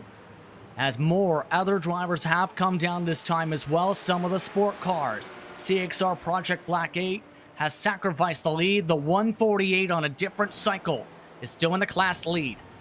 Meanwhile, apparent trouble may have hit with some of the pit stops. Black Eagle Sim Racing has sacrificed the lead with some of the service we talked about. With that call, they've been shuffled out currently to 28th. The current leader, though, on the track is Team Heinzenveld, with Team Heinzenveld on the circuit by a decent margin all of a sudden, Arjuna. They do have the Full Send Racing 285 Ollie Peacock right behind them, and they both came down on the same lap, but very interesting there now. Dominic Olivier out of that Black Eagle Sim Racing car, Jonathan McCarthy in, and 55 seconds on the pit lane versus 30 for some of the drivers that we're watching right now. That is a big delta and a lot of time for them to make up. Now, we've seen this on a few occasions. We think back to the battle for the Cup pit stops in that first cycle. We saw Maniti Racing obviously doing tires and some other cars not doing tires. So once again, we're in a situation where different teams within the same class have very different ideas about the best way to approach this phase of the race. Here's also an interesting point. Knowing a 55-second pit stop for Black Eagle Sim Racing is why they got shuffled down. Remember, a lot of these teams have not taken rear tires. May have that been part of the decision making in terms of why that was so long, especially since many of these teams are still on the same sets of some of their tires, maybe? Nolan, your thoughts? At this point, I'm at a complete and utter loss for words. I mean, the past hour and a half have just been, I haven't been able to make heads or tails out of anything. It's just gotten so intriguing that the points just keep on stacking up, don't they? So, a 55-second stop and hold, sorry, not a stop and hold, but a 55-second service, that's not good at all, to say in the very least, for Black Eagle Sim Racing, who are on the track. I wonder if there was some damage maybe that they were getting repaired as well, apart from maybe taking back tires as well. That could be another thing. Maybe they had some damage that we didn't know about. Very curious, but Bruno Astori has come down this time for his scheduled stop, and as expected, Tim Matzke able to keep on chugging. Eventually, though, Tim will have to pit, but again, would have the advantage in terms of the tires, even if he goes to the double stint call. The gap is 59 seconds to these two as several join him in the pit background, including one of the TCRs. Make it two of them. And they cross the start-finish line. Bruno Asturi still in the pit lane. You'll see a shot just there, right at the end of the pit lane. And he's getting tires put on the car right now, so it's going to be stationary for at least another 20 seconds at this point. So Bruno going to slip down to, I believe, 5th place in the class, and he's going to be very off strategy to some of the other competitors in his class. He's got a lot of work to do, and I think it's going to be interesting, guys, because if in this battle for the lead, we got, 5 cars potentially still in with a chance, and, we have 4 cars basically on one strategy, and then 1 car totally on his own, doing his own thing. So let's see how that plays out with 3 hours and 10 minutes still to go.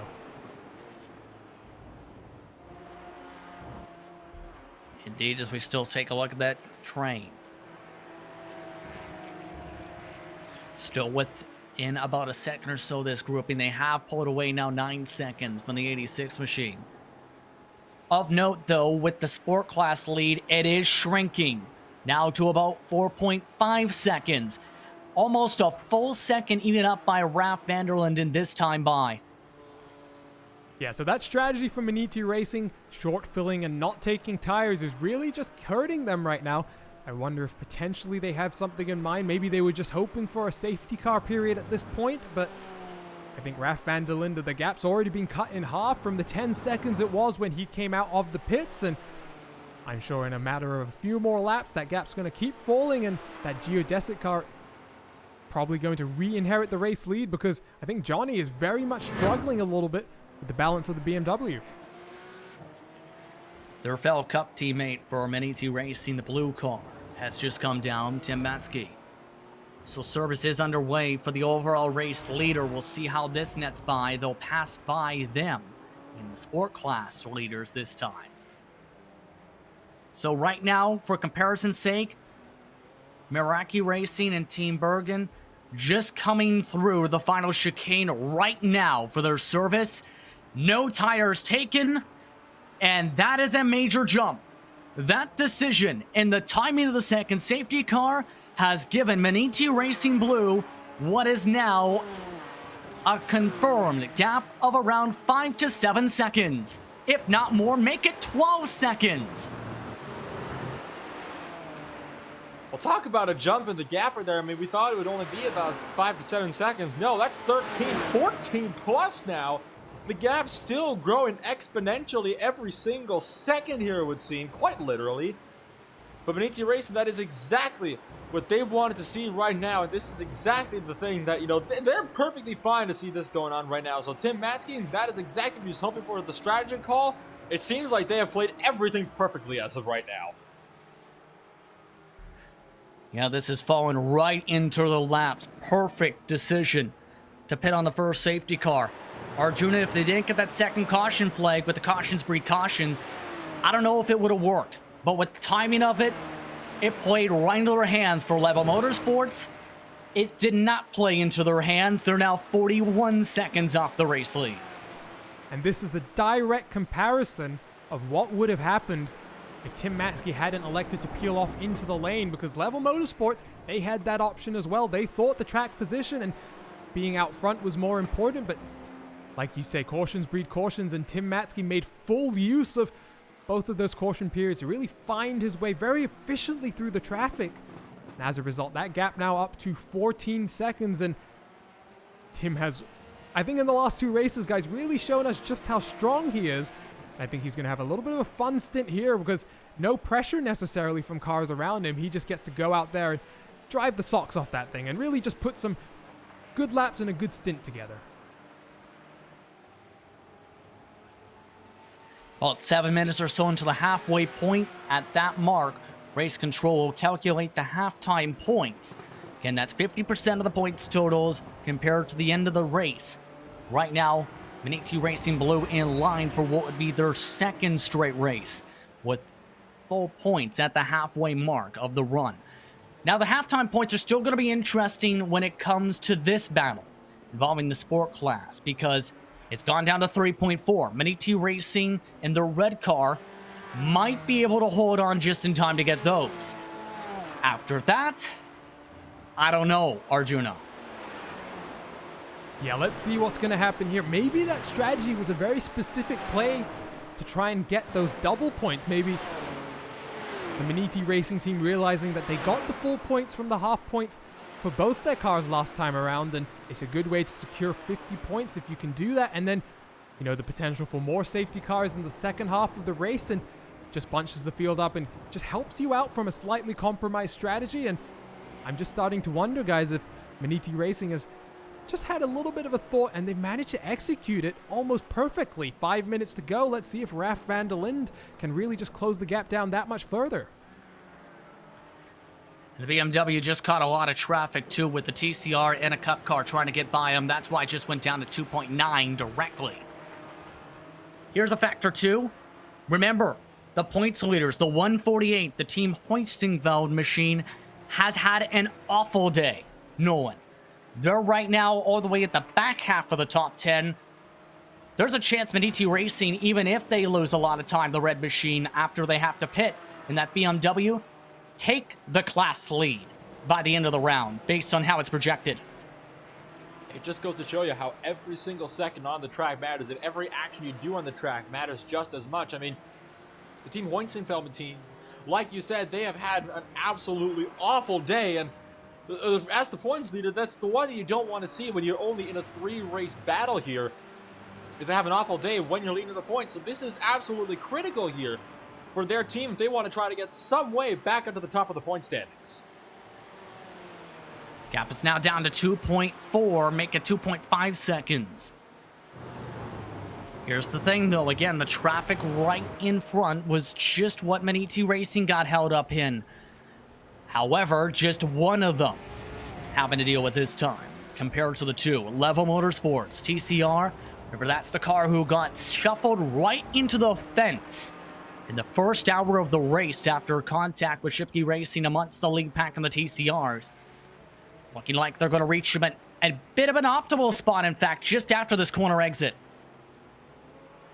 They'll get a little bit of a draft now on the run down towards Eau Rouge, and that Level Motorsport TCR was involved in an incident with another GT4 car down into the bus stop chicane, and Raf van der Linde getting a very nice draft down the hill, and let's see if you can carry that momentum up the hill as well, or across the crest of the hill, and the gap 2.3 seconds. He's lost a little bit of momentum, but in the overall scheme of things, Raf van der Linde definitely has the stronger car, and I don't know, guys, if it's going to be enough for the half points, but, you know, in maybe 10 more minutes, I do expect to see Alpine Star Geozesic Racing back to the point of this class.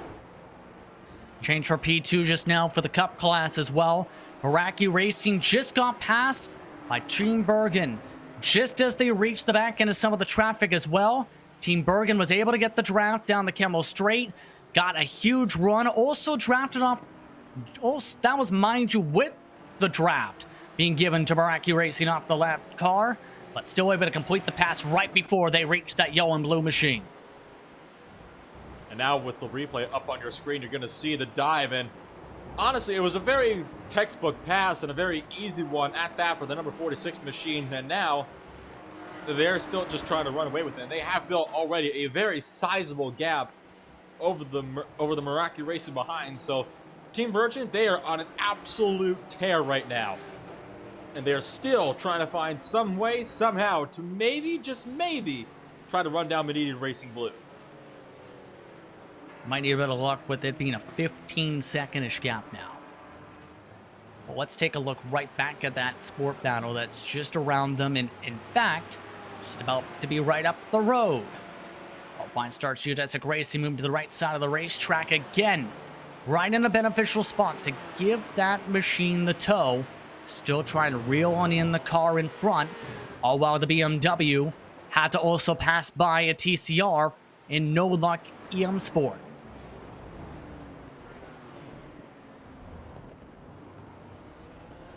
The gap steady at around 2.3 seconds now, and I believe this will be the final lap before those half points are calculated, so a little bit too much for Raf van der Linde. And if this was the strategy that Maniti Racing was trying to use, then I think they have managed to execute it, and 50 additional bonus points. That's 5 more than seconds, so it's a not insignificant sum of points that you can get from these half points. So that BMW, the sole BMW in the field, it's going to lead at the halfway point. I'm not so sure if it will lead come the end of the race. Of interesting note as we approach this mark, Team Mad's 236, they're right now in line to get the 50 points in the TCR class. They were one of the drivers who pit on some of the caution flags. They're now 18 laps into a stint. Just lined up perfectly, Nolan, to right about a lap or so after to be able to come and pit. Slipping and sliding their way across the stripe. Expected next time by, but this will be huge for their points totals on the season after what's been a very rough start to their championship hopes. Absolutely, and this is exactly what some teams are trying to do. They try to set the car up first with their pit strategies to make sure that they can get those points at the halfway mark, and then they'll reset their strategy to go for the end race points. Some drivers only focus on the halfway point and then just kind of take it from there and see where the race will give. Some drivers don't even worry about the halfway points, and they'll only focus on the end of the race. It looks like Team Mad have set themselves up to be able to perfectly go for the halfway points and then immediately come right down, take the service, and see what they can make for the end of the race as well. Approaching 3 hours to go in 5, 4, 3, 2, and 1. Halfway now up on the board. And this time by, looking towards those scored points. Let's run through how this top 8 is at this halfway mark with Maniti Racing Blue reaching that point this time by across the finishing stripe. Maniti Racing leads by now 16 seconds, or Team Bergen, with Meraki Racing in third. Project GTINS.de rounds out the top 4. Virtual Motorsport up to P5. They've been off-cycle out the race after having to take an unscheduled stop in hour 1 of the race. Level Motorsports is in P6 after taking a no-tire gamble on a safety car period. While the Sim Racing team in 7th, Fiercely Forward's 34 rounds up the top 8. The night car in the class, the 99 for Fiercely Forward, 14 laps down. For the sport class, Maniti Racing Red, their gambles paid off to get 50 points and try and secure that lead in the sport class standings heading towards the final round at Imola. Alpine starts Geodesic Racing in the 142, slowly reeling them on in second. About 5 seconds back is Huge Ass in their blue car, while CXR Project Black A rounds out the top 4. Alpine starts Geodesic Racing Blacks quietly is currently in P5 at the halfway mark. Fisher Motorsport Team Vikings, Team Hoistenveld rounds out the top 8. Then the teams that get the halfway points in the TCRs, Team Mad, 10-second advantage over Team Hoistenveld's 248. Full Send Racing's 285s up to P3, while the Sim Racing teams in 4th. Full Send Racing's 287 in 5th. DOT.exe Esports in 6th. The EC Sim Racing in 7th. And shockingly, after leading a majority of the past couple hours, Black Eagle Sim Racing with a long pit stop back in P8 at that mark. However, they are within range to try and attack for P7 in the next couple laps. That's a look at how things have shaped out in the top 8 for each of the classes towards the halfway mark of this race. Nolan, first things first, your quick thoughts on how things have shaped up so far tonight. Well, certainly it was a very calm start to the race. Then right about at the 1.5 hour mark, all of a sudden everything started to kind of kick off at once. We saw strategy calls being made, strange incidents for these races, and well, now we're seeing pit strategies only developing further, and well, we're in a bit of a calm spell now. I have a strong feeling though it is not going to be long before we find ourselves running down towards the end of the race as well. Arjuna, what are your thoughts on how things have shaped up so far with still under 3 hours to go on the clock? It's been a good race so far, but in the next hour or so, I'm expecting the track to get even darker, and at that point, it might get a little bit more chaotic, and we talk about not being able to see reference points and all of that, so I think the confusion level might start to go up, just alongside the fatigue as well, so I think it's going to be a very interesting back half to this one. Absolutely. Still, it's about a 16-second gap for the first spot in the Cup class, but the battle for P2 has been intense. Let's follow on board with the number 97, iRacing. They battle on for P2 overall on the racetrack. You're watching RaceSpot TV, the iRacing Esports Network, live for the virtual circuit of Spa-Francorchamps in Belgium.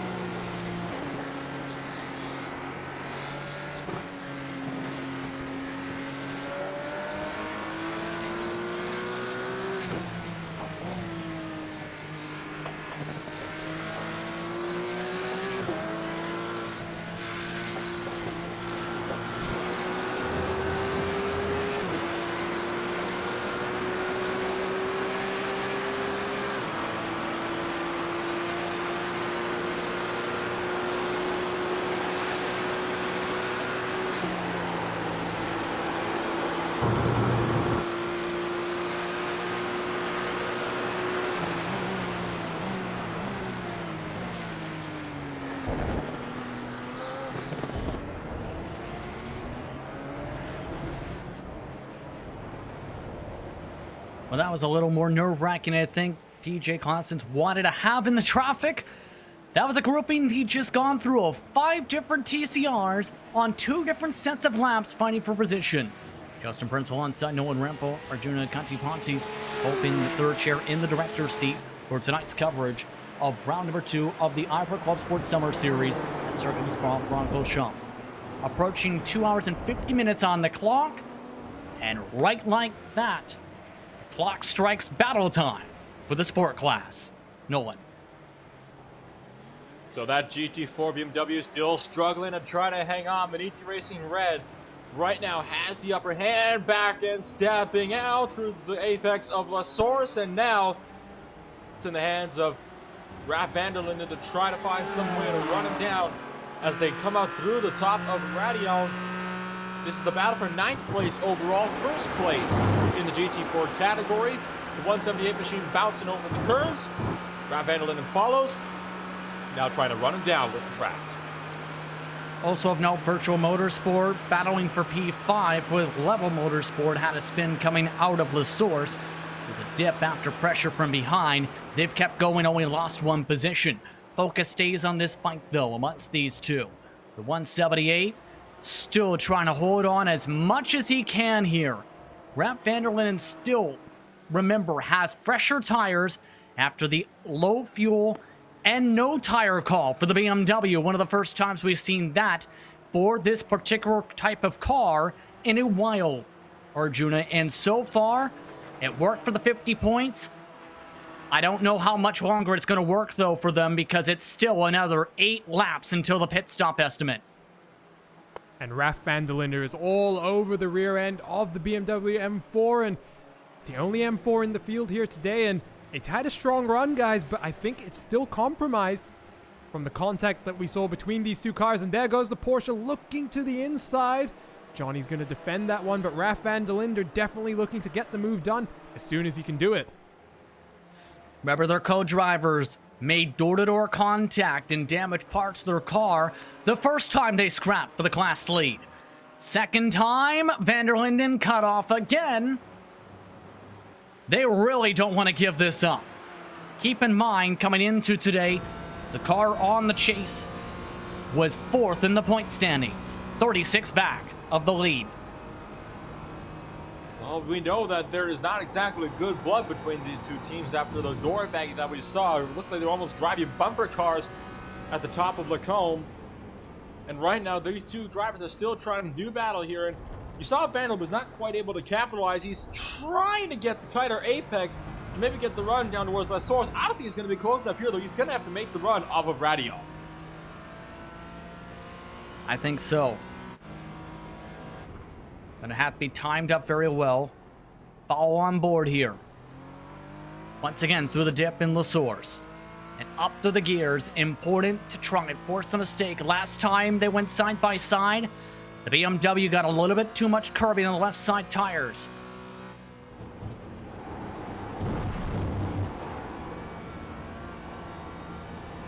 You can just hear how much the rumble strips peel against your ears.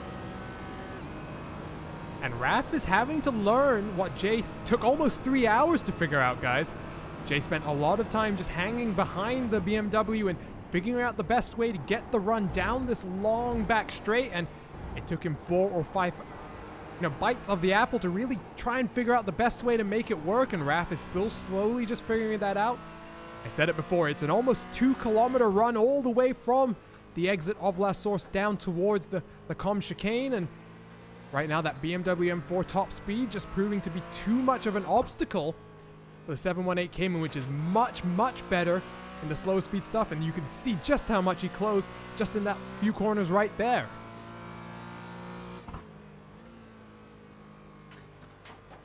Once again, the different lines, and this time pushing way up the racetrack, the BMW. It's done it a couple times since getting some of that damage and poo on. The thing is, though, they've been able to still cut it off by the corner exit of turn 12 before running off towards campus and Stablon.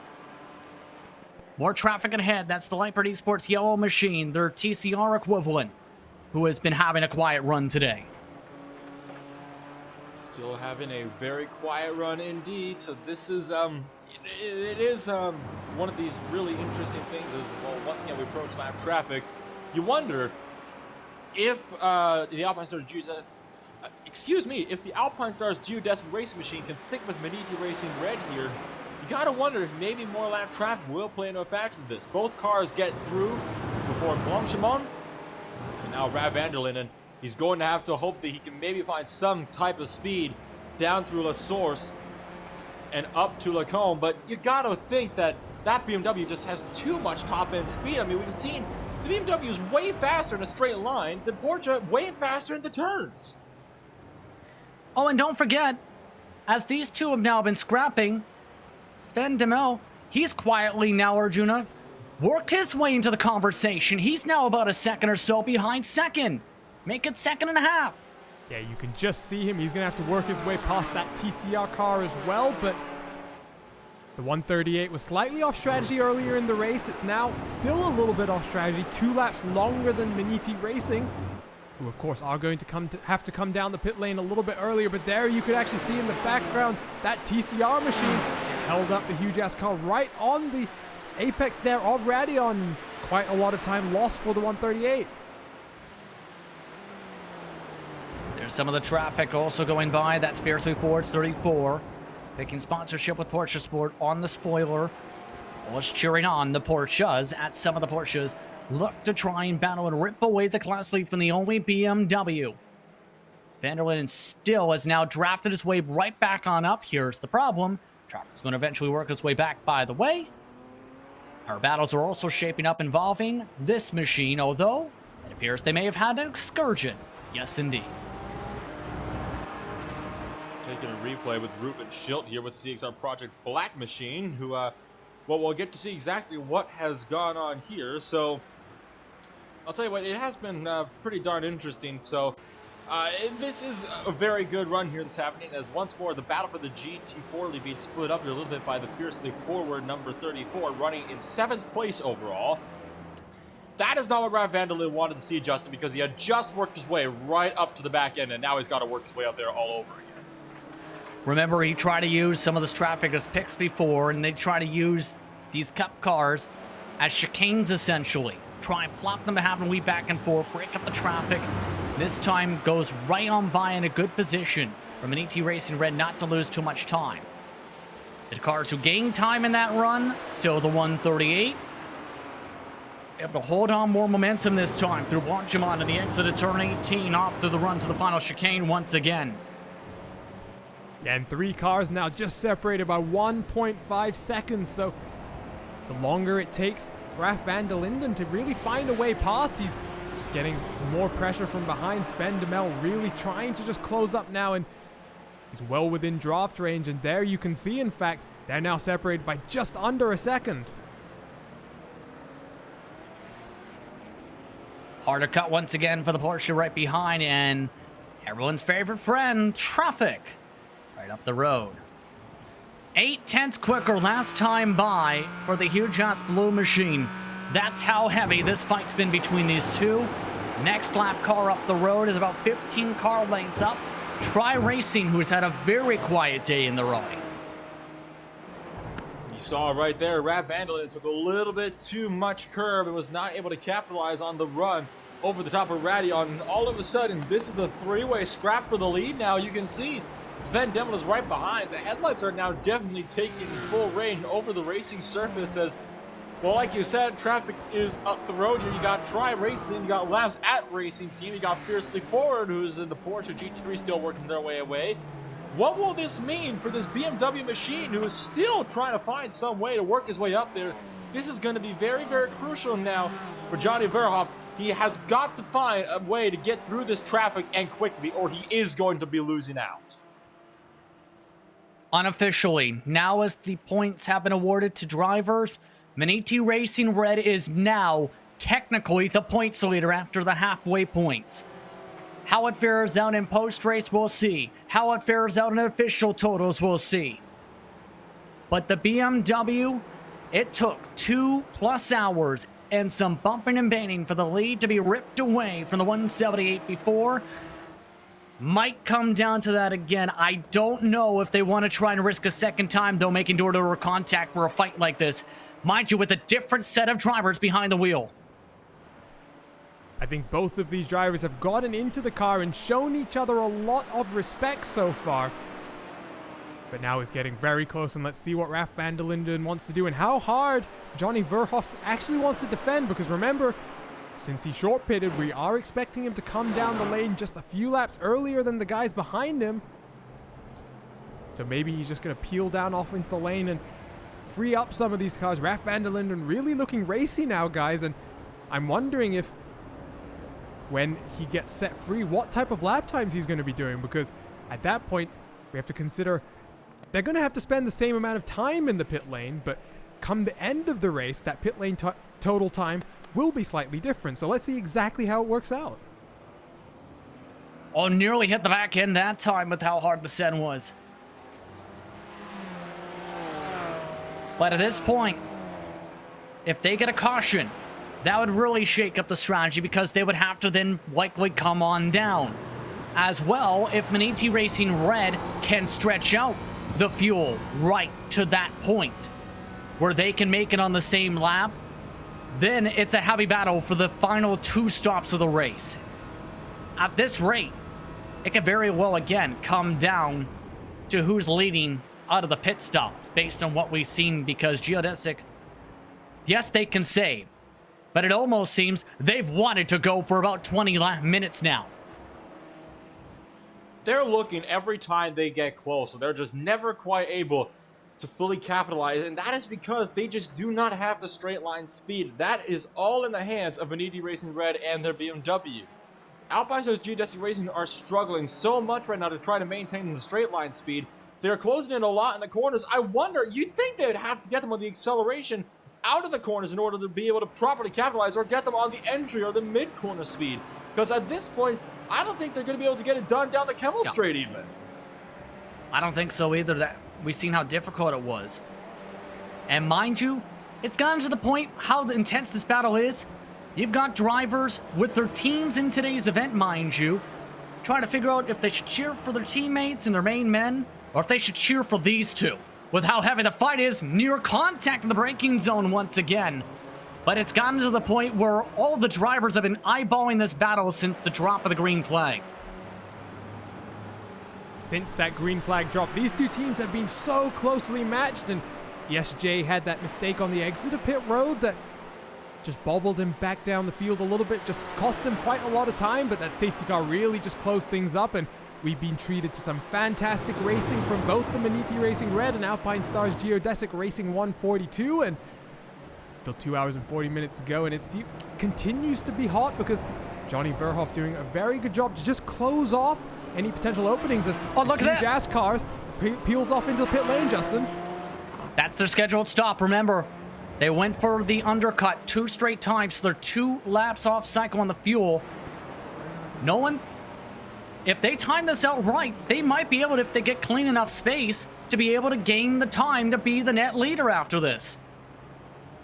So another interesting strategy call from the Huge Ass team. Sven Demel is to the lane, and it's going to be a driver swap too at that. So Sven Demel comes out. It's going to be Jeff Tyler in for the number 138. Meanwhile, up through Radion, Alpinestars Geodesic Racing still does not have the run they need to properly gain the lead. Again, that straight line speed has just been killer all race long. At this point, who do you favor, and what car would you favor at this point, mind you? The straight line speed of the BMW, but not as quick on the long run, or the better cornering speed of the Porsche and its ability to cut, but it's also in about 2 to 3 miles an hour slower in a straight line compared to the car in front in its bulkier shape?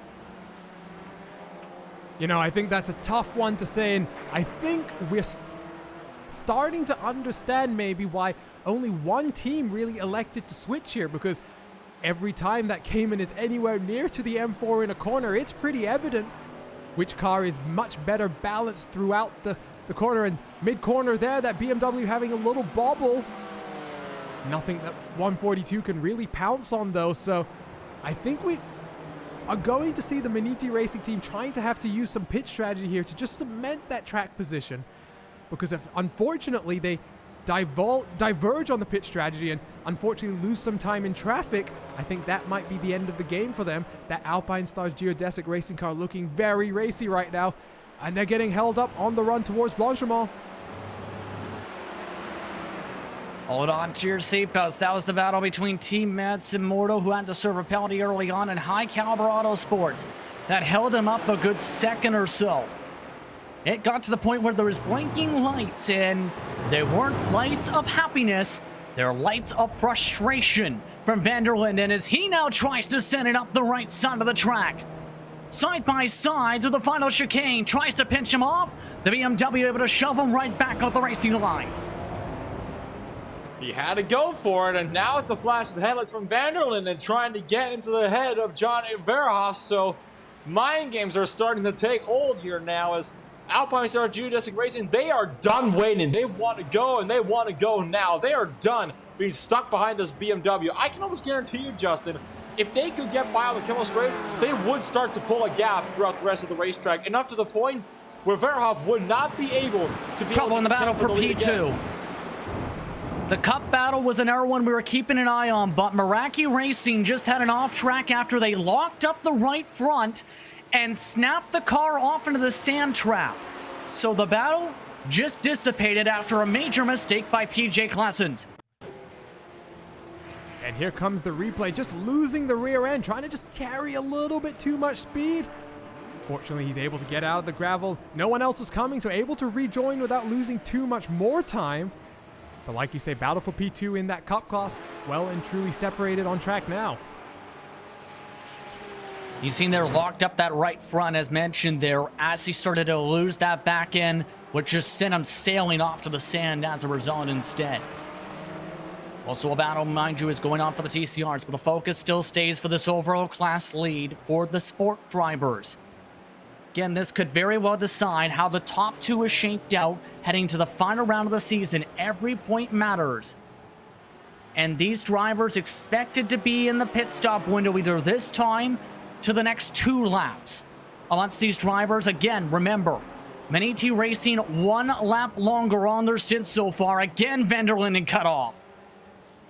At this point, Vanderlinde is going to be getting very, very frustrated. Dive on the inside, you don't see a pass there too often. Shoves the BMW wide, and has that been a move done?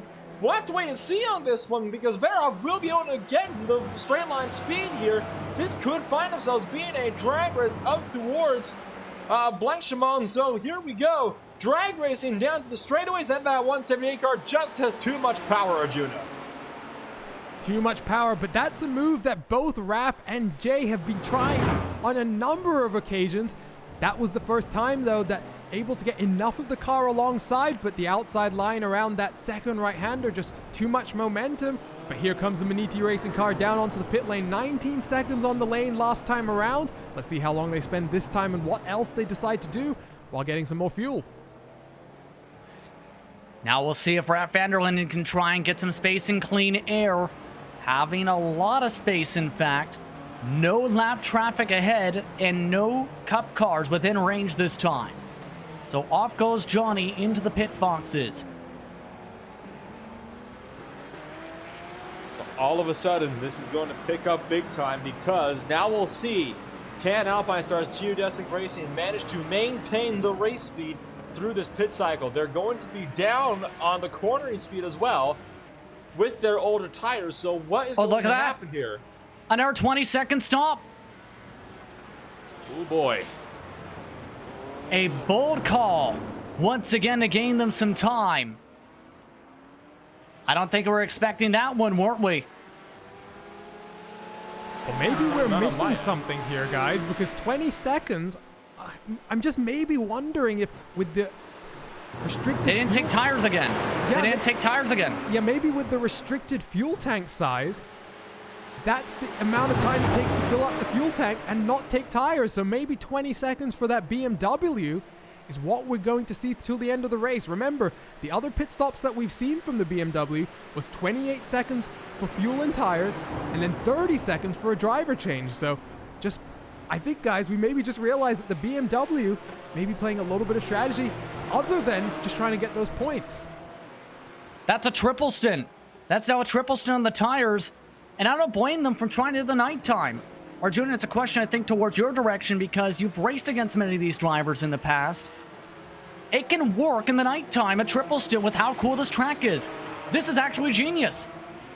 And we saw some cars trying to double stint from the first hours of the race. So we're well and truly getting into the night now. You can definitely start to miss some of those references. And like you say, I think it is the point to try something. And this is where track position comes in, Justin. You talk about which car do you want to be in. I'm pretty sure that the Manini Racing team is clear that in that BMW, they want to be out front and leading the show. And let's see what happens, because I don't know if Alpine Star's Geodesic Racing is actually due into the lane this time around.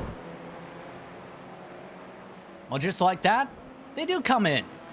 Perfect timing. And now I'm curious on this, because we've seen it work with the BMW. What's the timing going to be like now with the Porsche? This could be very, very crucial here. Alpine Star Geodesic Racing, they have to nail this strategy here, or it could cost them the race. Already, the Manini Racing Red Machine is through Blanc-Chaman, so they've got to have some kind of hope here that they can get something to work. Johnny Verhoff is right now through that final chicane. You can see that on the map down there, the 142, just near the source. 15 seconds, 16, 17, 18, 19, still going.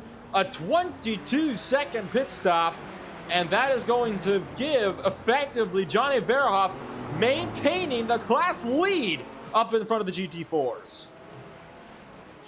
Oh, that's interesting too on the fuel. That was 2 seconds longer, wasn't it, Arjuna? And this goes back to what I was just saying before. So 20 seconds for the BMW to fill up its tank and take no tires.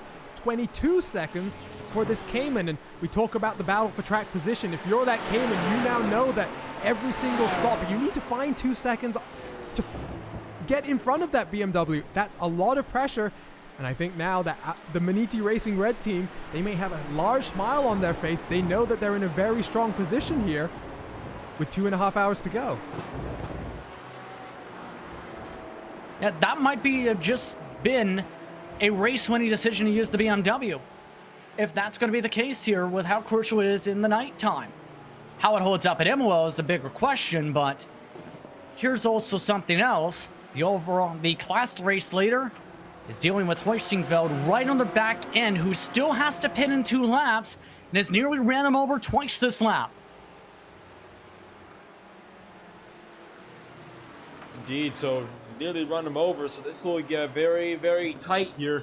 So Christian Frank is trying to find some way to, trying to find his way up there. Right now, this is the battle for, right now on track, this is for 3rd place. Not sure if that's the way things are going to cycle out, because I'm pretty sure that the team Hoistingfeld is yet to pit still in the midst of all this cycling. So Frank, though, he is still trying to find a way to work his way up there to the front, because the Porsches, even on the older tires, they are still faster in the corners. There's just no doubt about that at this point. It's probably about a lap or so for that 148 machine we are hearing, by the way, in this train, but it's also given a little bit of potential draft. Now it's starting to fall off, in fact, to the BMW. Iraqi Racing looking to get on through, though. This time by could make it really tight. Lose a bit of time for the 97. Frank nearly hits the back end as the BMW looks at it in the back mirrors once again. The overall distance in the times, looking towards the screen as Hoistingfeld stays out this time by. Manini Racing Red, 232.1. The 148 at 232.7. Alpine Star Geodesic Racing at 306, including the pit delta. And something I've just noticed, guys, that gap back to the huge ass car. So they did the driver change, they took tires, so about 30 seconds spent in the pit lane, so about 8 seconds longer than the Geodesic car. And guess what? That gap's about 8 seconds. So again, we have slightly split strategy here. And once again, you never know exactly how all of these teams have planned out their driver stints for the rest of the race. And so there's the potential for that gap to just be, reversed at some point. And as Jeff Tyler tries to just make headways into that gap, to this battle for the ultimate race lead, let's see if he's just able to close in a little bit more on those fresher tires. It's going to get really intriguing, I think, how this all plays out. You can see this is currently 4th and 5th on the racetrack. It's because CXR Project Black yet to come down for their scheduled stop, expecting about a lap or 2 as well. It's currently about 3 seconds up the track or so. With the Sport Class lead for the time being, then that will then sacrifice it to Maniti Racing Red, the Team Pointsingveld, Alpine Stars, Geodesic Racing, Hujas Blue, again the 148 still having to come down. To remind you though, the off-cycleness of some of the classes is also meant for the TCR side of note. The current class leader is Team Mads 236 again. So this is going to be intriguing how that plays out in the class. Keep in mind, Level Motorsports also off-cycle. They are on 6 lap longer of a stint. Yeah, so we're expecting the Level Motorsport car probably down to the lane in about 3 or 4 laps time. Team Mad still has 10 laps, or 9 to 10 laps, somewhere in that range. So at some point, Team Heiskenveld and Full Send Racing 285 will cycle back. Caution! Oh no! This entire race just got flipped upside down. It's Tri Racing who pit on the old style pit exit rather. The 203 brings out the caution. And stopped on what would be the pit exit road for the endurance pits. We're going to see here for Tri Racing. He brings it off the track right here. And what in the world has happened there? I think we need to look at the onboard. I think something broke. Something broke on that car. Because it went straight. See if we can take onboard with the steering wheel, because he tried to turn it left, but it didn't go to the left. I think, guys, we've just seen a mirror incident of what caused that first caution. Car comes out of the pit lane, significant steering damage. Fortunately, Tri Racing didn't spin on the pit exit this time, but unfortunately, nowhere for them to go other than, the endurance pit layout, which is not a tow point apparently, and as a result, second caution of the day. Wow. Well, this just completely changed the whole entire race, didn't it? I think that is probably the biggest understatement of the broadcast so far at this point. Guys, sorry, I'm going to cut in here because I've just noticed something. The Cup cars were in the midst of their pit cycle. We now have 2 cars who are going to have to come down the pit lane because they have no fuel and cycle to the back of the class. And guess what? That's Maniti Racing Blue and Level Motorsports. That means that Project GT Einst.de is going to actually be promoted up into first, with Team Bergen and Meraki Racing going to be second and third. So I think we were just talking about, the GT4 and TCR battles in terms of the pit strategy as well. And any car that's still out there on track, well, they're about to get cycled all the way to the back of their respective classes. Wow. And this really might have just shook up this entire strategy call, absolutely. Maniti Racing was gone. They had ran away, and this just put Level Motorsports also in a spot where they're again going to potentially lose a lot of track position. Unreal, and this is also for the sport class, puts Team Pointsingveld's 148 in a box. Puts Team Mads TCR in a box. Level Motorsports on that side into a box. Hujas TCR into a box. Everyone has been just put into a box into this one.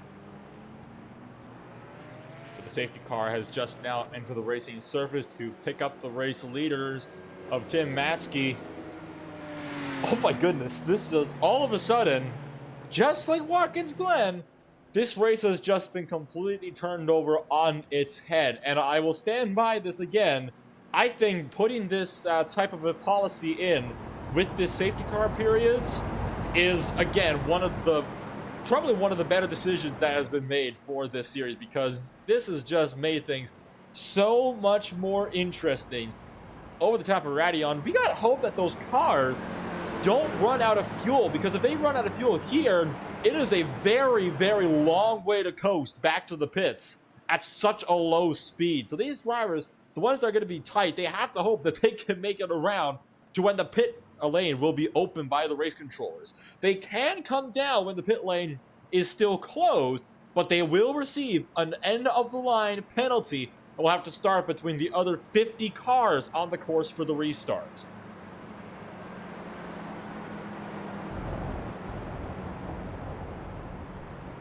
I'm just taking a look at the timing screen again because Project GT1, who I thought were going to get promoted, guys, the last time on the pit lane, they only spent 8 seconds in the box. So unless my timing screen is giving me some faulty data, I actually think that what this is going to cycle out in the Cup class is Team Bergen leading, with Meraki Racing in second, and then Fiercely Forward, one car who has just come out of the pit lane, so timed that perfectly.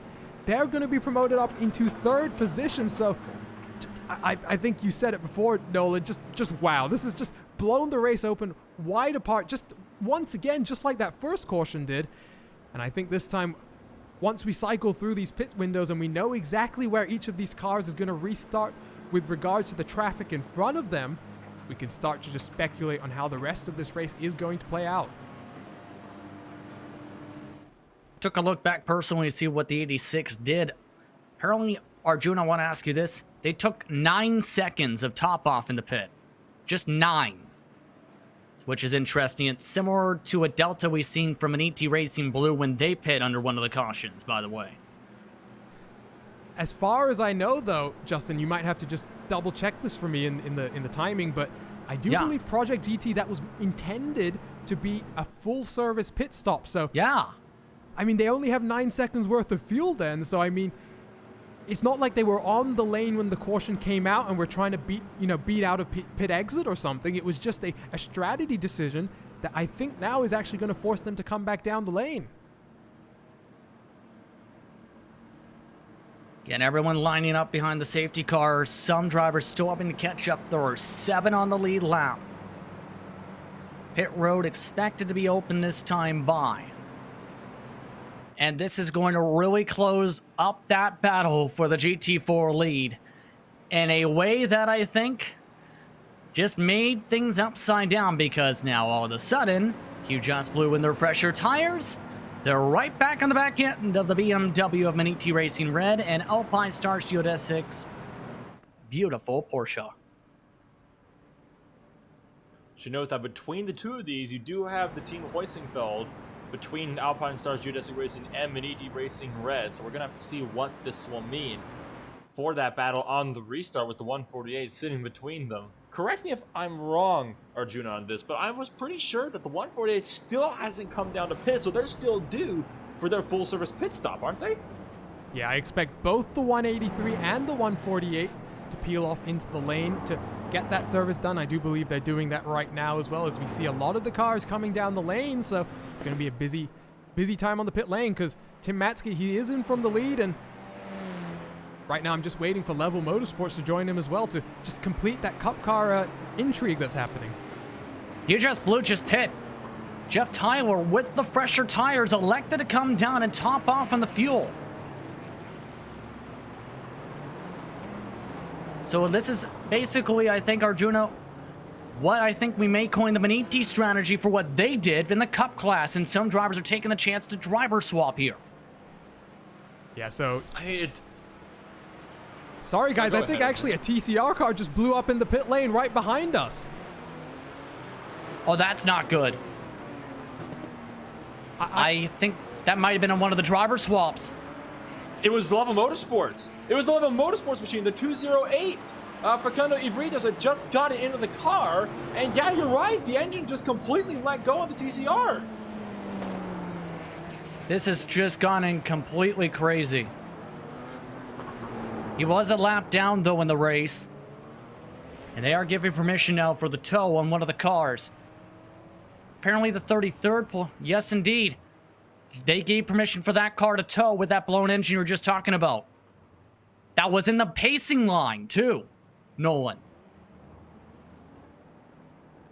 Oh, dear. So, My goodness, it's just one bad luck scenario after another here for so many of these drivers in the field. And once again, you really don't know what is going to happen at this point. I mean, we have the lights out on the pace car, so barring delays, we will be going green this time by. But my goodness, I mean, did any of us think going into this race that it would just get quite this hectic over a few seemingly technical issues on the racetrack? The 148 as well. Jan Sankowski has not rolled off the pit lane either yet. And that's now been more than a minute in the pit box as well. They might not make it to the pit line if they have to go. There's a chance we get a delay here, in fact, because 2 of the wave around cars are still in Sector 3 while the pacing line's in Sector 2. Yeah, let's see what race control does decide to do There he goes.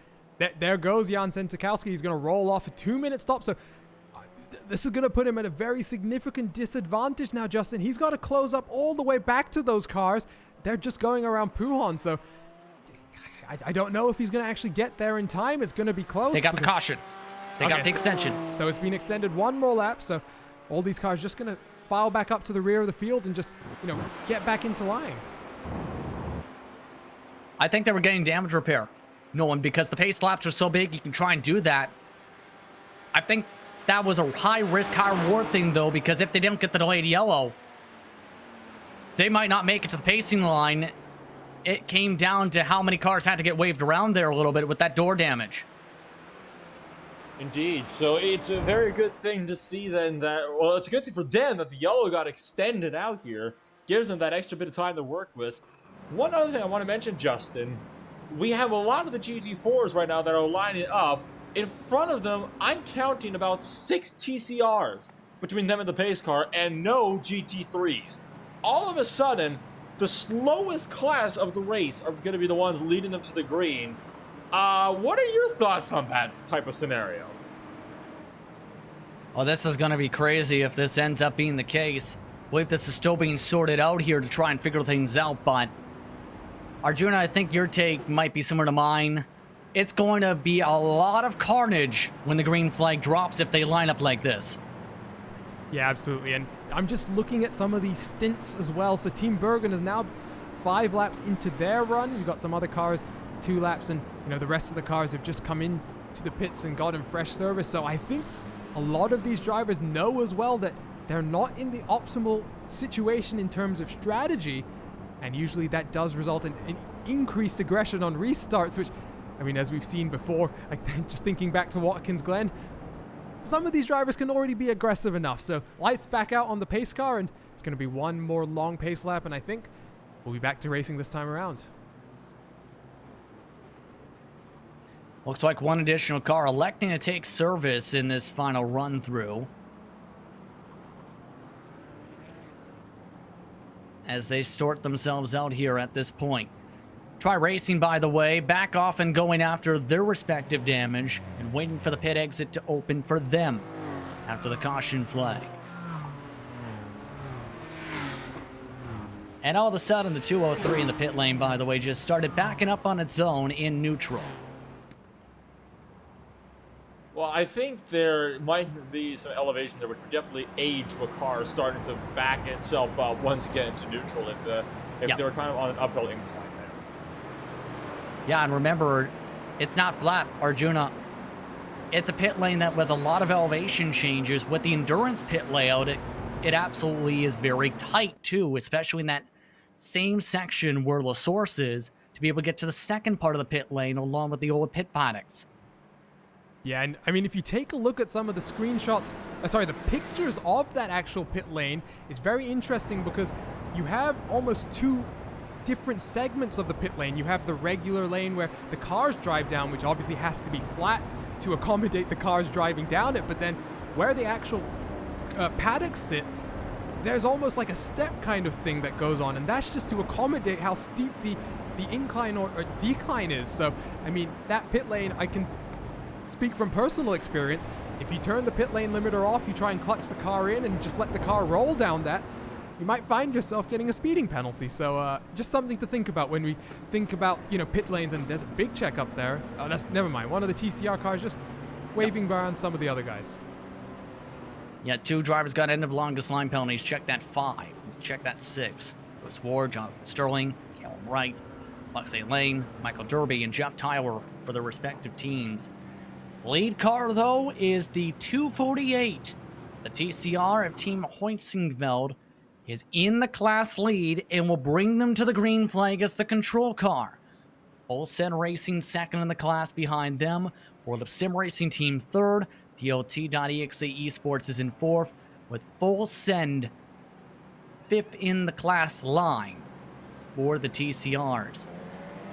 It's a little bit ways back until you get to where the class leaders are again for the sport class, all the way back to Maniti Racing Red. They're right behind Black Eagle Sim Racing. And then you have the Cup cars, who are way deep in the pack, about 10-15 car lanes back from the control car. I honestly don't know if I'm going to be able to watch this restart. I think I might have to do some looking away because things are going to get very, very close, and we're going to be doing a whole lot of holding our breath here as, well, you're going to have the GT3 Cup cars are going to be working their way up, and we just got another extension on the yellow. But as we were saying, we're going to get a lot of running for the GT3 cars up through the order, and the GT4s as well. I honestly don't quite know what to expect here on this one. Well, that's because Lewis Ward, the reason for the extended yellow, was one of those drivers have to let people go in one of the Cup cars. There was 2 different trains of cars built up because of that. So they hadn't sorted themselves out yet to be able to take the green flag. So another pace lap added to the total here. At that point in the line, and you see everyone else on the left also in that same grouping, having to go to the end of longest line after going through service with the pit lane closed. And something I've just noticed, guys, Project GT1.de, they came down the pit lane, but we're watching Lewis Ward. He's dropping to the rear of the field, and I'm not sure why, guys, because everyone else has come down the pit lane after him, and Lewis Ward, Meraki Racing, they're going to be starting all the way back in 7th, I believe. Remember, race control has to open the pit lane and open the pit exit. And the specific ruling on that is exiting a closed pit, by the way, as another car comes down. This is now Nicholas Verone sacrificing the top board for an air stop, and World of Sim Racing joined him too. Strategy calls continue to become more and more apparent. And so I think at this point, drivers are just trying to get themselves kind of topped up with fuel and get themselves, sorted to maybe make only a one-stop here to the end of this race. I think that's what a lot of drivers are kind of hoping for right now. Of course, they are going to have to scramble to rejoin the back of the pacing line, which has just exited La Source, the tail end of that pacing line, that is. The safety car just up the top of Radio. Sorting themselves out again, and there's a chance we get an air delay with how it's looking at this point. Because again, an additional car is about 6 turns ahead of them. And then you have everybody else who decided to duck down for another stop. That has now mixed things up. This is going to be really, really interesting. By the time they get the green flag, Arjun, it's still going to be, at least by the math, about a 2-stopper. Correct me if I'm wrong?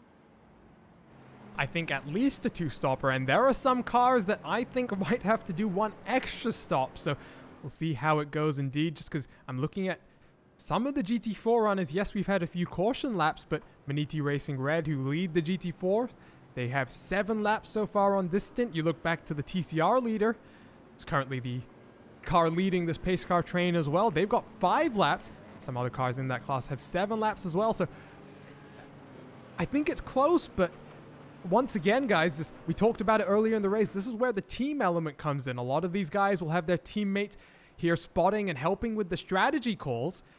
And at this point, I'm hoping that all of these teams have been able to do the math very quickly and figure out if they were able to do it or not, because ultimately you have to decide right now if you want to fuel save or not, because fuel saving isn't something you just decide to do later in the race. It's something you commit to, and really try and do every single lap from here for the next 2 hours and, about 5 minutes once we get back to racing. Confirmation, green this time by. Green this time. That'll be around 2 hours rather, and 6 minutes left on the clock. As everyone tries to play around with the safety car driver, just out of curiosity, Nolan, do you know if the safety car driver has a name? I know there's the flagman who has a name named Bernie. What's the safety car driver's name? I'm just gonna do a little bit of thinking, and I might Google some random name generator to be able to maybe think of something. But let's call him Todd for now, just out of fun. Let's call him Todd. Flagman should say is Barney, but Arjuna? Well, I was actually thinking, I think it is Bernie, though. I think you're right, Justin. And I was thinking, well, why not Bernie and Barney? A little bit of a brother kind of thing right there. Curious. I can live with that. Curious what everyone's thoughts is and what everyone at iRacing's thoughts are. I'm gonna have to check that one out. But they are approaching the restart this time. So, whoever it may be, behind the pace car, gets ready to duck on down. It is Barney's twin brother, who brings them now into the final chicane. Fielding control of the TCRs, followed by some of the sport cars, followed by the cup cars. Marcel Ty onto the loud pedal, we're back underway, with 50 estimated to go for the TCRs. Ty with a great launch. Ollie Peacock from Full Send Racing already making the peak behind. In the back, the BMW already making his way to the inside, and one car sliding real wide, and all of a sudden, Ollie Peacock takes the TCR class lead after the control car slid way wide and ended up giving up the lead. Now, side-by-side, drag racing towards Air Rouge. You don't see side-by-side ever working through here, and luckily, Marcel Ty manages to back off the car to give themselves a little bit of breathing room. All over the place, the GT4 is trying to dice their way through. Well, the sim racing team car also hit the back end of the Team Hoitzingfeld machine. So there is some damage there as here comes the Team Hoitzingfeld car to the right side of the track. The BMW makes it 3 wide, nearly hits the back end of the TCR, single files its way out, and now Ralph Vanderlinden stuck inside the thick traffic. And it's getting hectic here because it's GT4s trying to make their way through the TCRs who are having their own fight. You can also take a look back to the GT3 Cup car because there's Manatee Racing Blue, Matthias Dehaney. He's back up into the lead of the class, guys. I'm not sure exactly how that cycled back. It's Team Bergen in second, but I'm just amazed at what's happening here. It's just crazy. Again, similar call to what they did before, adding an extra 5 laps on the fuel with a caution flag period. Able to get through the traffic. Once again, Maniti Magic working their way back up to the point, leading the majority of the laps tonight. Once again, back to the traffic that goes through the TCRs, though, throughout Sector 2. This is the battle for the overall race lead, should have mentioned as well. So Peter Leknes still trying to reel in Matthias Duhane and really struggling now as Leknes forced around the outside of one of the TCRs, puts him off balance for the corner. And now this is getting all sorts of hectic as well. Up front, Ralph Vanderlinden has closed in the gap to Johnny Verhoff. They're just dicing their way around your new TCR leader, as well as Out by Stars Geodesic Racing tries to go on the hunt for the class lead in the GT4 category. So the fight's on once again. Ding, ding, ding. Round 4 is on. These two drivers have fought about 3 of the past 4 hours in this race tonight. Vanderlinden again on the back bumper once more as here come the Cup cars. Matthias Dehaney onto the left side of the track. Peter Leknes trying to get on by as gets cut off by the geodesic car. Ralph Vanderlinden, I think, just totally missed that second Cup car. And now Team Bergen, 2 GT4 cars in the way, and he's not going to clear them both on the run down towards Eau Rouge and Radion. He's going to get stuck behind one of them, and that momentum going to just get held up a little bit. And Maniti Racing Blue, well, he'll be smiling, and that gap's just already 2 seconds, and it's just going to keep growing more and more. Quietly throughout all this too, Virtual Motorsport, who's been off cycle much of this race, they're on the same cycle now as Mid-AT Racing Blue. They're now in the top 3.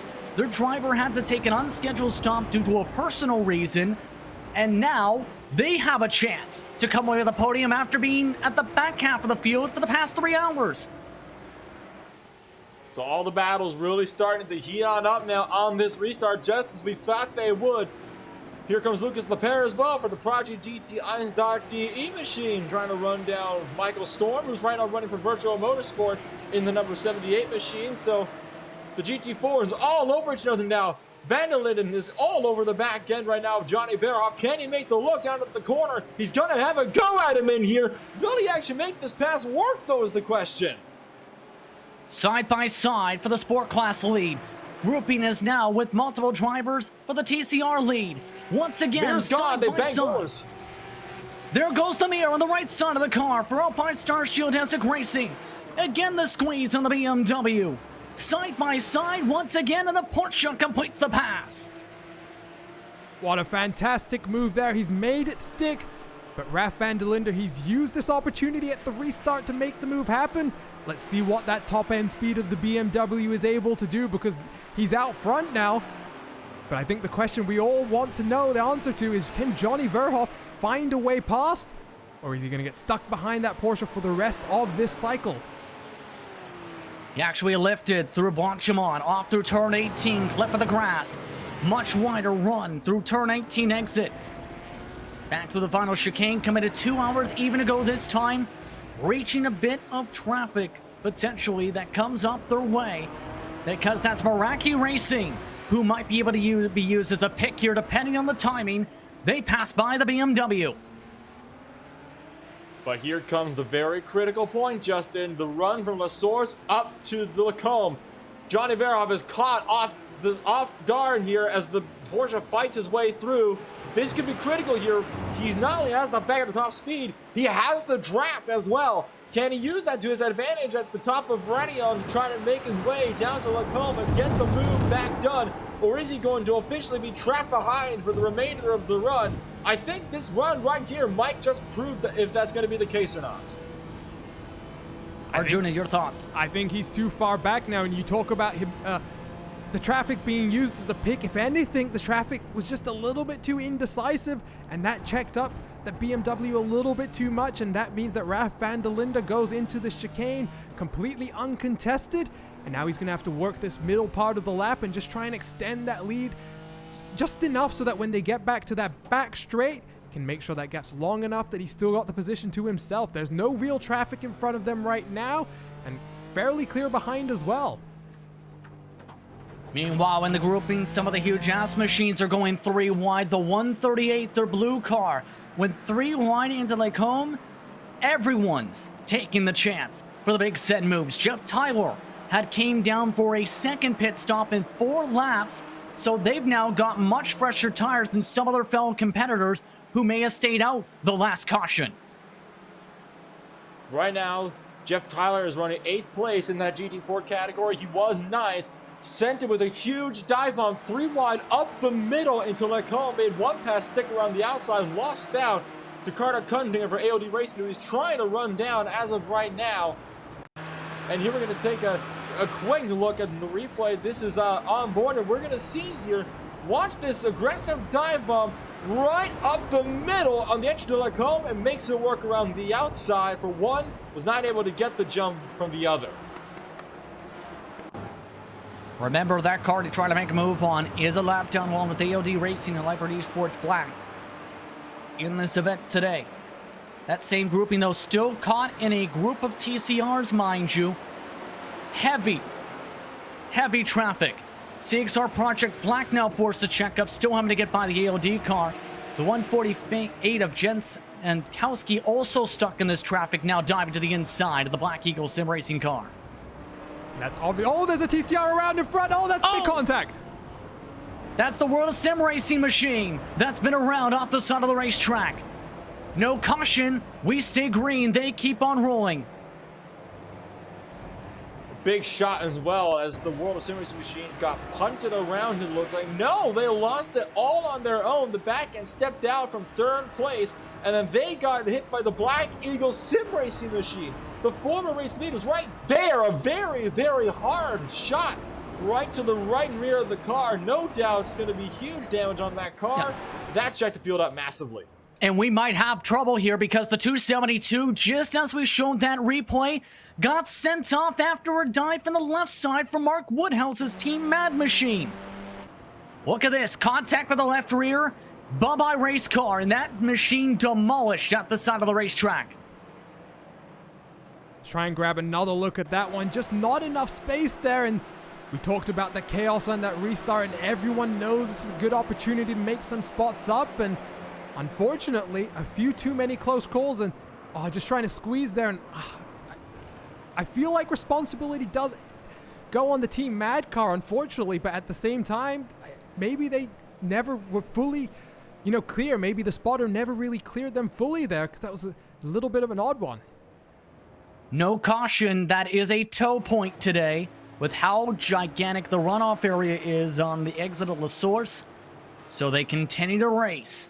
Speaking of racing, the BMW is still keeping within arm's reach of the class lead for the sport cars. However, again, the Porsche's cornering speed is just allowing them to run off away, especially in Sector 2. Minty Racing Red Machine really had to back off the gas just a couple corners ago. The last time by, Minty Racing Red was 4/10 slower as we look back to some of the fighting going on deeper in the field, and that is one of the Porsche GT4s trying to work their way through a bunch of TCRs right now as well. As we take a look to a replay, what's the problem here for the 117? There very well might have been, as he was taking it to the inside and absolutely punted the third place TCR driver right around. Well, that's a major mistake there from the 117 machine. That was DOT.exe esports. They clipped right there, trying to set it up the right side, misjudged it, but the 217 was able to save it and keep it on chugging. In turn, they still keep P3 on the racetrack. Yeah, that was a bit optimistic there from the GT4 car. Fortunately, the TCR, even on this new damage model, it can take a little bit of contact, and fortunately, I think that rear bodywork seemingly not too damaged, but they do have the Full Send Racing 287 now hot on their heels. It's Thomas Benninger who's in that car now, and I think it's going to be interesting to see what happens here. There is a GT4 car who is on the same lap, a little bit in front of them, who's catching some of the other TCR cars, so maybe that these guys can know that there was the gap to the leader, which is about 7 seconds right now, might just come down a little bit more. That's in reference to Ava Vervatic 127, believe. As you see this drafting train now for 3rd and 4th, helped reel it in with some of that contact. The class leaders, Full Send Racing's 285, stuck in traffic. Team Hoichtenfeld also closing on in as a result. That is Leopard Esports' black car up the road now that had gone by previously. But they also, however, have the Team Hoichtenfeld's sport car now about to join the fight. The sport car about to join the fight indeed. So the battle for the TCR lead is certainly on. Ollie Peacock still trying to fight off the Team Hoichtenfeld machine. He's doing a good job at keeping them at bay for now, but it's again one of those things where you think it might only be so long. Level Motorsports seems to have had an issue down at La Source, and was this what? Oh, please do not tell me this was another pit exit spin. We're going to see right here on the replay. Comes out from the pit lane, and that's exact. Oh my goodness, that was a big one. And they just spun again in live timing, so keep an eye. They kept on going here. But once they got up to Redion in El Rouge, bye-bye went the car again, and this may trigger a tow. Yeah, we'll keep watching here, and that's why we're still watching, because I think the same thing happened, guys. Suspension just went on the TCR car, and, driver has no control there. Unfortunately, it's in the same spot, and this might be the caution. He's still stopped on the side of the racetrack. We've seen that was not a tow point earlier. Oh, big crash in the final chicane as Two of the GT4s have collided with the TCR class leaders. That was Jeff Tyler that went around and nearly took the TCR leader with him. Door-to-door contact, Full Send Racing was able to chunk along, but the 138 with a major mistake from Jeff Tyler on the dive. And there you can see just sending it into the bus stop. Oh, and that's big contact with the TCR class leader. And oh, I think that's the AOD Racing GT4 that then makes further contact as well. This has just been absolutely crazy. Tyler kept on going along, AOD Racing pit. Full Send kept it out from the pit wall. And there has been a tow for that car who had trouble. Here's another look from above. Yellow flag! Yellow flag for the Leatherman Motorsports TCR. Stopped at the top of Radion. Pardon me. Yes, indeed. That is the tow for that 288. Wow. Wow. Wow, indeed. What? We were just thinking, guys, about how the rest of the race would play out, but guess what? It all kicked off and, 15 minutes later, here we go. Another caution, and let's see how all of the drivers approach this one in terms of the strategy. That was a decently long stint. Nolan, your thoughts here? Well, I've gotten about 3 words to say.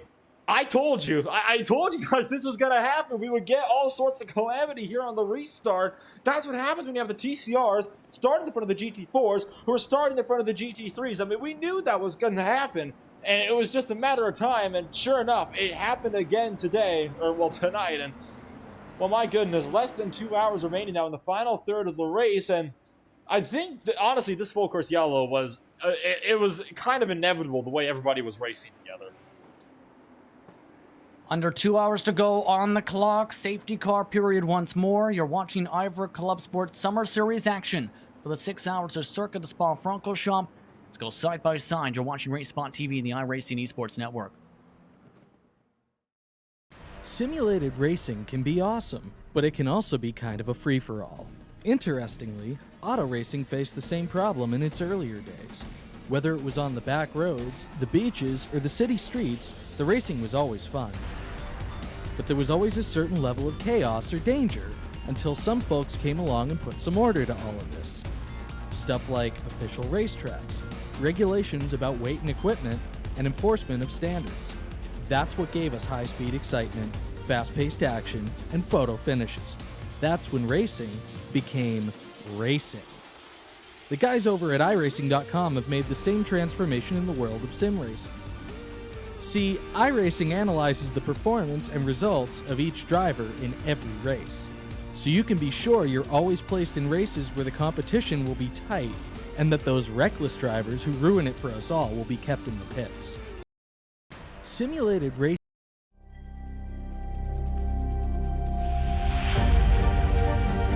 Coming up to the line, being chased, and it was Braden Johnson. Unbelievable finish. It was 1/1000th of a second between them. Green flag in the air. We are racing in the 2020 24 Hours of Daytona. They go door to door for the feature race lead here on the last lap of the race. Side for the race lead in the final corner at Homestead. Down the back straightaway, 3 wide again for the race lead. This is unbelievable stuff here tonight. Loma is going to have to be very deep on the brakes, and he is very deep on the brakes. It's side by side through the corner. This is for the win. It'll be side by side. Davies low, Ottinger high. To the very inside is Garrett low. 4 wide at the stripe.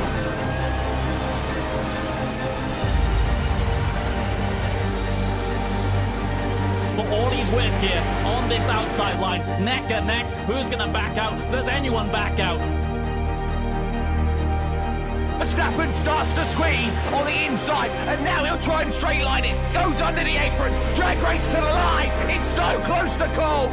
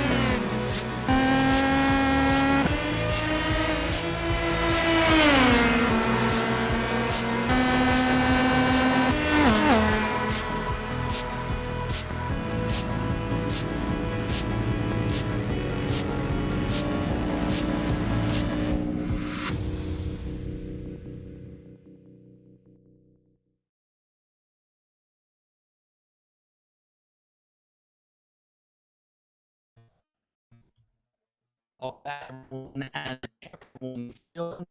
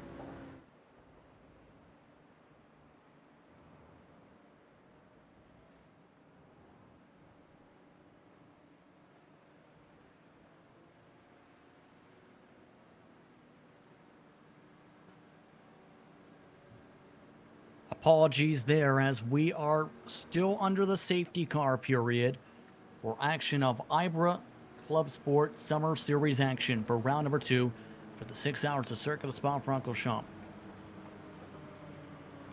Getting very intriguing, to say the very least, how the strategy is going to play out. A majority of the drivers, Nolan, did not take the free pit stop, even though mathematically there was a chance they could have made it a one-stopper from here. So once again, some very interesting strategy calls being made, and this is still going to be continued to be a factor throughout the rest of the hour and 43 minutes that we have remaining until the very end of the race. Only one driver was given an EOL penalty for this yellow flag, and with the lights out on top of the safety car, I think we're preparing to get ourselves back racing here. Believe so here too. Again, to recap, leaders up at the front, Maniti Racing Blue, for what has been an eventful Cup class today. Virtual Motorsports up to second. Project GT, Einstein.de is in third. Iraqi Racing in fourth. Level Motorsports, Team Bergen, World of Sim Racing fiercely forward, the top 8 in the class. Fisher Motorsport leads the sport class now after all the shuffling and their pit stops for their class. Alpine Star Geodesic Racing Black elected also to mix up the strategy call. Behind them, CXR Project Black, Team Heitingveld, CXR Project Blacks, me also. The whole entire field has been flipped upside down. Most of the TCRs, though, elected to come down under the caution flag for their scheduled stops. And with the timing of the caution flag, 1:42 remaining, safety car is off. It is the Cup class leader bringing us to the green flag, this time a slower start. The leader really checked up the entire field, but there we go, we're back to green now, and I think interestingly there, guys, to see how many TCR cars came down the lane, but your 3 currently leading cars have not, as that's Level Motorsports going side by side with Meraki Racing, trying to make their way up into P4. Still side by side. Remember, Level Motorsports has lost multiple times major track position. After being one of the top 2 cars in the class all day, they want spots back in now, side by side. This is for P4. Drag racing down towards the line once again. Meraki Racing holding on to the right side, leaving them in the dust. Level Motorsports up a spot. Level Motorsports up a spot indeed, and right now, the top 6 all running line astern in a massive train of Porsche 911 GT3 Cup cars and looking mighty fine while doing it out there as well. Behind, I can see in the GT4 class, the Alpinestars GTS Racing Black Machine is pulling away with the GT4 lead, with Ruben Schilt trying to run him down for 10th place behind, and it is a 3-car GT4 train for the lead of that class as well right now, with the BMW nowhere in sight. Now, how crazy is the pit strategy now for this entire field at this point? Well, 2 cars did pit from the Cup class. Team Bergen fiercely forward.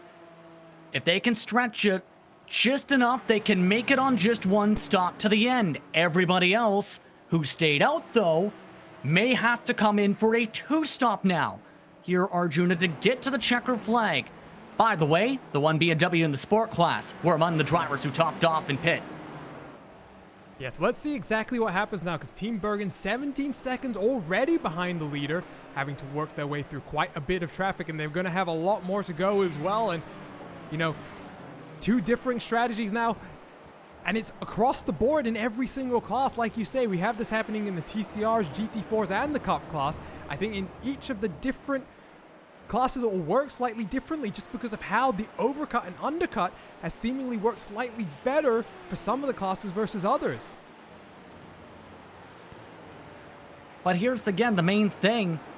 Doing the math in my head here on this, it still would have been the smarter call, at least in my opinion, Arjuna, to try and come down there, because when that green flag flew for the safety car period, you only needed to stretch it maybe an extra minute a stint. You very well could be right, but at the end of the day, that's what your team has to decide. But right now, what you see is this great 6-car train for the overall race lead. The first time since the, opening minutes of the race that we've seen this. And I think what a lot of these teams did is they saw the rest of their competitors staying out, and they didn't want to risk, like Team Bergen has kind of been stuck, is you don't want to be stuck in traffic. Sorry, Arjuna, but we had a big wreck. 2nd place in GT4s just wrecked hard off of Radion. Lost the back end over the top of the hill and is right now stopped against the left side wall of the racing surface. He was in the midst of a battle with the team Hoisingfeld GT4 machine. They were battling, duking it all over the racetrack down the pit straight. And now the 184, has wrecked hard on a self-enforced error. Able to get back going, though. No safety car period triggered yet from this. Here's a look on the replay.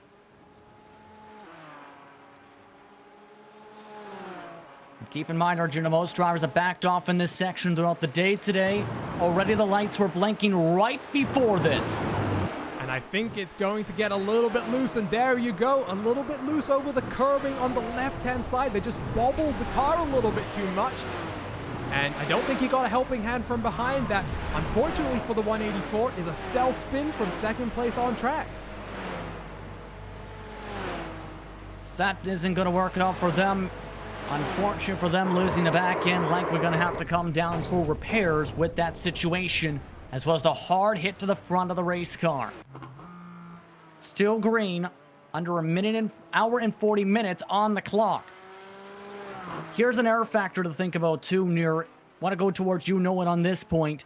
Remember, you have to have fair share for your respective drivers.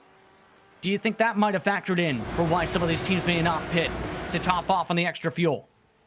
That's a very good point, actually, and that may very well be exactly what is taking place. I mean, these drivers know you have to have a certain amount of time in the car for each driver on the team. If they don't, they get penalized severely for it. We saw this several times over the course of the last season, and it really did come to bite a couple of drivers. So I think that is exactly why some guys didn't come down a pit. They want to make sure that they can satisfy the minimum drive time for the drivers on their teams. And in turn, that puts them in a bit of a box where they may need another caution period to get back even on the strat. Now it also brings the question here, Arjuna. Well, everyone who topped off there, and for some of the teams who didn't do the driver swap, are they going to be able to meet fair share? I think that's going to be important. It's not just fair share as well. Remember, I believe the IVRA series has their own drive time rules, which don't use the lap counts, but they use, drive time instead. So it's not just about the lap count for fair share, but also your total drive time and making sure you adhere to those rules. And we've seen some interesting strategies in terms of single and double stints from various teams. And ultimately, I think most teams are aware that that drive time limit could be you could be very close to reaching that, bubble point. So I think a lot of teams just try and stay away from that and make sure there's no risk at all. Absolutely, at this point, with the way this race is all shaped out tonight. Approaching now 90 minutes on the clock. Leaders, Maniti Racing with their blue car. Alpine Stars, Geodesic Racing black in the 141. And the TCR leader, Team Hoisenfeld, 248. Amongst those leaders, the closest battle still amongst the choo-choo train is currently the sport class at the moment. Indeed, the class is definitely still the best on the track, and I'm keeping an eye on this overall battle for the lead. Maniti Racing Blue is doing a good job of hanging in there. But Virtual Motorsport, we haven't talked about them too much today, Justin, but they have been doing a good job of trying to reel in that gap for the lead. They were actually closing prior to the safety car period, the last one that just put us under that latest caution. So this is actually great news for Michael Storm because he's right on him now. And if he can get a good draft and maybe a good run through a couple of these corners, he can find himself really harassing those mirrors here soon. By the way, the maximum drive time in this summer series is just 4 hours in the car. So you can essentially split it up with the main driver for 4 hours, your secondary driver for 2 hours, or try and split it up, say, 2, 2, and 2. You can, remember, have up to 4 drivers if need be. And to be able to be classified for the race, all the drivers have to meet the requirements and complete 70% of the laps. Speaking of battles, though, on the screen, though, still trying to still shuffle out Virtual Motorsport. We've talked about a bit of them today. Michael Storm looking to rumble his way up to the point to give his team their first lead of the day.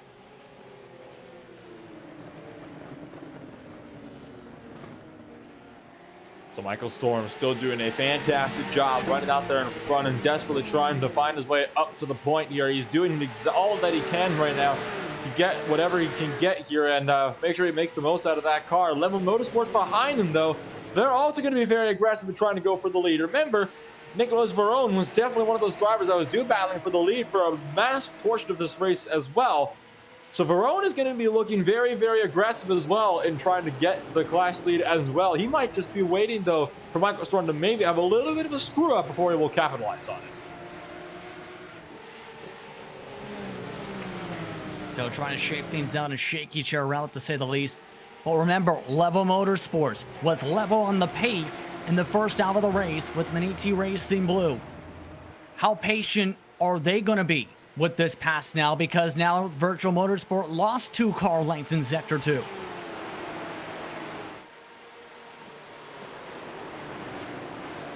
Indeed, that's going to be one of the very crucial points here as we're continuing to watch this battle for third place, for first place, really, amidst this really 6-car train here. And this is some great racing, I will say.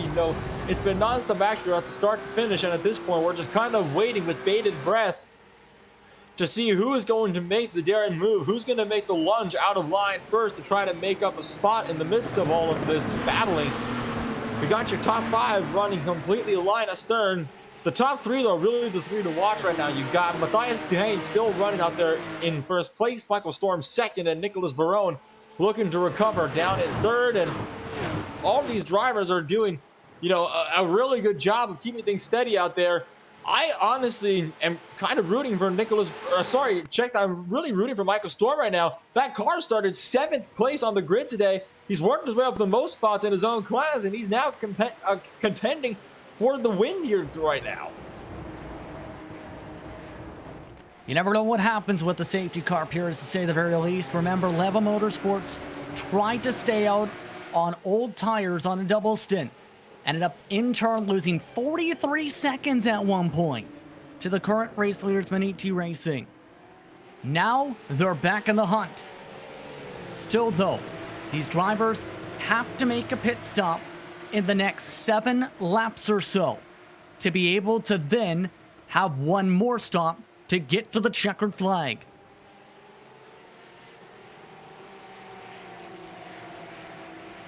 Still making that attempt to get to the checker flag, and there are still some very, very key factors here that these drivers are going to have to consider. It's going to be very crucial. These final pit stops, it's going to be this is going to be big for a lot of drivers here. With these final pit stops still coming up, we do have to keep that in mind as well as this race continues to run down into the final hour and a half. Just what will become of these cars and their strategies. The strategies are still very much at play here, and we still have some battles that might be settled in the pit lane.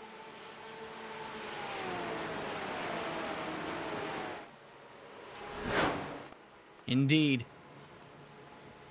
Remember, it's about a 10 lap difference, including the pace laps difference for Virgin and Fiercely Forward. On their pit call, they're 30 and 32 seconds behind these respective cars in the Cup class. For the comparison's sake, some of the drivers who topped off in the Sport Class 2, Maniti Racing Red leads that grouping. CXR Project Black, Huge Ass Blue are the top 3 in those top-off drivers. Alpine Stars Geodesic with Raf van der Linden lost time throughout that cycle and are now in net P4 when everyone else in that class comes down. Yeah, things got cycled out quite a bit, and I think it's going to be... I think some of these Porsche drivers in particular are going to have to watch how hard they push, guys, because, 30 seconds behind, you can't really make up too much more time on track. You kind of are resigned to running your pace and hoping that your strategy call works out. So I think for Team Bergen and Fiercely Forward, they just got to keep their eyes on the road and just keep focused now. Last 90 minutes of this race. Swap for P2 for the Cup class, by the way. Virtual Motorsport getting passed finally by Level Motorsports. Nicholas Ferrone, though, has only 1.2 seconds the distance between him and the 77. Last time by, Maniti Racing Blue, a 2:21.7, just 0.4 of a second fall off in the cleaner space as he blinks his lights with joy in the first spot, while Leva Motorsports looks to try and keep up. So lost a good chunk of time there while trying to find a way to work his way by Michael Storm in the virtual motorsport machine, and now still trying to run down the overall race lead. Maniti Racing Blue have been looking very commanding in front of that lead for about half the race now. And well, yet another penalty has come down, Justin. The 117, specifically Jose Velasquez, has been black flagged. He made an late attempt to overtake the 217, made contact, and spun out the 217 as a result. The penalty, a stop and hold for 5 seconds. That's their second penalty of the race. Now 4 incident points gathered in this event alone for the RSR machine. Remember, they're already a lap down in the sport class after some of the contact today. Keeping the focus now amongst this train. About half a tenth to a tenth of a second closed up since making the pass. Now it gets intriguing because Maniti Racing Blue has to pit 2 laps earlier, estimated, to Leva Motorsports, give or take. And then they have to try and stretch it out, give or take.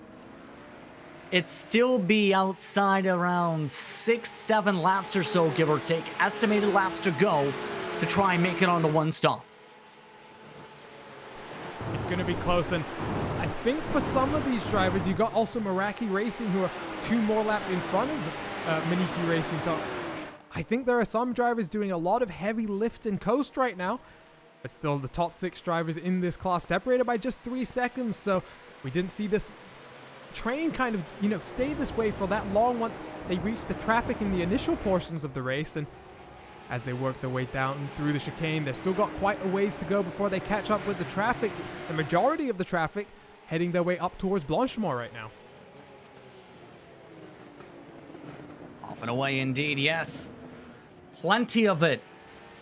Currently working its way through that section of the racetrack, including, mind you, some of the TCR leaders. Marcel Ty's got in a cushion, again, from part with some of the troubles with DOT.exe Esports. Currently second. Lapset Racing Team is third in that class. Huge ass TCR is up in fourth.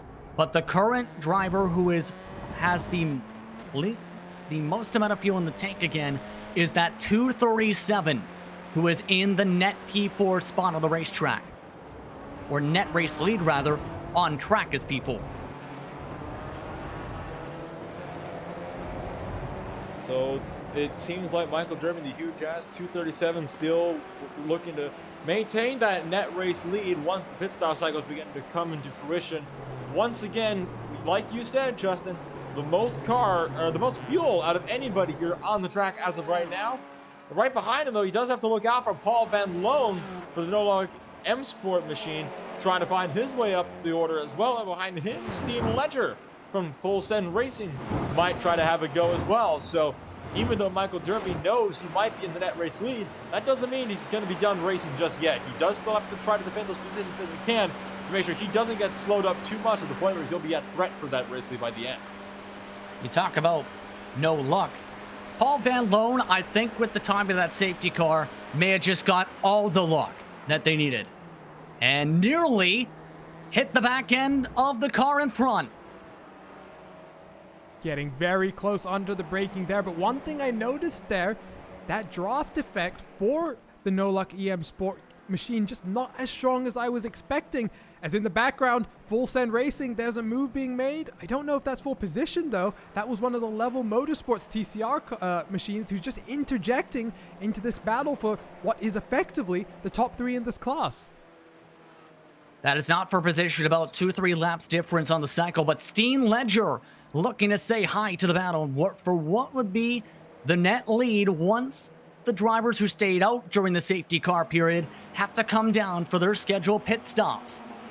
So Steen Ledger looking to try and turn around what has been an up and down race for both the Full Send Racing machines tonight.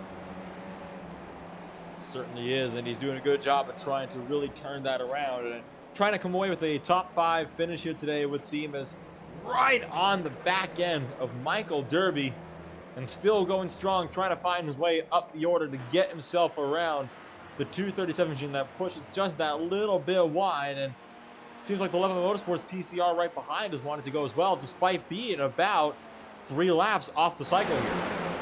Carlos Field just pit in the 141, the Alpine Stars Geodesic Racing Black machine. So the driver's starting to duck down in the sport class. So this would play it to where 18 laps were on the stint in total, including the pace laps. They can try and split the race in half from here, give or take, Arjuna. They could try that indeed, and we're also seeing some TCR cars down on the lane because it is .exe Esports and Lapset Racing 286. The only car still in that class that hasn't yet pitted is the Team Heiskenveld 248, and we're expecting them in just a few laps time, and at that point, we'll see that battle for the TCR lead officially become the battle for the class lead. You can see the longer service electing to get the fuel and looks like potentially the tires. As there's the 248. And just able to extend to the extra lap because, again, they had gone further 1 lap on their specific stint. 24 seconds, though, is the gap between them and Huge Ass TCR. When they pit, Michael Derby will likely take the race lead. Speaking of lead, net race lead has had a swap. Level Motorsports now up at the point after making the pass on the high side. Off the source after a bobble from an ET Racing Blue off the corner. It's not over yet, though. Here comes Maniti Racing Blue trying to go back and down the Kennel Straight. Full-on drag race, heads-up grunge match now down the back straightaway. Verone trying to outbreak him on the inside. That's going to get close, but DeHay manages to cover him off, and it does look like Maniti Racing Blue has retaken the race lead now. The battle, though, is very much on. Very defensive line for the Hene, all the way down to the curbing. Verone trying to send it towards the back end as the diffusers start to flare out. Michael Storm is now back into the fight. All of a sudden, Lucas Leopard also now back into the fight. Lewis Ward now into the fight as here comes Verone to the inside. This time into Pujon. Looking to take the preferred line away. Trying to give the squeeze as he bobbles off through the corner.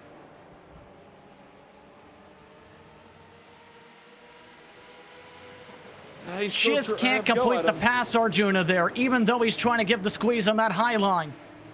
Yeah, he's trying, but what this is doing, guys, these two guys fighting side by side. Look at all these guys behind. It's a real gaggle. The Virtual Motorsport 78, the Project GT Einstein DE86 as well.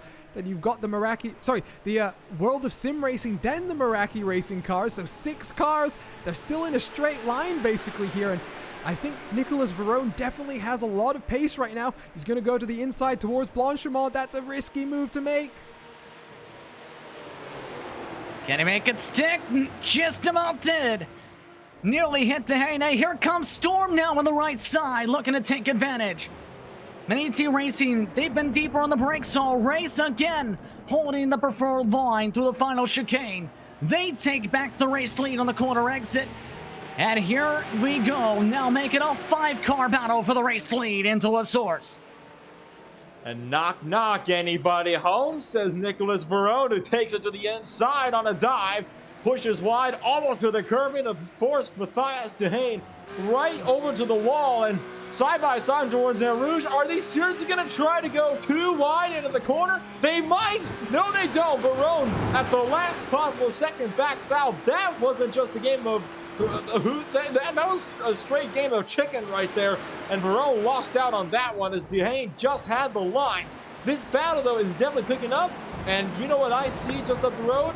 A group of TCRs and a GT4 that we were just looking at a few laps ago. Now a 6-car battle for the race lead. Lots of traffic just up the road. They have almost reeled in the TCR leaders who have already had fuel top-offs on the last caution. So traffic about to be a major factor in this entire choo-choo train. This might be the chance for Maniti Racing again to try and break up this group, or it might be the chance for everybody else to pounce. In the first hour of the race, this is where this lead group really got split up a lot. We're going to see what happens this time around. It is Matthias Dehane at the wheel instead of Tim Matzke. He's trying to find a way around, but there's a just wall of TCR cars in front of him. Nowhere to go. That's the 236, and there's a GT4 car as well. It's just absolute craziness in terms of traffic right now. At this point, I think Mayer may be crouching up like a turtle, side by side, several rows deep with traffic. Dehane on through. Level Motorsports and Verone on through. Last of the cars cleared on by the top 2. Everybody else, though, broken up for the most part. Now the fight is on for third on back now with that train. Still third on back, but there are still a lot of drivers trying to fight their way through Blanchimont. A couple of cars running really wide as well. Those are the TCRs that come right back and nearly clean out this GT3 class. Still side by side with a lot of this TCR grouping, and it does look like somehow, some way, everybody's going to be through. One of the TCR swings way wide. That was the Level Motorsports machine that ended up getting pushed all sorts of out of shape as, well, my goodness, they're still fighting the traffic, by the way. Matthias Dehane goes up the inside of Full Send Racing's Fraser Smith, and I think now we can allow ourselves to breathe a little bit more. I don't think so, because the 248 pit for the TCR race lead, so move everyone up now to the net race lead and on the racetrack as well. Hugh Just now the class lead for the TCRs. Full Send Racing now second in that class. No luck in EM Sport. Rounds out the top 3 now. Team Mats 236 also on that same strategy. As Arjuna, this is getting tricky as when another penalty just came in. And it's a big one because it is the 285. Steen Ledger in second place in TCR. It's a safety car infraction. Oh, and that's the Mayer GT4 going wide at Lake Oh, it's all kicking off now.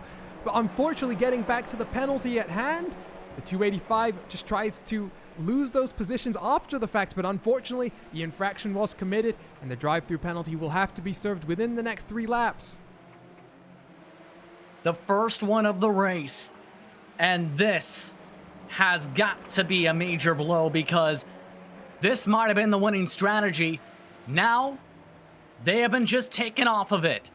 This will lose them potentially 20 plus seconds with the drive-through. Overall race lead still up for grabs meanwhile. Level Motorsports back on the rear end once again to fight for the overall lead. And this time, there's no more traffic to interfere, and there's no cars from behind to interfere either. It's going to be a heads-up battle once again between Verone and DeHaan. These are the two drivers that we saw going at it time and time again previously in the race. Now with just over an hour left to go, can Verone finally make the move down and hold it? Will he try into the block spot? No, he won't. Going to elect to take it wide and just hang around for just a little bit longer. Potentially a dive bomb. Looks to the right side. Tries to get a bit later on the race. Can't do it. Slots back in line. Approaching a single lonely GT4 up the road. And once again, battle starting to pick on up as we continue to count the seconds towards the checkered flag. Cup pit window is open for the drivers who didn't stop because Meraki Racing just came on in. That was on a 24-lap stint. That's about 2 laps estimated now for the Manatee Racing Blue Machine to stretch it. Level Motorsports maybe to go up to 4 laps based on those numbers. But they still look to scrap on the racetrack. Keep in mind, Virgin currently still 39.40 seconds behind all these cars. Unfortunately, the gamble for them hasn't paid off. They're losing even more time, but here we go, side by side and in the grass for Level Motorsports. They're going to try and hang it around of the outside of Lake Combs again. Manatee Racing trying to hold the inside. Can they stick it? They're able to keep the preferred line. Here's the switchback. Verone back to the right side. This time up through Bruxelles. Trying to force the 77 to overcook the corner. Pushes them up. Yes, Level Motorsports now up to the point of the yellow and gray machine. Just because he's through doesn't mean he's safe, though. DeHaan will be fighting hard to try to get him back. Now he's the one that has the draft. A textbook switchback, though, and already Verone going deep on the defensive to prevent DeHaan from getting the nose in there again. And holy cow, that was a well-executed overtake there. Good job from Nicholas Verone, and give the man a round of applause because, my goodness, that was very, very impressive that he did that completely clean. Now, with the Alpine Stars Junior Racing Black Machine in the 141, will he check up the race leaders? It looks like he will. This could be detrimental for Verone. Side by side again. Here comes Level Motorsports once again through some of the traffic. That is Carlos Villa trying to stretch in the 141 machine. They still have to make one more pit stop to get to the end of the race. Estimate 30 to go for the sport class. 32 coming to 31 laps to go for the cup cars. The TCR's estimated distance about 28 laps to go. Still more than an hour left on the clock, mind you. Could be anyone's race. Mind you, some of the TCRs around 20th on back. Still scrapping as Full Send Racing still yet to serve their penalty with Steen Ledger as an outer stop in the backdrop. That's Virtual Motorsport coming in with Manatee Racing. Manatee Racing rather is in. And we watch Level Motorsports. They've got 1, maybe 2 more laps here to go, and let's see if they're able to make this work because Nicholas Verone definitely has the pace advantage. He's now got the benefit of clean track. There's not really anyone in front of him that he's going to have to worry about too much. He's going to be hoping that his competitors come out in a little bit more thick traffic, which is in fact wrapping its way around turn number 1 right now. Yes, indeed. So they're off into their pit boxes. You can see them all stop there for their service. Who takes the tires and who takes the fuel likely might be a double stint based on the numbers here. The pit delta has already put them behind Team Virgin and fiercely forward. 28-second stop for Manatee Racing. Project DTIs still in their box. Virtual Motorsport taking tires. Second to last stops for these drivers depending on how the strategy plays out the rest of the night. So these could be the second to last pit stops for a lot of drivers here, and oh my goodness, that got very, very intense for a long while there, and it looks like finally we can get ourselves just the smallest bit of breathing room. Should note that, my goodness, oh my goodness, I don't even know where to start at this point, because this whole race has just been one big kabobble after another, and now the TCR lead battle is on now, just as we start to focus away from the GTs for a bit more. Steam Ledger still trying to have a go at Michael Derby. And remember, the 285 still has yet to serve the penalty. Remember, if you don't serve it within 3 laps, you are disqualified in sim per iRacing regulations. So Ledger likely having to come in this upcoming time by to make sure he can take the checker. Yeah, and he's just using as much of that time as possible, because right now he knows that one of the fastest cars on track is the one in front of him. This is a good opportunity to just minimize the impact of that penalty, get a little bit more drafts, maybe save a little bit of extra fuel here. Just use those 3 laps that you have. Is not sure which GT3 Cup car. That's the Team Bergen car, getting very close, and he's getting held up a little bit more here. And actually, if we just jump over to them for a second, guys, because Team Bergen with that, gamble, I think it's fair to say 40 seconds behind the race leader now. They've just been losing so much time with the traffic that ultimately, the Maniti strategy of coming in to top off, it hasn't really helped them the same way it helped others earlier in the race. Yeah, you know something? It's only 2 seconds back to the 77 now. With the traffic, they just lost a second trying to get around the full send machine, in fact. So this battle's not even close to done. Ledger's off to serve the penalty. This is getting really intense. Like, you mentioned no one taking a chance to breathe.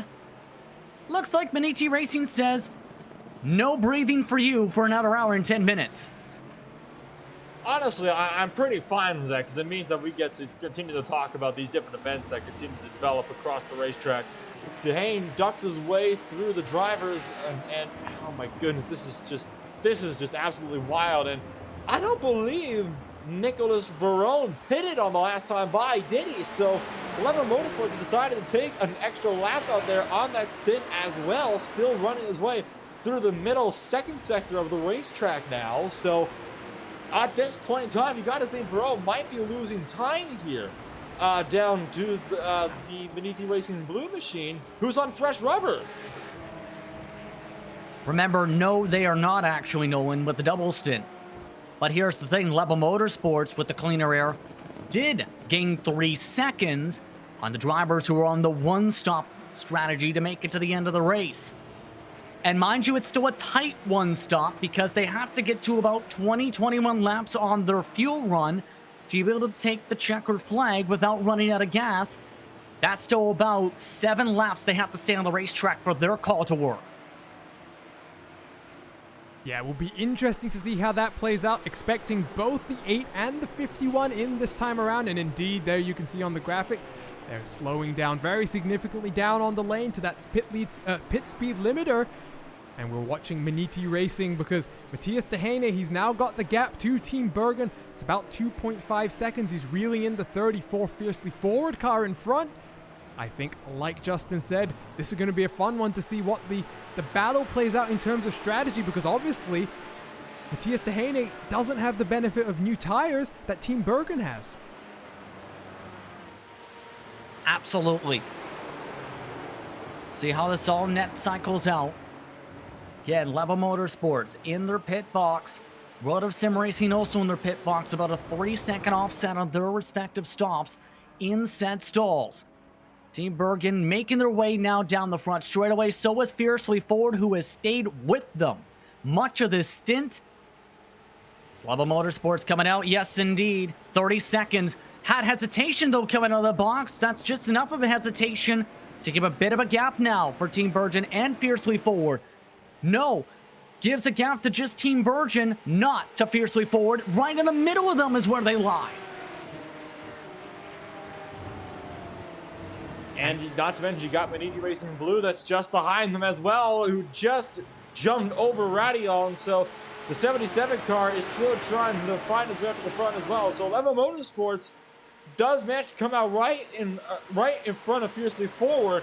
and right behind Team Virgin. So this could be very interesting here for Verone to see what he'll be able to make on this stint here. Second to last one, he still has to make a stop. Arjuna, your thoughts? And as soon as Nicholas can clear the Team Bergen car, let's see if he's able to try and run away, because those few extra laps in cleaner air as compared to Matthias Dehaney, it's gained him about 1.52 seconds, and ultimately that's the little margins that you need to win races. Now let's see if the driver who's clearly got an immense amount of pace, he's second, trying to chase down Team Bergen, who still got to pit in about 5 or 6 laps time.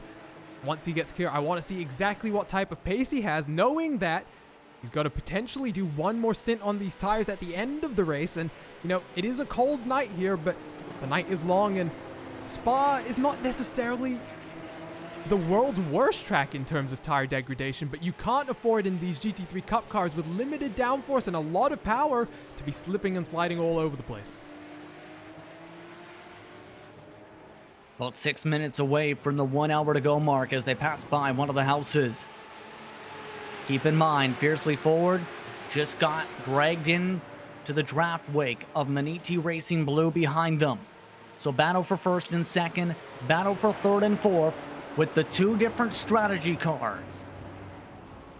Estimated 28 laps to go this time by as Maniti Racing Blue behind these 2 dives right by to take away P3. It's now down to 2 seconds, the gap between first and third. Yes, indeed. So second and third place still do battling. Virgin officially inherits the on-track race lead at the line. And it's once again, it's going to meet now between Team Virgin and Level Motorsports for this race lead. It's 1.7 seconds between Maniti Racing Blue and Level Motorsports behind. So Maniti Racing Blue has lost the draft. He has to hope that the 2 cars up front will slow each other a little bit more by fighting to allow him time to close on up. And it looks like that might be what Verone will do here, is he's going to look to the left side of the track to try to get the lead over Peter Leknes, trying to go for the lead, and he's going to make that one look very, very easy. Clears him well before the braking zone. There was nothing that Virgin could do about it. Now, here's the curious thing. Can the 46 keep up with Nicholas Verone? They've consistently been amongst the top 3 fastest cars, but had strategy factor in for a lot of lead laps today. This might be the difference between who wins and loses the race if they can hold on to the clutches of Level Motorsports and stay within their draft when they have to pit. And coming into this race as the championship leader, Team Bergen obviously would have felt fairly confident, and I think at this point, guys, we've got 4 or 5 laps to go until their pit window, and I think it's fairly confident for them to be able to make it on just one more stop, if I'm doing the quick math in my head correctly. So yes, they're in a very strong spot in terms of their pit strategy as compared to some of these other drivers. Having said that, you say that they've been fast throughout the race, Justin, but I'm just looking at some of the previous lap times, and that Team Bergen car is definitely struggling a little bit more here in the night, even compared to some drivers like Virtual Motorsport and Meraki Racing. So I think for Peter Leknes at the wheel of that machine right now, he's just got to keep his head down and focus on being smooth. It goes back to that tire thing. He's got the fresher rubber. Now just preserve that until the end of this race. Absolutely agree at this point. Again, back across the stripe this time. Maniti Racing hasn't closed in. Drivers have just been warned to use the headlight usages sparingly. Excessive flashing is unwarranted and disrupts communication between the drivers in different classes. Remember, that's communication, say, of letting by someone behind you in a faster class, knowing you're coming, etc. Maniti Racing, though, hearing did make a mistake to lose some of that time they had started to gain, Arjuna. Yeah, I'm not sure if they locked up or just carried a bit too much speed into the bus stop chicane, but you could see them just on the outside of the shot, just sliding around the outside of the initial right-hand portion of that corner, and the gap still below 2 seconds, but Matthias does have that Team Bergen car in the way, and there's some more traffic just slowly forming as well. There's the Team Heisknevel GT4 car, so Maniti Racing definitely having to just try and make their way through here, because if they're not careful, Nicholas is going to start running away with the lead of this race. Able to get by one of the cars right there, and now they've reeled in the 46. By the way, the sport class currently has Maniti Racing Red with a massive lead up at the front of the field. Amongst those drivers looking to stretch it just one stop. It's 11.6 seconds the gap. Then the next car behind UJAS Blue, CXR Project Black, also in the same call. Then it's Alpine Stars Geodesic Racing Black, the 141, who is the first on the two-stopper on the team Pointingville. Those drivers very far behind at the moment. 37 seconds. 37 seconds indeed. A very far cry from where they used to be running when they were banging doors at Lacombe trying to find a way through. So, you know, it is a pretty big shame exactly what's going to happen. So it is going to be interesting though, because remember, like the last pit stop for some of the GT4s were up to 55 seconds, keep in mind. So we got to keep in mind, yes, exactly, because they took the tires. So you got to wonder, it's most likely not going to be new as long as, whoa, hello there, running really wide through Blanchimont. That was Alpine Stars Geodesic Racing Black, who went a little bit wide. Car still clean though. Still the gap fairly decent to the next car back in the respective class. Up front, seen some of the drivers working through. Those were Maniti Racing Blue and Team Bergen trying to make their way through the traffic. Now Ty Kevitt says hello to the picture in the 243 on the left side of the track. And this is costing the 77 valuable time. That gap's already up to around 3 seconds right now. Got a fairly good run up the hill there. He's not had to check his momentum too much more, and I think going to get the move done on Team Bergen in a fairly quick manner. But the gap 3 seconds, he's now got to get to work on catching level motorsports. They had a good battle before, but 3 seconds is not an insignificant gap to overcome. No, it's not at this point. Now it's 2.8 seconds, give or take, up to the front. Of note, second spot as well as heating up in the sport class a little bit. Jeff Tyler currently holding on to the CXR Project Black A machine with Jonathan Sterling behind the wheel of the 183. They have been nose to tail, give or take, much of this run. Again, those drivers have to pit in about a couple laps or so, along with Maniti Racing Red. So the final pit windows are still coming down. You do still have a lot of drivers, or quite a few of them out there at least, that are still trying to stretch the stints out as long as they can to try to make it to the end on a one-stopper. At this point in time, it looks like a majority of the drivers on the track only will need to make one more round of pit stops before the end of this race. So this is going to be really interesting because, like we said, Justin, and we've been saying this time and time again throughout this race, there are still some battles that will be decided through the pit lane. Now, though, the battle for the TCR lead seems to be closing back up as Team Mad looks to be fending off Hugh Jass for the race lead, and that gap about half a second now. Jeff Tyler just ducked into the 138, by the way, in the sport class. And still, these drivers have been nose to tail in this choo-choo train. They have to pit in a couple laps as well. At this point, everybody's hitting that nice old drum of, you've got to pit, you've got to pit. If you want to get to the checker flag, you just have to go all the way to the tank nearly dry to be able to actually make it to the end without a secondary splash and go. And we're riding on board with the No Luck EM Sport, Paul Van Loan at the wheel right now, and he's 1 lap longer than the 2 cars in front of him, so potentially just doing a little bit of extra fuel saving here to just try and, you know, stay with these guys that 1 extra lap that he maybe was missing initially. But Team Mad, Jerome Kaiser has managed to slowly build up a gap here. It was Michael Derby who was leading this, you know, one-stop train for quite a while, but that Team Mad machine able to make the move happen, and now just slowly extending the gap and coming towards the pit window, lap 18 out of a potential 21 lap stint. Remember, that's not including the pace lap total and some of this fuel mileage. They may be able to stretch an extra lap or two on top of that in this set run. But give credit to Team Mad.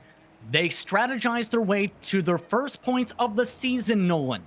They went pointless as they didn't reach that 70% mark at Watkins Glen after they had trouble in the pit stops. Now, it's a big situation. Mind you, too, they were amongst one of those teams who were in some of the crashes earlier today in multiple stops, in multiple segments. So the fact that they're now scoring their first points here is definitely a very, very impressive thing to see. And it's a good thing to see as well, because it does show that they are able to score points on the board. And at this point in time, they're trying to figure out what do they need to do to be able to maybe get themselves a potential victory in the TCR class. They're doing whatever they can right now to try to think about, what can we do to come away with the most points possible. The strategies are running numbers right now, knowing that this final pit stop is going to be the most critical one. They need to make sure that whatever they do, it's done right.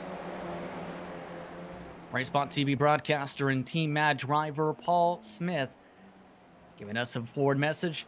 Please do not remind him of the last race. Apologies. Your team is doing very well, though, right now with Jerome Kaiser behind the wheel.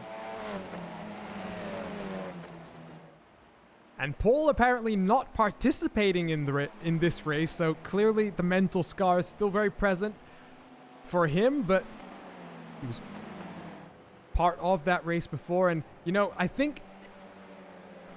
I don't know what Paul thinks about TCRs at Imola, but, I know he's a fan of touring car action in general. And, Imola is just a really fun track for these cars, and I would have to hope that Paul does return for that one, because I'm really looking forward to seeing what happens at there.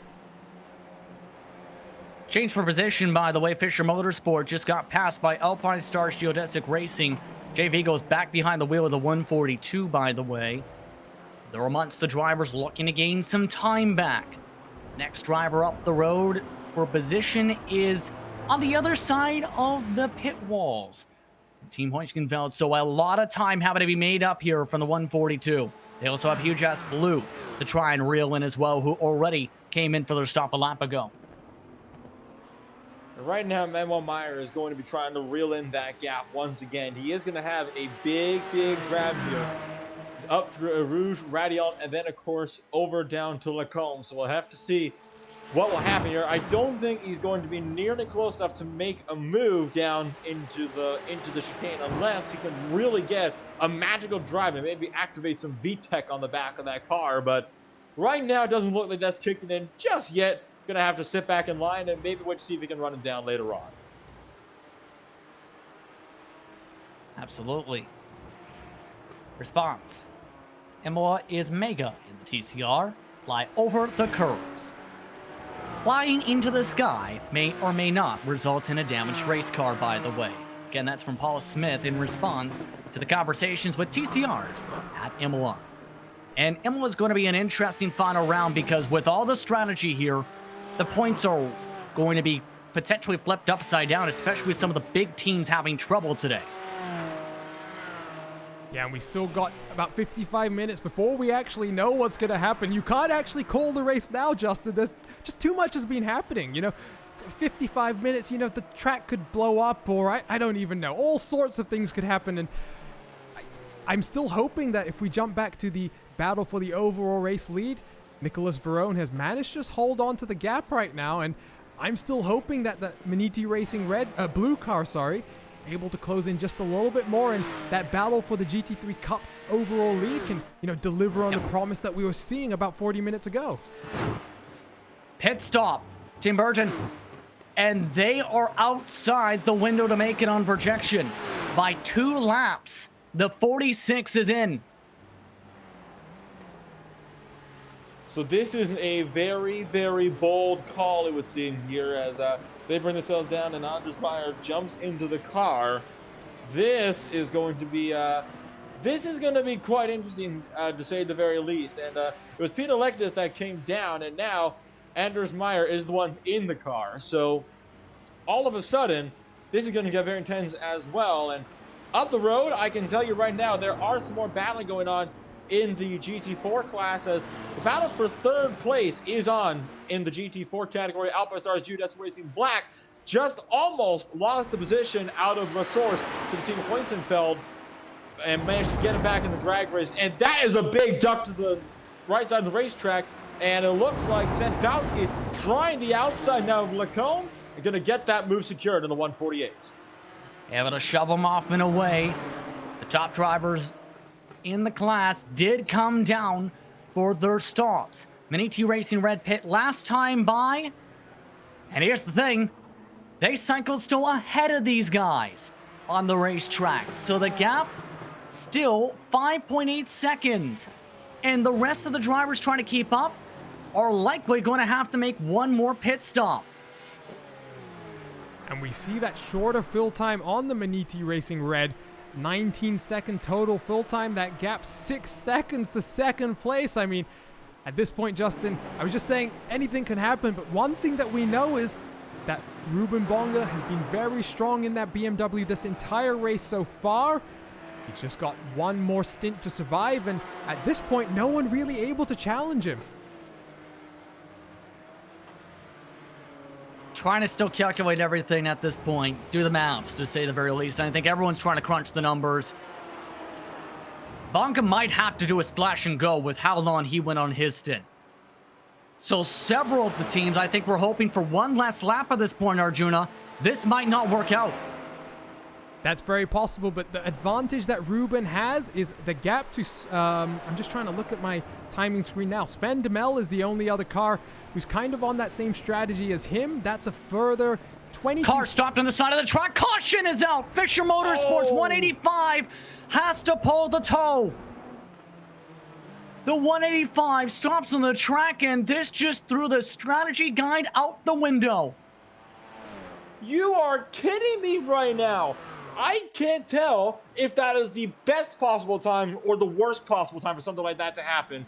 And what in the world has happened? He's just pulled it off the racetrack. Just did that all on his own and took the tow. Has something happened technical-wise on the 185 machine?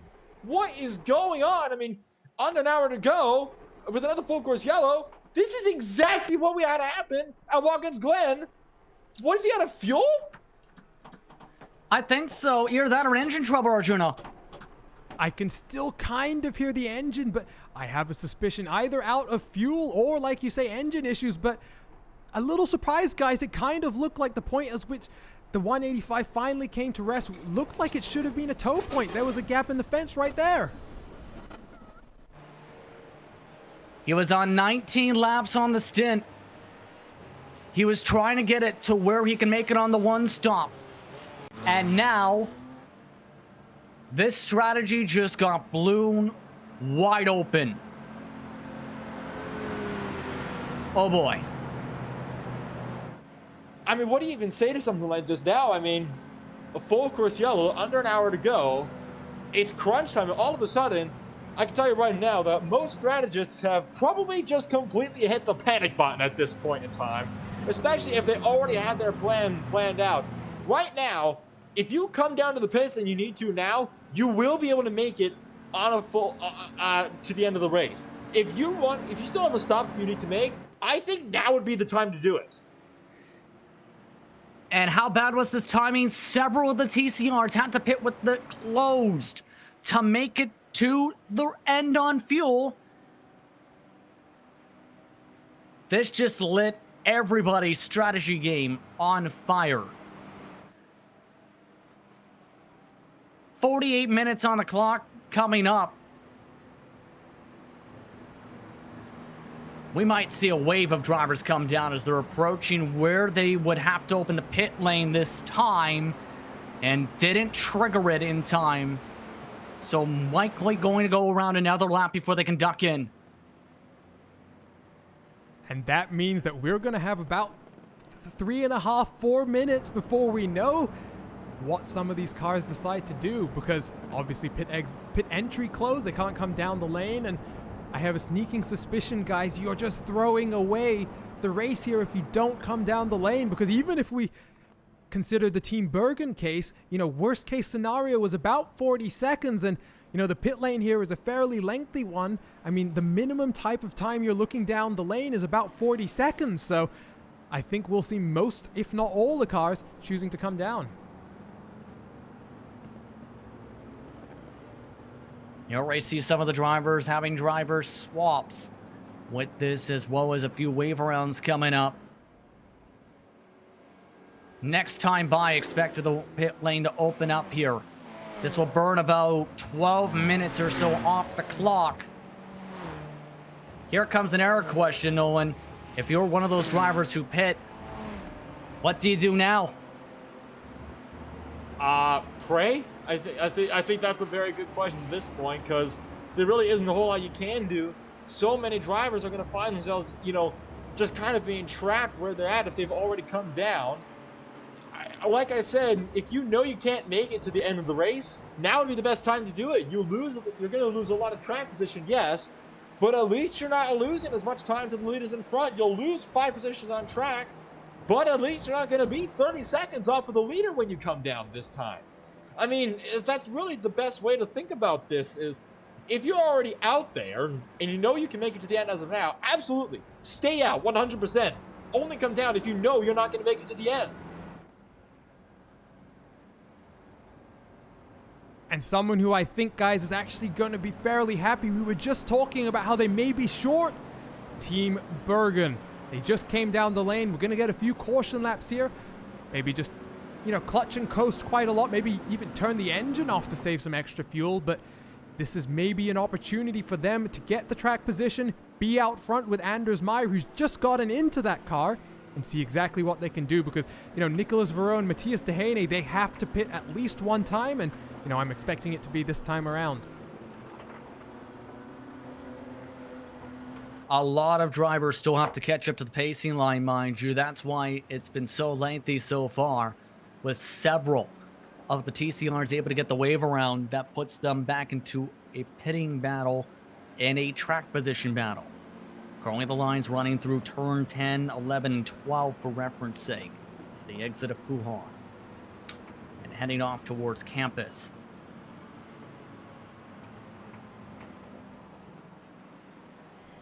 And you remember on one of those other yellow flags that we had here, Justin, when we had the TCRs that really checked up the main field because they were starting out front? Look what car just so happens to be running out in front. It is the World of Sim Racing team. Admittedly, several laps off cycle from his class leaders, so whether he gets waved around the pace car, we'll have to wait and see. But as of right now, we do have a TCR once again heading the field. If that's not what happens, though, the Level Motorsports will be the control car when they come back around. This could be good for Medici Racing Blue as well, because all of a sudden, they're going to be ready to pounce and once again do battle for the lead. That car 14th in class, by the way, and does have to pit for fuel to make it to the end of the race. Pete, they do have to make a pit stop to be able to take the checker flag. They are currently about 15 laps into a stint. This call and caution also puts the 285 of Steen Ledger back into the ball game after his drive-through and his black flag for a yellow flag procedure violation. He's now back up to second spot and can make it on fuel, and likely might take the net race lead since Team Hunchenveld is 13 laps into a run. Yeah, and I'm just looking at my timing screen as well. There's a big gap. I think I can attribute that to the fact that a lot of those cars are in that, you know, gaggle with the pace car, and 45 seconds to the car behind as well right now, and most of them still have to pit, Justin. So very intriguing here, that 285. You know, I'm sure Steen would have been disappointed at the drive-through, but it's working out all right, and he's back into the position to really contend for this race win. More cars have pit with the lane closed. Full Center Racing's 287 as well as Arcer Esport. They are not on the lead lap though. Lane has still not opened up. And the reason why the gap is so big is several of the TCRs were waved around the pace car. 23rd spots, Lap at Racing Team. We haven't mentioned them all day with what happened, in part with what happened at Watkins Glen. They're in the mix. DLT.exe Esports, they're in the mix amongst those wave rounds. Team Mad, they're in the mix with the 236. A vast majority of the TCRs now in the mix. So in our words, get your mixed drinks ready for when the pit stops happen, because this field is going to still be mixed up at this point. At this point, let's take a look at your top 8. Again, lane is still closed. Leba Motorsports in first. Maniti Racing in second. World of Sim Racing Team third. Virtual Motorsport has been as high as P2 in this race. They're P4 right now. Meraki Racing in fifth. Fiercely Forward in P6. Project GTI.de in Sid7. Team Virgin rounds out the top 8. Then for the Sport Machines, Maniti Racing Red and their BMW now leads. Team Hunchenveld's 148 is in second. Alpine Stars Geodesic Racing Black quietly now back in the hunt in the top 3. Hujas Blue is in P4. CXR Project Black in 5th. Already came in first stop. Alpine Stars Geodesic Racing in 14th with their star car and star driver. CXR Project Black B is in P number 7. And the first driver 1 lap down to the class, Leopard Esports Black at this point. For the TCRs, Team Hunchenveld's 248 machine is up with the front, still has to pit though to take the checkered flag without running out of gas. Full Send Racing, the first team with fuel at the moment. They, however, are currently now being sunk behind drivers like Laps at Racing Team and Co. as they've now caught up to the line.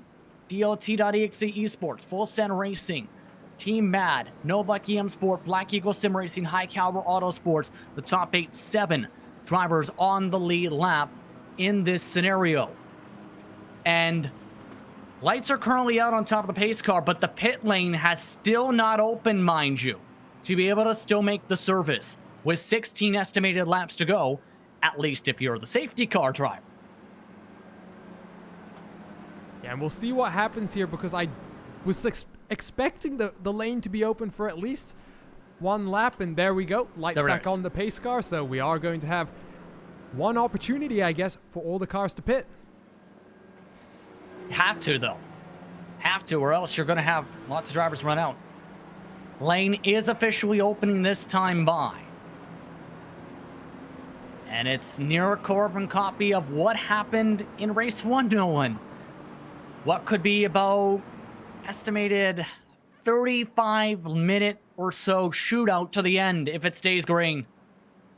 Oh, yes. And, I mean, it's going to be less than 35 minutes, I can guarantee you that, because it takes about 5 laps to get around here anyway under caution. Well, 4 minutes and 5 seconds thereabouts to be exact. So, you know, it really does not surprise me that this is exactly what it's going to come down to. It's more likely going to be 30 minutes or less, depending on whether we go green the next time by with the field catching up to the pacing line and everything like that. But like I said, this race really has been almost a carbon copy of the last one. I mean, you had the couple of earlier safety cars, then you had a couple in a row, then a very long green flag run until now. We have another one, which is going to create complete chaos throughout the rest of the race. Here we go. Pit stop service, majority of the field coming down. Top 3 for the Cup cars. Make it top 4, top 5, and a few others ducking on down. But Fiercely Forward stays out. Team Virgin also staying out. Fiercely Forward now in the net race lead as a result. Everybody else, though, coming in for what is looking like their final stops of the race. Multiple sport cars also coming down with them, as well as several of the TCRs. And one of the still... Sorry, go ahead, Nolan. I was just going to say quite a few cars did still stay out, so I'm going to be very interested to see what this is going to mean for those cars that are going to be out there, especially if drivers in the pits decide to take tires, which it looks like some of them are. I mean, at this point, do you blame them to take the opportunity to take tires at this point? Have fresh rubber? I'm just a little bit shocked right now. Sorry, guys, because something else has happened. It's not just fresh rubber, but in the case of Maniti Racing Blue, Tim Matsky has gotten back into the car. So with about 30 minutes to go and we get back to green flag racing, the Maniti Racing Blue team are putting their hot shot back in the wheel, trying to challenge Nicholas Veronin. There is a fight off pit lane. There may need to be race control getting involved there, just reordering some of them a little bit. There was near contact with the pit exit opening up there. Everybody wanted out at the same time, to say the very least. So off and away. And what continues to shape up to be a crazy finish to this race. Of note, the 237 Puget TCR had repairs. They're back out on the racetrack after potentially being in position to run forward. One more pace lap additionally added now with this caution. Now, this pacing lap, I am not surprised we got this at all, because you got cars still coming out of the pit. You got still cars trying to catch the end of the pacing line. Potentially, there are going to be some EOLs that still have to be served as well for cars pitted under closed pits. So that really does not surprise me. Not to mention, some cars are still getting waved around the pace cars. You can see right there, Justin. So it really does not surprise me that they had to extend this one out. So it is for sure going to be under 35 minutes, probably closer to 30 minutes or less by the time we take the green. With this delayed yellow, yes, indeed, will be the exact case. Pace laps about 4 minutes or so at a time, but here's another interesting one. Control car likely may be a sport class car, then it would be the cup cars, because Maniti Racing Red is at the very point of the field. Indeed, Maniti Racing is at the very point, and he is in that BMW GT4, which does look like that's going to be kind of the case here for him now. Fiercely Forward, meanwhile, looks like he has inherited the race lead from that pit stop, as you can see, and right behind you got Team Bergen down in second, and, well, I'll tell you what, it has been a very good run for quite a few of these drivers, and now, though, we're getting set to go racing for less than half an hour racing to go. I don't think we're going to get more than 15 laps of racing left in this one. If that, at this point. You can see several of the cars still scattered on the air half of the racetrack. That's in part why this yellow was extended an additional pace lap here. As those drivers are reeled in, they can sort themselves out and try and figure out how this will all play out. Now, one thing notable with that Fiercely Forward machine, if I remember correctly, correct me if I'm wrong, Arjuna, that may or may not be the team that had Jack Crawford for the 24 Hours of Le Mans this season for the iRacing event. They did indeed, and I believe, in fact, we saw him racing a month ago at Watkins Glen as well, and yes, unfortunately not in the car this time around, I think, and that Fiercely Forward team has had a quiet night. The 34 car has kind of been running towards the rear end of the field, and you know, the 99 car is about 14 laps down right now. Taylor Lane is driving, and you know, I go back to qualifying and I think about the issues that he faced, and you know, I think he's one of the drivers who is streaming this race, so going to be interesting to go and take a look at how he really handled that adversity in the start of the race. But once again, this series has just a lot of these teams get so invested in it that, you know, 15 laps down, they're still pounding away on the track in 35th place overall. Drivers now starting to be issued the end of longest line penalties. Several drivers pit with the lane closed here. The entrance and a couple nearly crossed it with the pit exit closed. Amongst them, plenty of the TCRs who would have ran out of fuel if they came down and waited at that point. Back to the point, though, with Fiercely Forward once again at this point.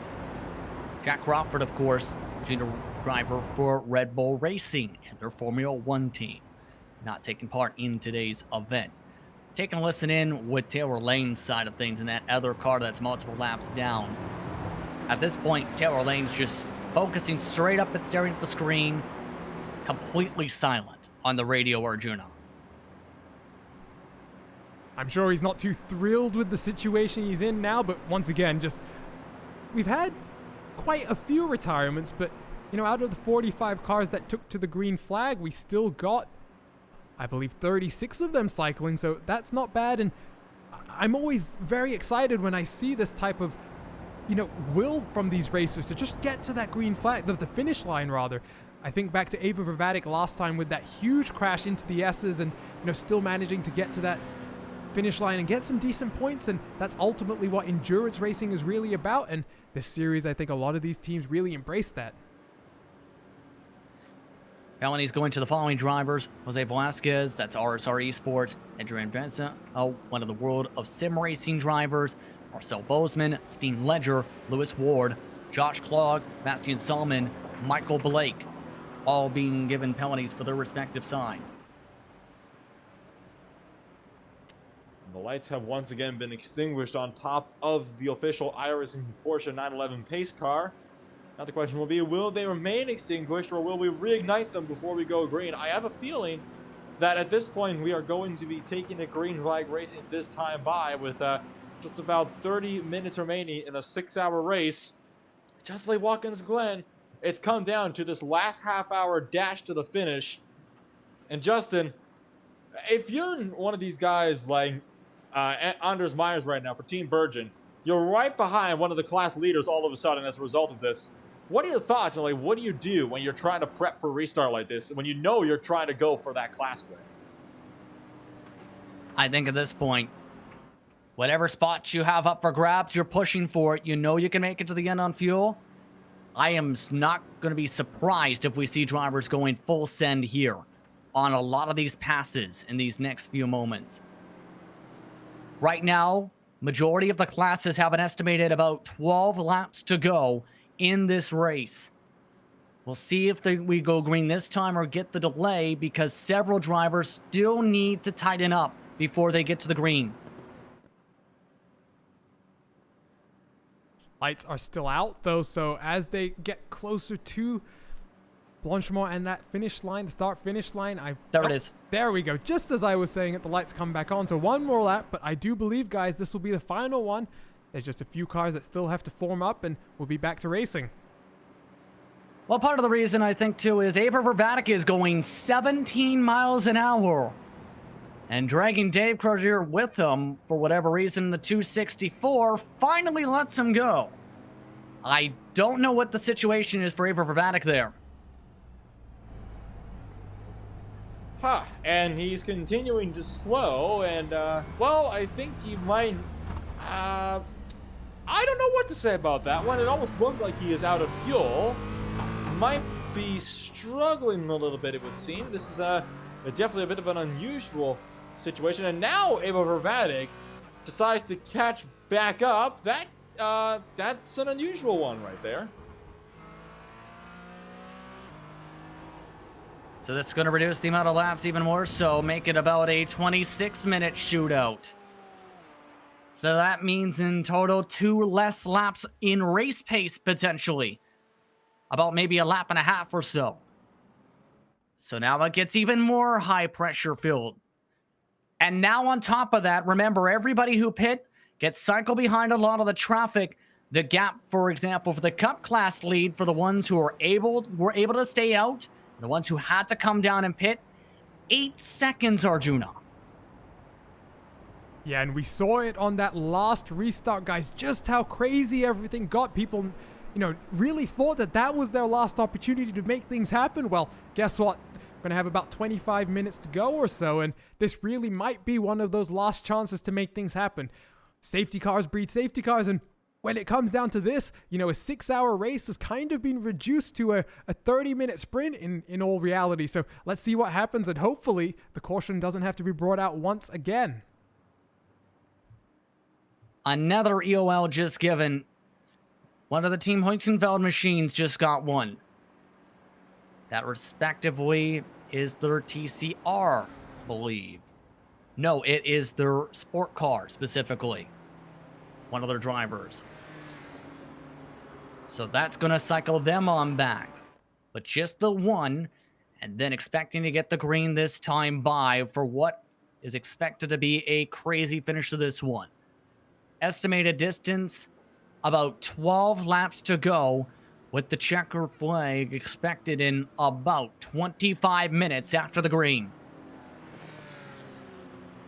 So now you can definitely feel the tension starting to rise amongst the field. I mean, this safety car came out at the best possible time for some, at the worst possible time for others. These two very mutual feelings are going to be mingling all the way through up to the green flag here, and they're no doubt going to be continuing all the way throughout the remainder of this race. The question is going to be, how will this lead field handle Ruben Bonga in the Maniti Racing Red Machine? The GT4 BMW is your class, he's going to be the control car for the restart. Once again, though, in a slower class. This time, though, not as much traffic to split up your fastest class of the day. Of note, the cushion is not as big for the Sport or Audis in this race for the run to the end. They're bumper to bumper, just about 5 cars the difference between Maniti Racing Red and Huge Ass Blue for the Sport Class lead. Then right now for the TCR Class lead, the separation also fairly small. But it's still with the mix of all the Cup cars and the other machines mixed in, scatter plotted across this entire track. Again, the gap between first and second, to remind you, overall is just half a second. But the gap from third to fourth is about 6 to 8 seconds, depending on how you look at it, for this green flag, and about 30 seconds.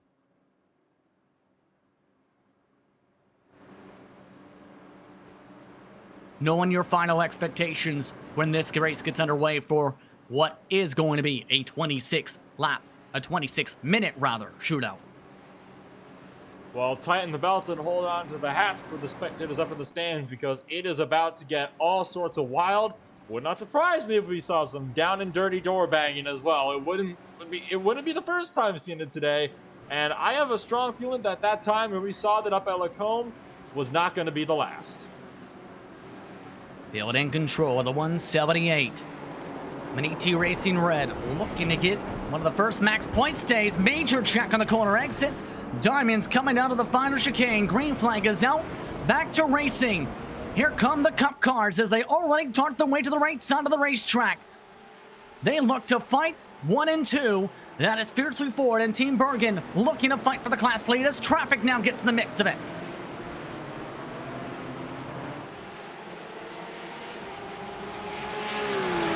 Meyer still doing good. He's gotten his way past Rubabonga, now clear to run down Alessio Lane up in the top spot right now. The 911, that race leader just cutting the top of Radion a little bit. The GT4 running wide off the exit of Radion as we watch the field thunder their way up through the order.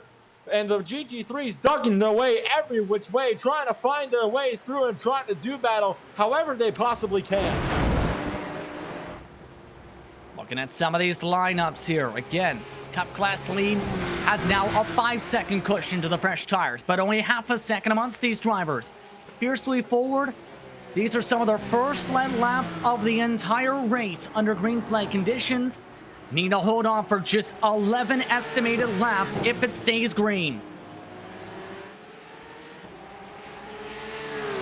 11 laps that they need to hang on for, but Team Bergen is rapidly reeling in the gap. 25 minutes to go. They are trying to find some way to close in the gap to go for the race lead. And this is going to get real tight if they can manage to work their way up there, because Fiercely Forward spent a long time trying to work their way up from 8th place on the grid to first. And I have a strong feeling they are not going to be in the mood to give that lead up anytime soon. Maniti Racing Red, by the way, in the Sport Class, able to get a decent cushion by about 6 car lengths. Level Motorsports, though, just got held up by them by 3/10. Finally gets on by. Maniti Racing Blue also needing to get on by some of this traffic this time. Huge Ass Blue moves out of the way. Sven Demo behind the wheel of that machine. Also, mind you, the TCR lead, also fairly tight. Team Mad still holds on to the lead. But in P2 on the racetrack is a decent cushion to No Luck EM Sport for that specific class by about 10 car lengths with the traffic. And those GT3 Cup cars that we saw go by, those are the cars on newer tires. So for them, it's very important right now. They needed to clear that traffic as quickly as they could because that gap out front has really developed. We jump back to that battle for the lead, though, because as they go around La Source, Team Bergen right on the rear wing of Fiercely Forward 34. And, you know, the Fiercely Forward car not necessarily familiar at the front this time around, but like you said, Justin, 20 minutes to go. I would not expect him to just move over and out of the way. Not at all at this point. You're taking a look at the Cup cars. Clean air for the top two. Or check that third and fourth. 2/10 gain up the hillside alone as they look to try and pull up. You see the top two, meanwhile, staying within a line. They ran a 2:23.9 last time by. Leaders with the traffic ran on the 2:24s. But Level Motorsport is coming, and fast.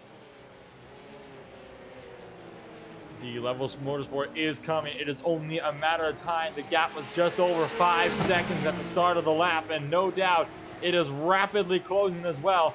Surely they're going to have to start looking at the meters very soon. Nicholas Verona is going to be getting aggressive. It was 5 seconds at the top of the lap. Now it's just 4 seconds. From second down to third place overall. He's gained over a second in the first third of the lap alone.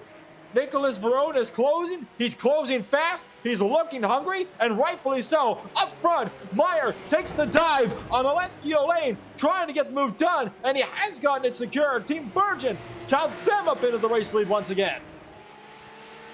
So that time delayed on go. That lost him another half a second. Now, can they hold on to P1 and 2 with the fresher tires right behind? Lots of lost time, though, in the dirty air for Fiercely Forward this time. And the side-by-side, that gap is now just 3 seconds, so Level Motorsport's really coming, and Tim Matzke is having a bit of a harder time following in the Maniti Racing blue car that's led a lot of this race as well, and I think right now it's that number 8 machine that's really on the prowl, and gap now 2.5 seconds. It's really closing fast. Now down to that 3-second flat you just mentioned. 9 estimated laps to go. More than 20 minutes left on the clock. Lane still trying to keep hold. Looking to try and win in the yellow and black machine. Fastest lap on the track that time by in the top 5. Level Motorsport at 2:21.6. That was 2 to 3 seconds quicker than the top 2 you see. Indeed, 2.9 seconds, the gap from first down to third. Last time by at the line, once again, up through Radion. Fiercely Forward is losing time. The Team Bergen is losing time badly. Meanwhile, Fiercely Forward, there you can see the gaps. 2.5 seconds gained on the last lap alone, and that gap is still running down fast. Now half a second gain down the straightaway alone. Verone's been quick down those set straightaways all night long. Into the pitch black darkness, just past midnight in Sim, approaching 1 a.m. at the checker flag.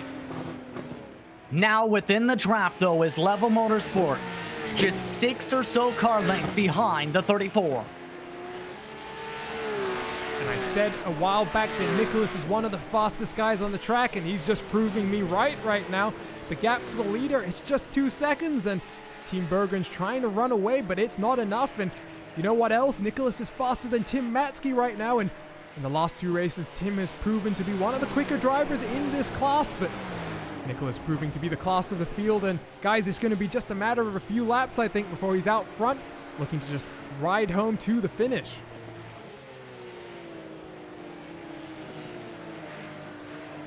One's riding it on at this point. Now under 2 seconds, the gap from first to third. Under 0.8 of a second, the gap from second to third. Maniti Racing Blue still about 3 seconds back of this group. They've ran away now by more than 6 seconds. Those top 4 from the rest of the pack.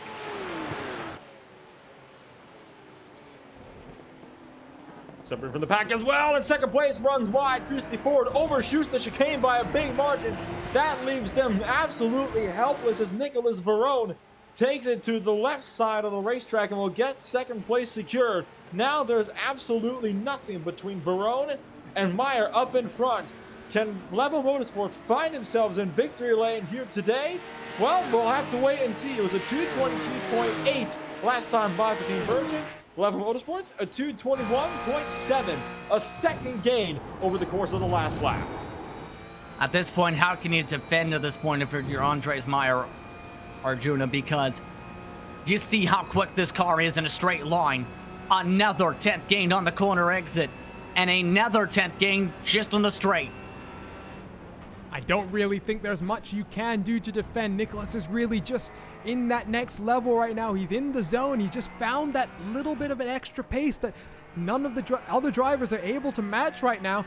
That gap out front, just 1 second right now. In Team Bergen, they tried a slightly different strategy. They didn't take tires, but they did replace their driver in their last pit stop. Unfortunately for them, Level Motorsports just a little bit stronger, and Nicholas Verone looking to make the move happen now. Only a matter of time. Down to 8 tenths. The TCR lead is also closed up. Now it's a choo-choo train between Team Mad, Team Pointskinfeld. And keep in mind, the Level Motorsports TCR that's third in that train is a lap down. Here comes Team Pointskinfeld's 148. Also, that could break this up a little bit, electing to be calm and patient this time, not sending it with how close the battle for the lead is in this class. So Marcel Ty trying to find some way through. Mark Woodhouse takes to the defensive line, makes sure to cover the middle. Marcel Ty going to try to fight those way around the outside. Can he get the move done? That's going to be the big question. He's going to have to get a good drive off the corner. He doesn't get it done. He's going to have to slot back in line and wait to try it another day. Woodhouse runs just a tiny bit wide over the AstroTurf at the exit of the curbs, and now Jan Senskowski going to duck his way past Laudro de la Iglesia for the Level Motorsports TCR just behind. Everyone banging their boomsticks in this booming battle. Team Pointskinfeld looking to try and take back the lead. Another large lunge. Has to back off once again. Gain a car length though in the late break that time on the 236. Maniti Racing Blue is also cleared by the 34, this time by, that is for the Cup Class lead, as Level Motorsports has a shot to try and make the pass this time by down the straight. And they're half a second off now, and let's see if they're able to carry the momentum up the hill. This is where it's so important. Oh, and you could already see there, guys, they gained a good chunk of time just in the middle of Eau Rouge and Radion there, just carrying so much more momentum than Team Bergen was able to do. Barone, is he close enough for the lunge to the right side? Sends it on the brakes, side by side for the overall race lead. Bit of a squeeze for the 8. Still holding on. Meyer on the high side. Gives the pinch. Merchant still holds on to the class lead. That was another breath holder right there, and it's a case where you almost have to look away. Level Motorsports is right on him. Nicholas Verone trying every which way to find a way through.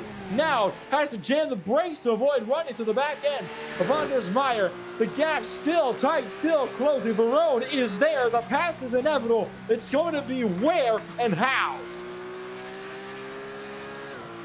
Trying to be very wide with the Porsche.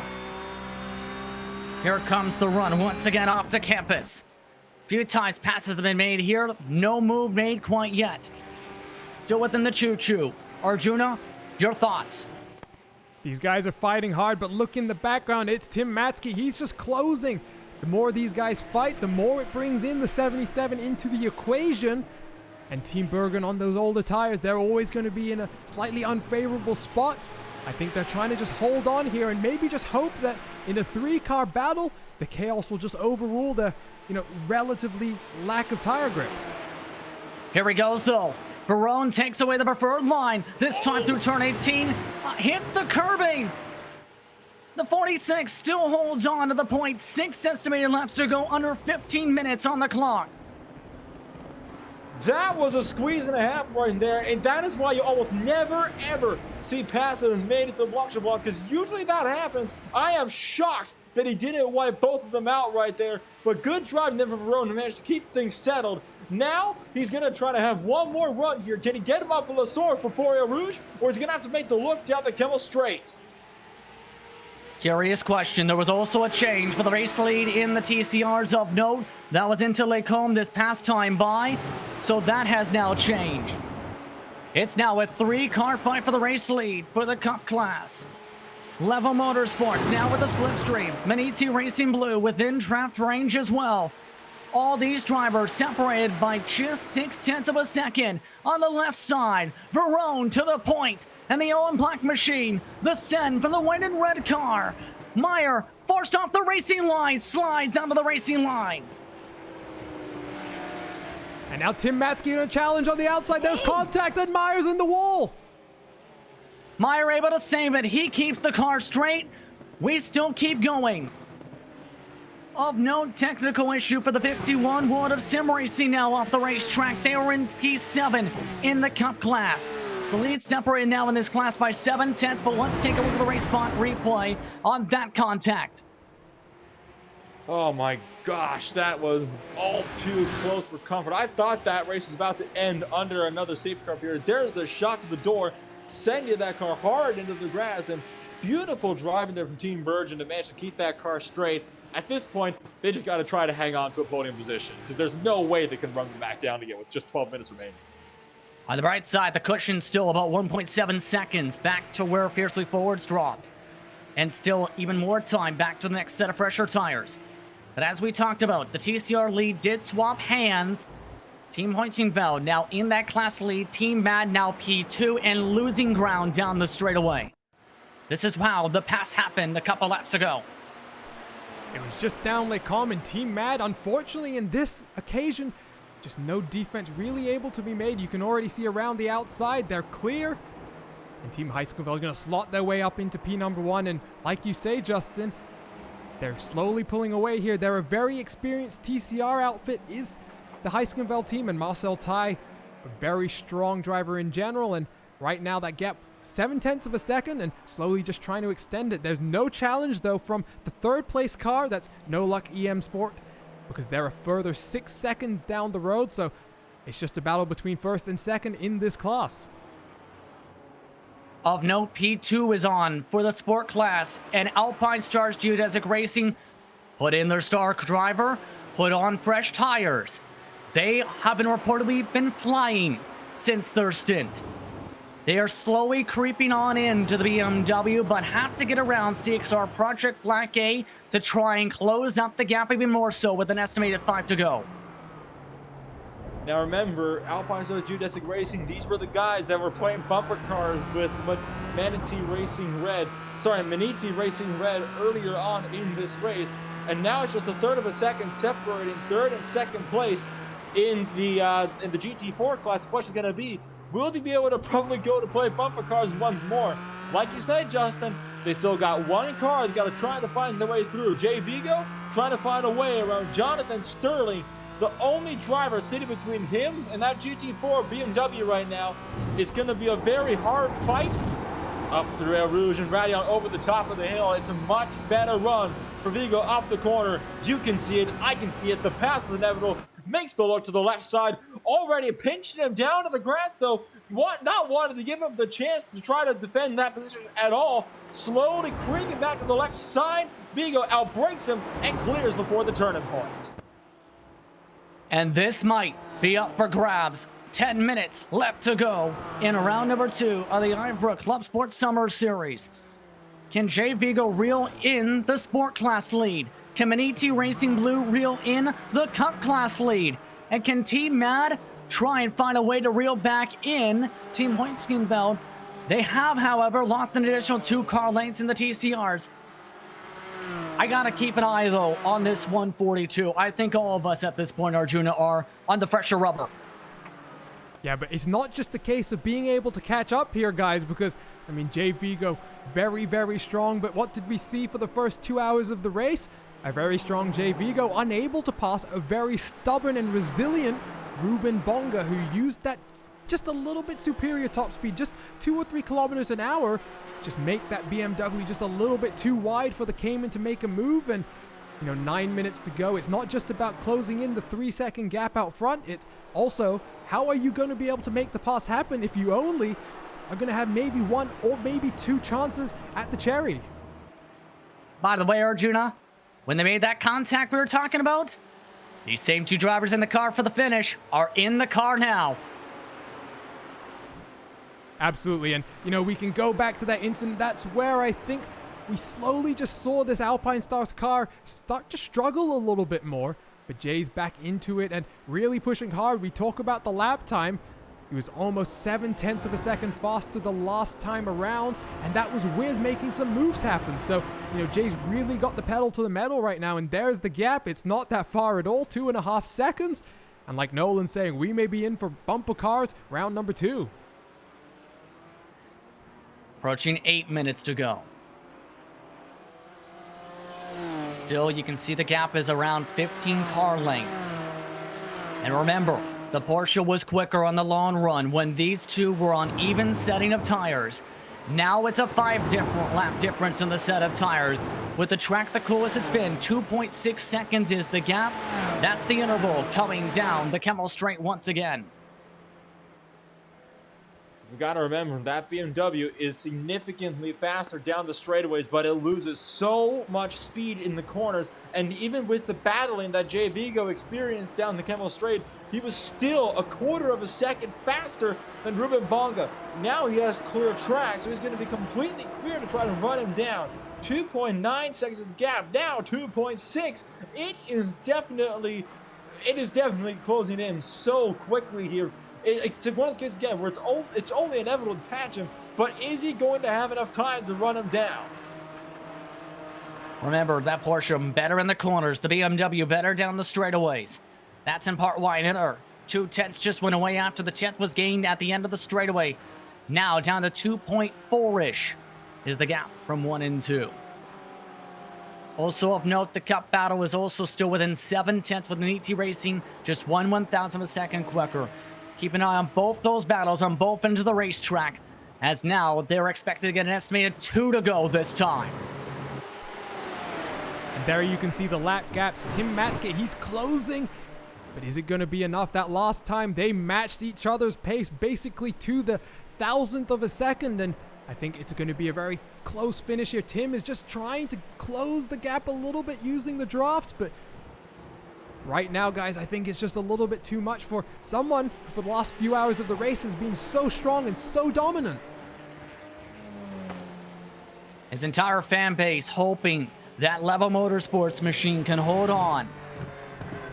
After the first round, just 57 points were scored by the 8 machine. This could vault them up the point standings and then some and put them in the conversation for a top 5 in this 3-round summer series. ET Racing Blue looking to try and set up what could be a tight fight for the championship in the final race of the season. Just 1 position separating the 2 of them between Team Virgin and ET Racing for the top 2 drivers of the points entering tonight's race. Gap though still half a second now, this time with the dirty air in effect. Half a second, but even with that dirty air, it is still closing down as soon as they get around to the longer straights on this track. That's where we're going to see it playing into full effect here. Now, this is where it's going to be very, very crucial.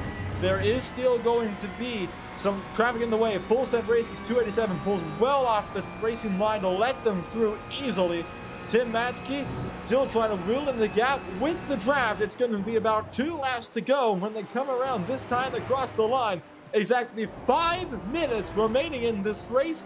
6 hours are about to cross that threshold. 5 hours and 55 minutes have led right down to this, a battle under 1 second for the overall race lead. Might have one chance again. Here comes more traffic. Another TCR to the left side of the track.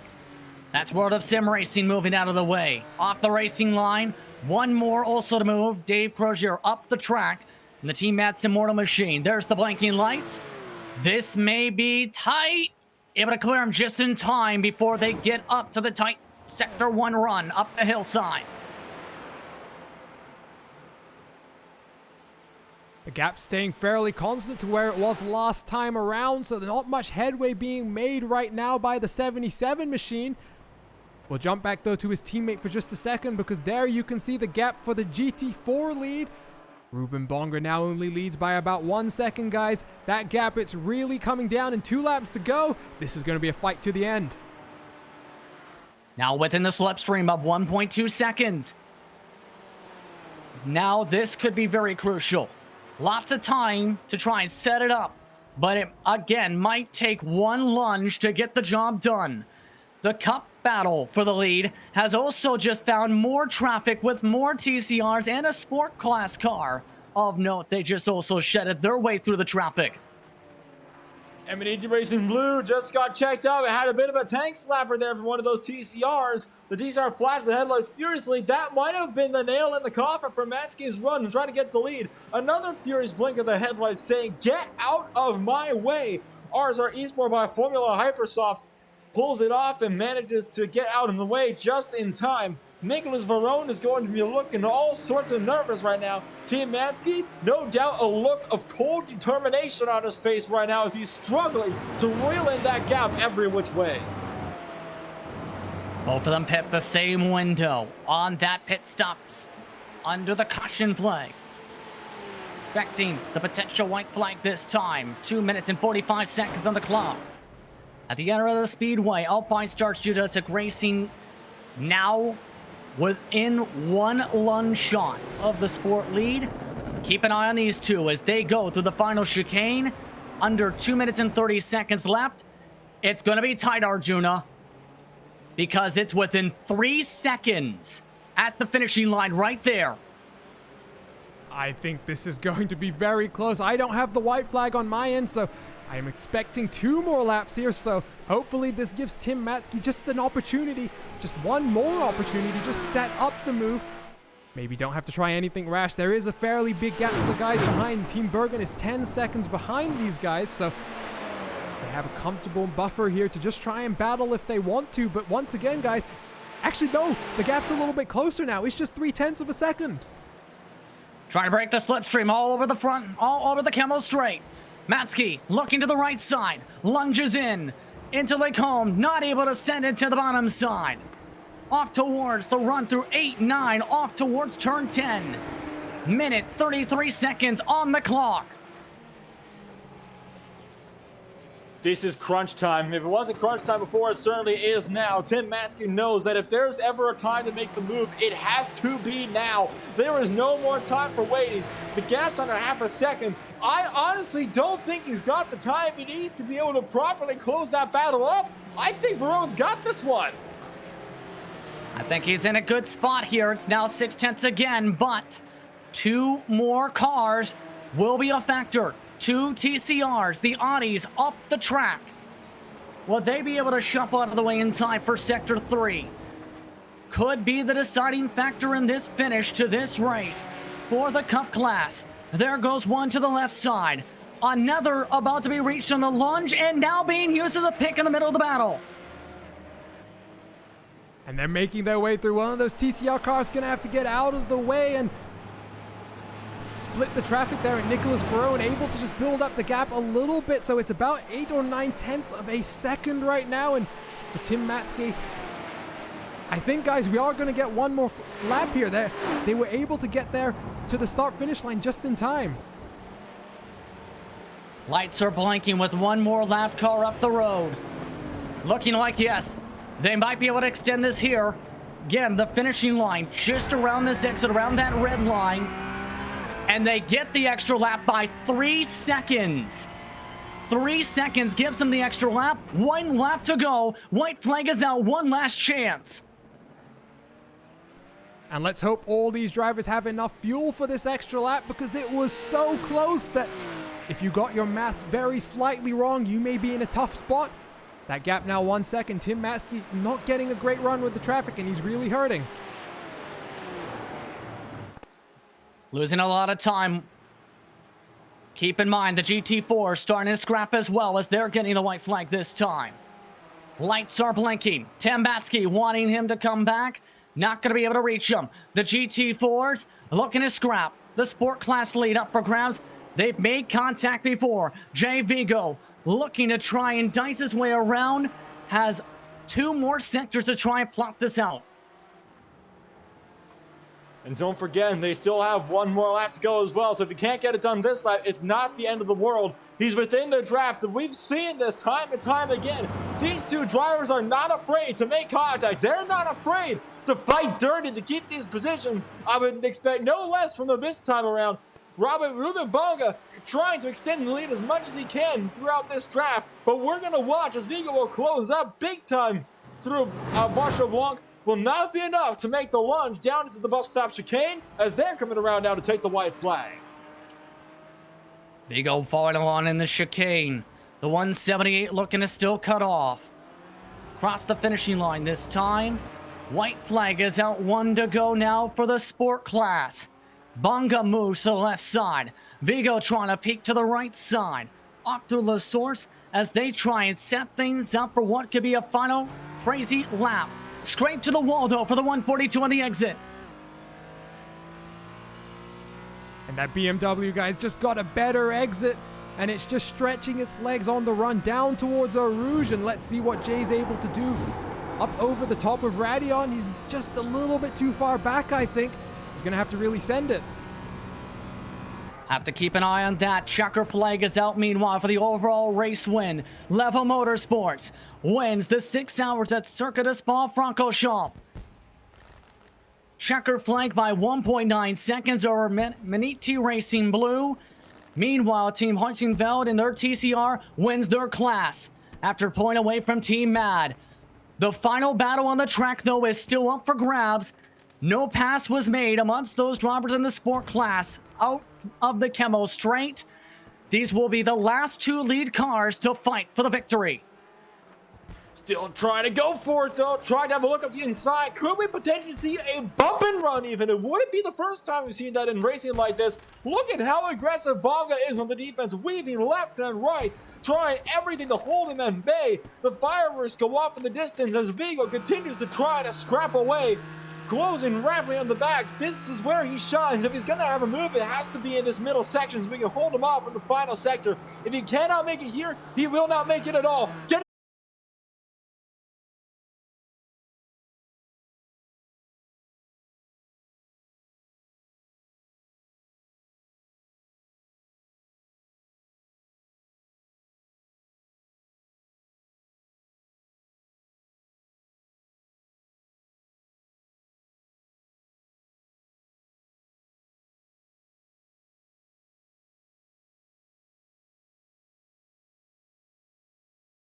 An unreal sequence of events for CXR Project Black.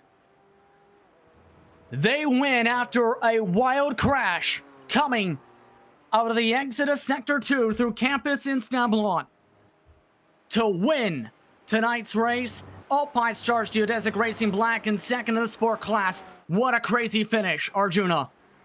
Yeah, and we'll get a replay on screen right now. There you can see Jay just getting a little bit loose on the outside, and unfortunately, he just got turned into the path of the Maniti Racing GT4, and unfortunately, that battle that we had been watching and salivating over for 6 hours, well, it ended in tragedy for 2 drivers who, well, they're still going to get a decent result, I guess, in 4th and 5th, but definitely not what they were looking for. And some not happy feelings from some of those drivers knowing after what just happened, to say the very least. I don't think either of those teams wanted that to be the way it finished, but my goodness. Oh my god, that is, oh dear. There is going to be some serious bad blood between those teams. Both of them are just fighting a bit too hard, and unfortunately for both of them, it just ended in complete and utter catastrophe. Let's take a look towards the unofficial race results. What a way for this one to end. Level Motorsports wins the class by 1.2 seconds. Team Virgin tried to hold on the older tires, but lost in P3 is where they finish. Project GTI.de in P4, Fiercely Forwards 34 and 5th. Virtual Motorsports 6, Meraki Racing in 7th. World of Sim Racing had issues and finished in P8. Fiercely Forwards 99 machine 15 laps down rounds out the running order for the class. CXR Project Black A coming away with an improbable win after a crash coming out of Sector 2 between Alpine Stars Geodesic Racing along with the BMW machine of Maniti Racing Red. Alpine Star Geodesic Racing Black steals second, Huge Ass Blue in third, and ET Racing Red cycled to P4 as a result. P5, Team Heusinkveld's 148. Alpine Star Geodesic Racing ended up finishing P6 in the class.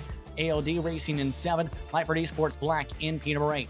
RSR Esport by Formula Hypersoft comes home in P9 despite being 3 laps down. Ava Rabatic finishes in 10th. The rest of the drivers had significant trouble and did not finish. CXR Project Black B, Fisher Motorsport, Team Vikings, Shipsky Racing, Huge Ass Gold, all did not make it to the checker flag throughout this race. And then the Audis. Team Heusinkveld took home the checker flag by 5 seconds after making the pass with about 5 estimated laps to go on Team Mad. Full Send Racing's 285 recovered to a P3 finish. No Luck EM Sport steals a P number 4. A bit of luck today. Laps at Racing Team able to come home with the top 5. Black Eagle Sim Racing after having the fastest car early on got damage in the midway portion and had a much longer pit stop at one point, falls to P6. High Caliber Auto Sports in P7, Team Mats Immortal in 8th, Level Motorsports TCR 9th, Full Send Racing 287 rounds out the top 10. Rest of the grouping amongst that class sees VEC Sim Racing 11th, Huge Ass in their car in 12th, with Sim Racing 13th, DOT.exe Esports Trouble in the Pits puts them in 14th. Liveries 5 Sports, one of their machines in 15th to 241, specifically Liberty Sports 253 and 16th, Level Motorsports 17th, Try Racing fiercely forward. Liveries 5 Sports rounds out the top 20 of the class. One driver did not make the start. That was due to a registration error in Team Matt. Overall, 44 drivers took to the racetrack for what was an eventful one, to say the very least. Man, oh man, Nolan. What a finish to the sport class. I think what a finish to all of our classes. I mean, that was absolutely something else, but especially for the sport class, I mean, we're going to definitely be able to get a talk with the CXR Project Black A crew, and I have a feeling they did not expect that they would be the ones giving us a little bit of a chit-chat. I know we certainly did not expect to see them up there, but what happened. I mean, I guess it's water under the bridge at this point in time. A lot to discuss during post-race coverage. Stick around. We'll hear the thoughts of our winning drivers and more. You're watching iRacing Esports Network RaceSpot TV for coverage of the IVRA ClubSport Summer Series for the virtual circuit of Spa-Francorchamps.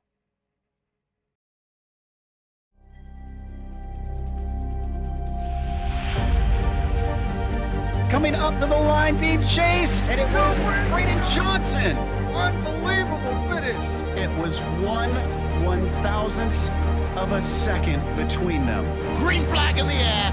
We are racing in the 2020 24 Hours of Daytona. They go door to door for the feature race lead here on the last lap of the race. Side by side for the race lead in the final corner at Homestead. Down the back straightaway, 3 wide again for the race lead. This is unbelievable stuff here tonight. Loma is going to have to be very deep on the brakes, and he is very deep on the brakes. It's side by side through the corner. This is for the win. It'll be side by side. Davies low, Ottinger high. To the very inside is Garrett Low. 4 wide at the stripe.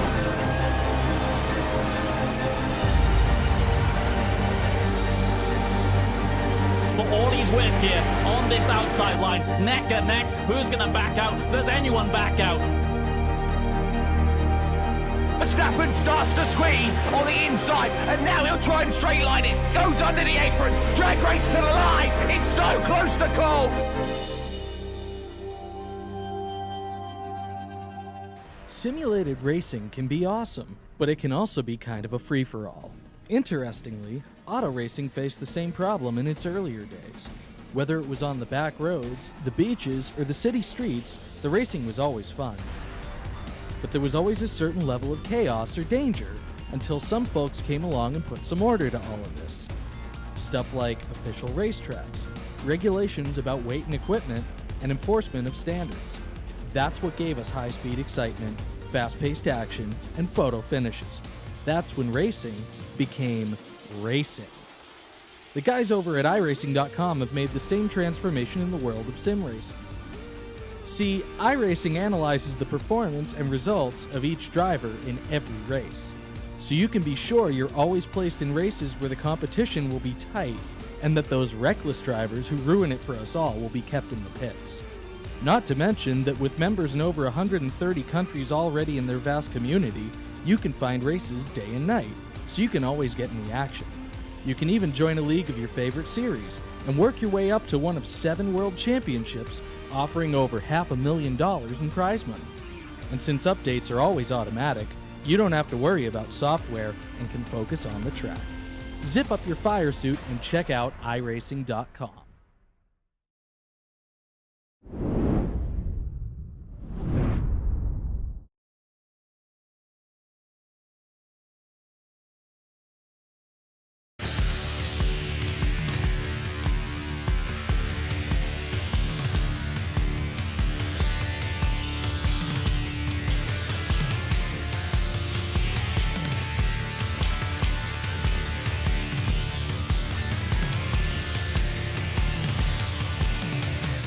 You like wild finishes?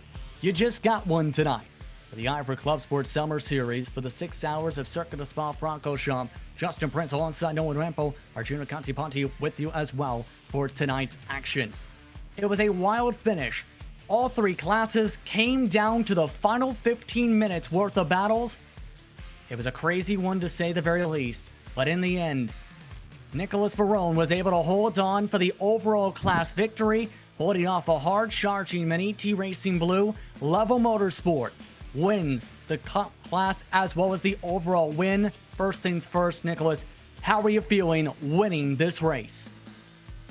Hi guys, I'm extremely happy. We did an amazing job with all the Level Motorsports. My teammate Bruno Asturi, that he drove fantastic today, has a spectacular job.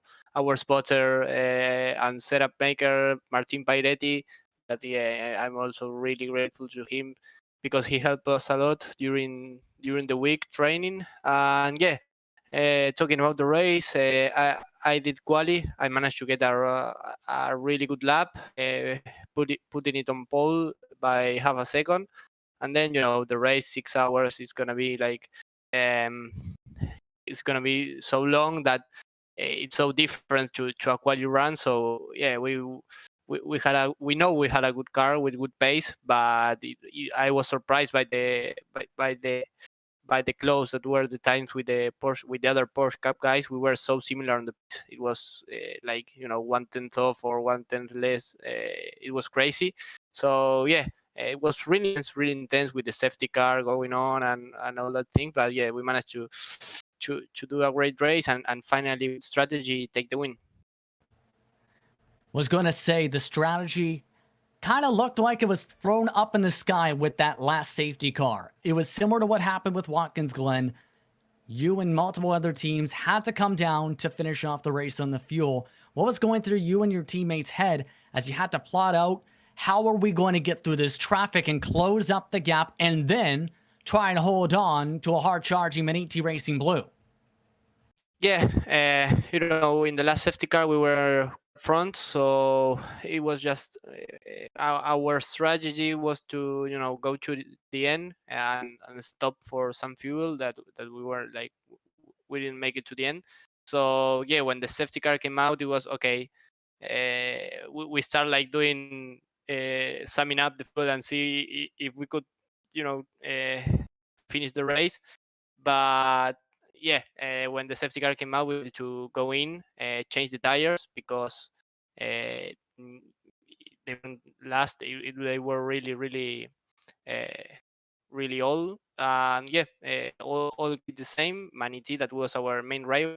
So yeah, then when the safety car goes in, we were like pushing so hard in the traffic, trying to close it with Bergen and virtual. So yeah, it was fun. It's really intense. The last laps, we were like really close with Team Matske from Maniti. So yeah, really happy, and this means a lot. Now this puts you in a good spot to try and fight for a top 5 finish in the overall championship too, by the way. What are your thoughts heading off into Imola for the season finale of the Summer Series in August? Yeah, well, we had a little problem in Watkins Glen. We couldn't finish the race, so we couldn't take any points. That's a pity, but well, our focus is to win Imola. We are not thinking about the championship. We just want to win Imola and show up that we are one of the best teams in sim race. Who do you want to thank for being a part of your overall race victory tonight? Well, I want to thank to all the Level Motorsport, as I said, to all the boys, TCR boys, that they had bad luck. Also to Bruno Asturi, my teammate again. Thank you a lot. We made a fantastic race. Martin Pairetti, our daughter, he's so good. So yeah, really happy. Congratulations to you and your team on the victory. Thank you. That was Nicholas Varone from Level Motorsport getting the overall class victory and the Cup class victory today. Now standing by is the race winner behind the wheel for a dramatic final lap in the sport class, Nolan Rempel is standing by with Jonathan Sterling, who came away with a victory after one of the wildest final laps of the season. Howdy. Hello, Mr. Sterling. I have a very strong feeling. I'm kind of going to go off on the limb here. I think we both didn't think we would see you talking to us here right now. We thought in cars that you passed on your way to victory today on that last lap. How does it feel to suddenly be in victory lane, though, for the GT4s? We definitely planned that to happen. That was in the books for that to happen. But no, it feels great. Team was awesome. Can't thank my team enough. Our sponsor Alcantech. But yeah, did not expect that to happen, but we were hoping for it a little bit. Well, I guess sometimes wishful thinking does tend to pay off just a little bit. Would like to kind of go over a couple of things. The first being, of course, the changeable conditions with track temperatures. Of course, last month at Watkins Glen, it was pretty much daytime for the course of the race. This time, though, you guys had to struggle with the changing track temperatures as you started racing further and further into the night. Did anything in your strategies tend to change? Because I noticed a lot of drivers they did start to double, even triple stint their tires as the track started to cool down. Yeah, so we tried to triple right off the bat because we figured that it would work since our tires were only getting down about 90% or so. So we tried to triple, and my teammate who was doing that, he just couldn't deal with it, and he said it wasn't worth it. So by the end, we were actually just changing tires every stop. So it didn't really hurt our strategy too much. And then, of course, we had the final race, the 6 hours of Imola, coming up at the end of the season as well, coming up here over in August. What does your team plan to do to prepare for that race? I can imagine you guys certainly would not complain taking another car to victory lane again. No, that is certainly the plan, to try to win another one. But yeah, we're going to put in a lot of laps and try to work out strategies beforehand and figure out what we can and can't do. That way we're not trying things during the race this time. Plan A's, Plan B's, and Plan C's all come very much in handy, especially in races like these where a safety car period can upturn just about literally anything. Before we let you go, anybody that you'd like to thank, who helps you to be fast at the number 183? My team, our sponsor Alcantech, and of course the Lord. So that's about all I got. Thank you, Mr. Sterling, once again for taking the time to pop on over and, well, give us a little discussion today. Congratulations for a very surprising victory in the GT4s. Thank y'all. Once again, that was Jonathan Sterling. His team coming away with an upset class victory after a last lap crash. Let's talk with some of the Team Mad Machines, as both their drivers, I believe, actually are standing by with Arjuna after what was an eventful run towards the checkered flag for them trying to hold on. Yeah, the Team Mad guys, they started off that last little safety car period out front, but they had to contend with the charging Team Heiskenveld machine, and unfortunately, guys, just the 248 had a little bit more pace and just able to pull away from you guys, but still to get a second place after how the race before went. I think you'll be very happy to be on the second step of the podium. Yeah, we're absolutely delighted. Like you said, we had an awful start, had a drive-through from the last race, and then on the first pit stop, we actually got a speeding penalty and had to come back for a 40-second stop and go. After that, we just took risks on the safety cars, and we managed to have some luck with them as well and just get out front and tried to hold off them in the Heusingveld cars, which I think were much quicker than us from the start. So I think this race is definitely going to be a race kind of defined by those safety cars. You know, for you guys, how did you approach the safety car period? And exactly, we saw some split strategy on how teams decided to approach that. How did you guys decide if you wanted to pit or if you wanted to stay out? We knew pretty well from the start at which time we could make it on one more stop or two more stops. So that's number one to look at, and number two is to look at where you are in the line. So if you're only going to drop 5 positions, but you can take 10 seconds of fuel, that's going to be worth it. So yeah, it's really every time you're balancing track position versus how much you gain. All right, well, congrats on the second place, and hopefully the next race in a month's time in Imola goes just as well as this one did. Yeah, very hopeful. I'm sure we're going to be struggling a little bit in qualifying again, but I think our pace is really on the long term, and hope to get back to the front then. Well, enjoy the second place, and we'll see you then in a month. And I believe next, Justin, you're standing alongside the TCR class winner. Yes, indeed. Team Hoitingveld able to come away with the checker flag. Now joining us is Marcel Ty. Marcel, first things first. Yo-yo day for you and your team. How are you feeling? Very good. Hi, good evening, guys. Talk us through some of the difficulties to try and get back up the team mat and try and win this race, especially with some of the safety cars. And mind you, at some points you were shuffled out of the top 5.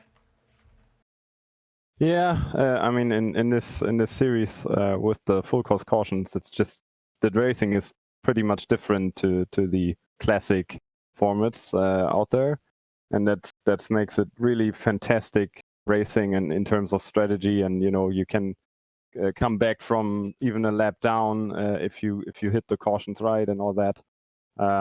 Yeah, and I mean, in the end, the very last caution was not good for us because we basically had everything in our hands, and then we again fall back behind the team mat, and we had to win it on pace and make the pass stick. But we are very happy that we did it in the end. Now, real quick, next race is at Imola to end off the campaign during the summertime. One of the drivers from Team Mad, Racepot TV broadcaster Paul Smith, had mentioned it's a track that is very entertaining, but also one that you attack a lot of the curbs. What's your approach for Imola to end off the campaign as you look to try and fight for the class victory in the class championship, rather? Yeah, I think that won't be possible because we have kind of a DNF from round number 1. But we are just looking forward to have another great race and another great racing action like we had today.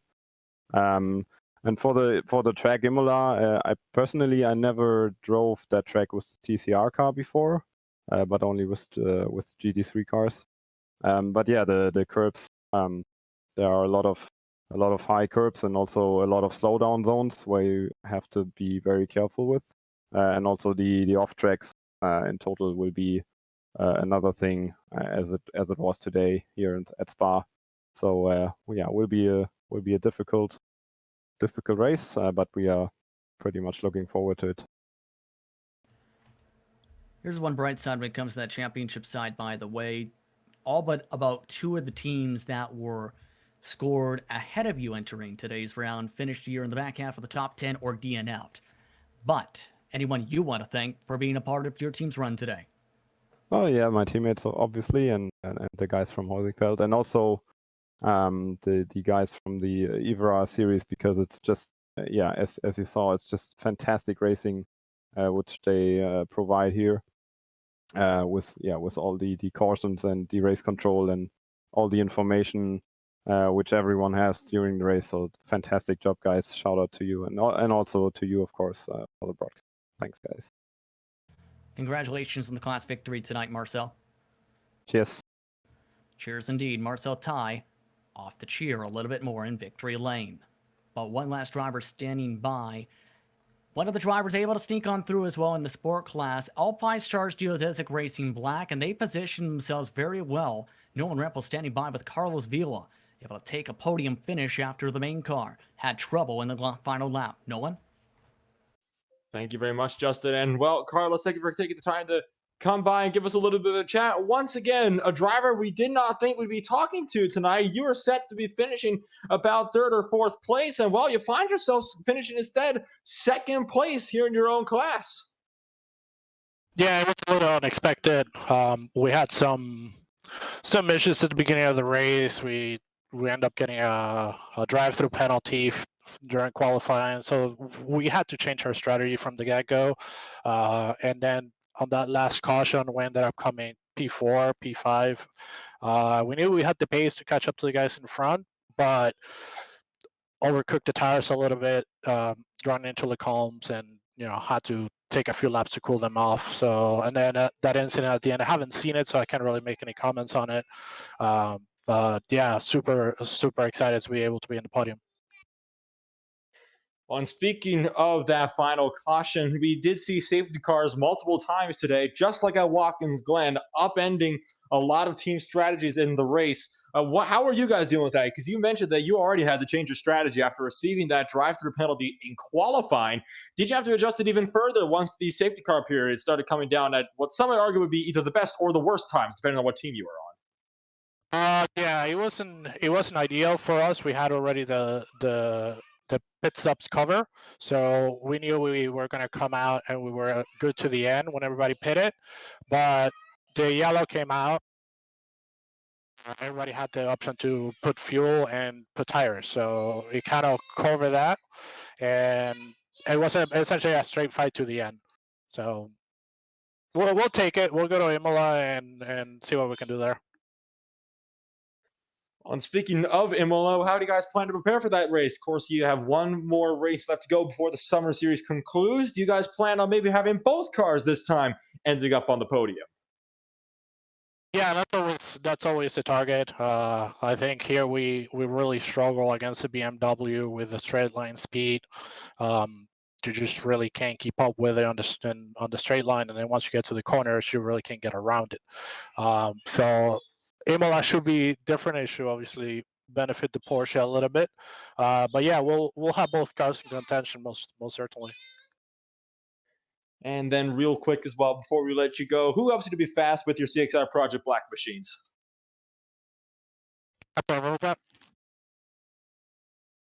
I said real quick before we let you go, any sponsor that you'd like to shout out, who helps you to be fast in your CXR Project Black machine? Oh, excuse me, wrong team as I'm realizing. Alpine Stars Geodesic Black. Thank you. I do apologize. I apologize sincerely. Nah, it's okay. Obviously, Alpine Side, GoPro are our title sponsors. The rest of the crews of Geodesic, Andrew and Oki, who crew chief for us during those races, and obviously the rest of our guys who put a ton of effort into these races. And thank you, Carlos, for taking the time to come over and give us a little chat today. And well, good luck in the next one. Yeah, cheers. Thank you. I'd like to thank the drivers who took the time to speak with us. Love of Motorsports with the overall race victory, CXR Project Black A and Alpine Stars Geodesic Racing Black from the Sport class, Team Huntingveld and Team Mad from the TCRs. But with that, it was a wild 6 hours. We talked about the potential of craziness. Once we got into the night, it lived up to those expectations and then some. The IVRA ClubSport Summer Series with the 6 hours of Spa. With that, one more race is left on the calendar. It's the 6 hours of Imola to round off the Summer Series. That will take place on August the 1st. Be sure to tune in on Race Spot TV and the iRacing Esports Network. But for now, it's time to say goodbye.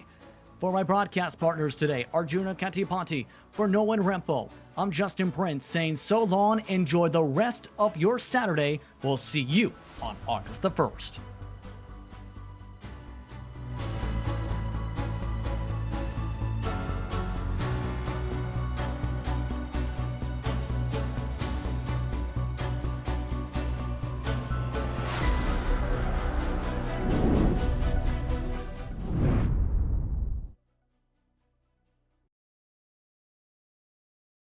Thank you.